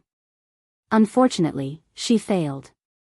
Although the war goddess' strength did increase, it did not sublimate. With Li Jun's judgment, he could tell that she was really close to the saint realm. Unfortunately, the world had limits on all living beings. It was already a miracle that a middle thousand world gave birth to law beings, so it was impossible to give birth to a saint. Li Jun looked at the disappointed look on the war goddess' face, but he did not care. He decided to take things seriously and end this fight as soon as possible. So, he used his vision. A projection of Li Jun appeared in the sky. He stood tall and mighty with a spear in his hand. He was on a battlefield with countless bodies at his feet. There were myriad races that existed between all heaven myriad world. In the background, worlds could be seen being destroyed. Li Jun had calm and indifferent eyes, and he witnessed all this slaughter.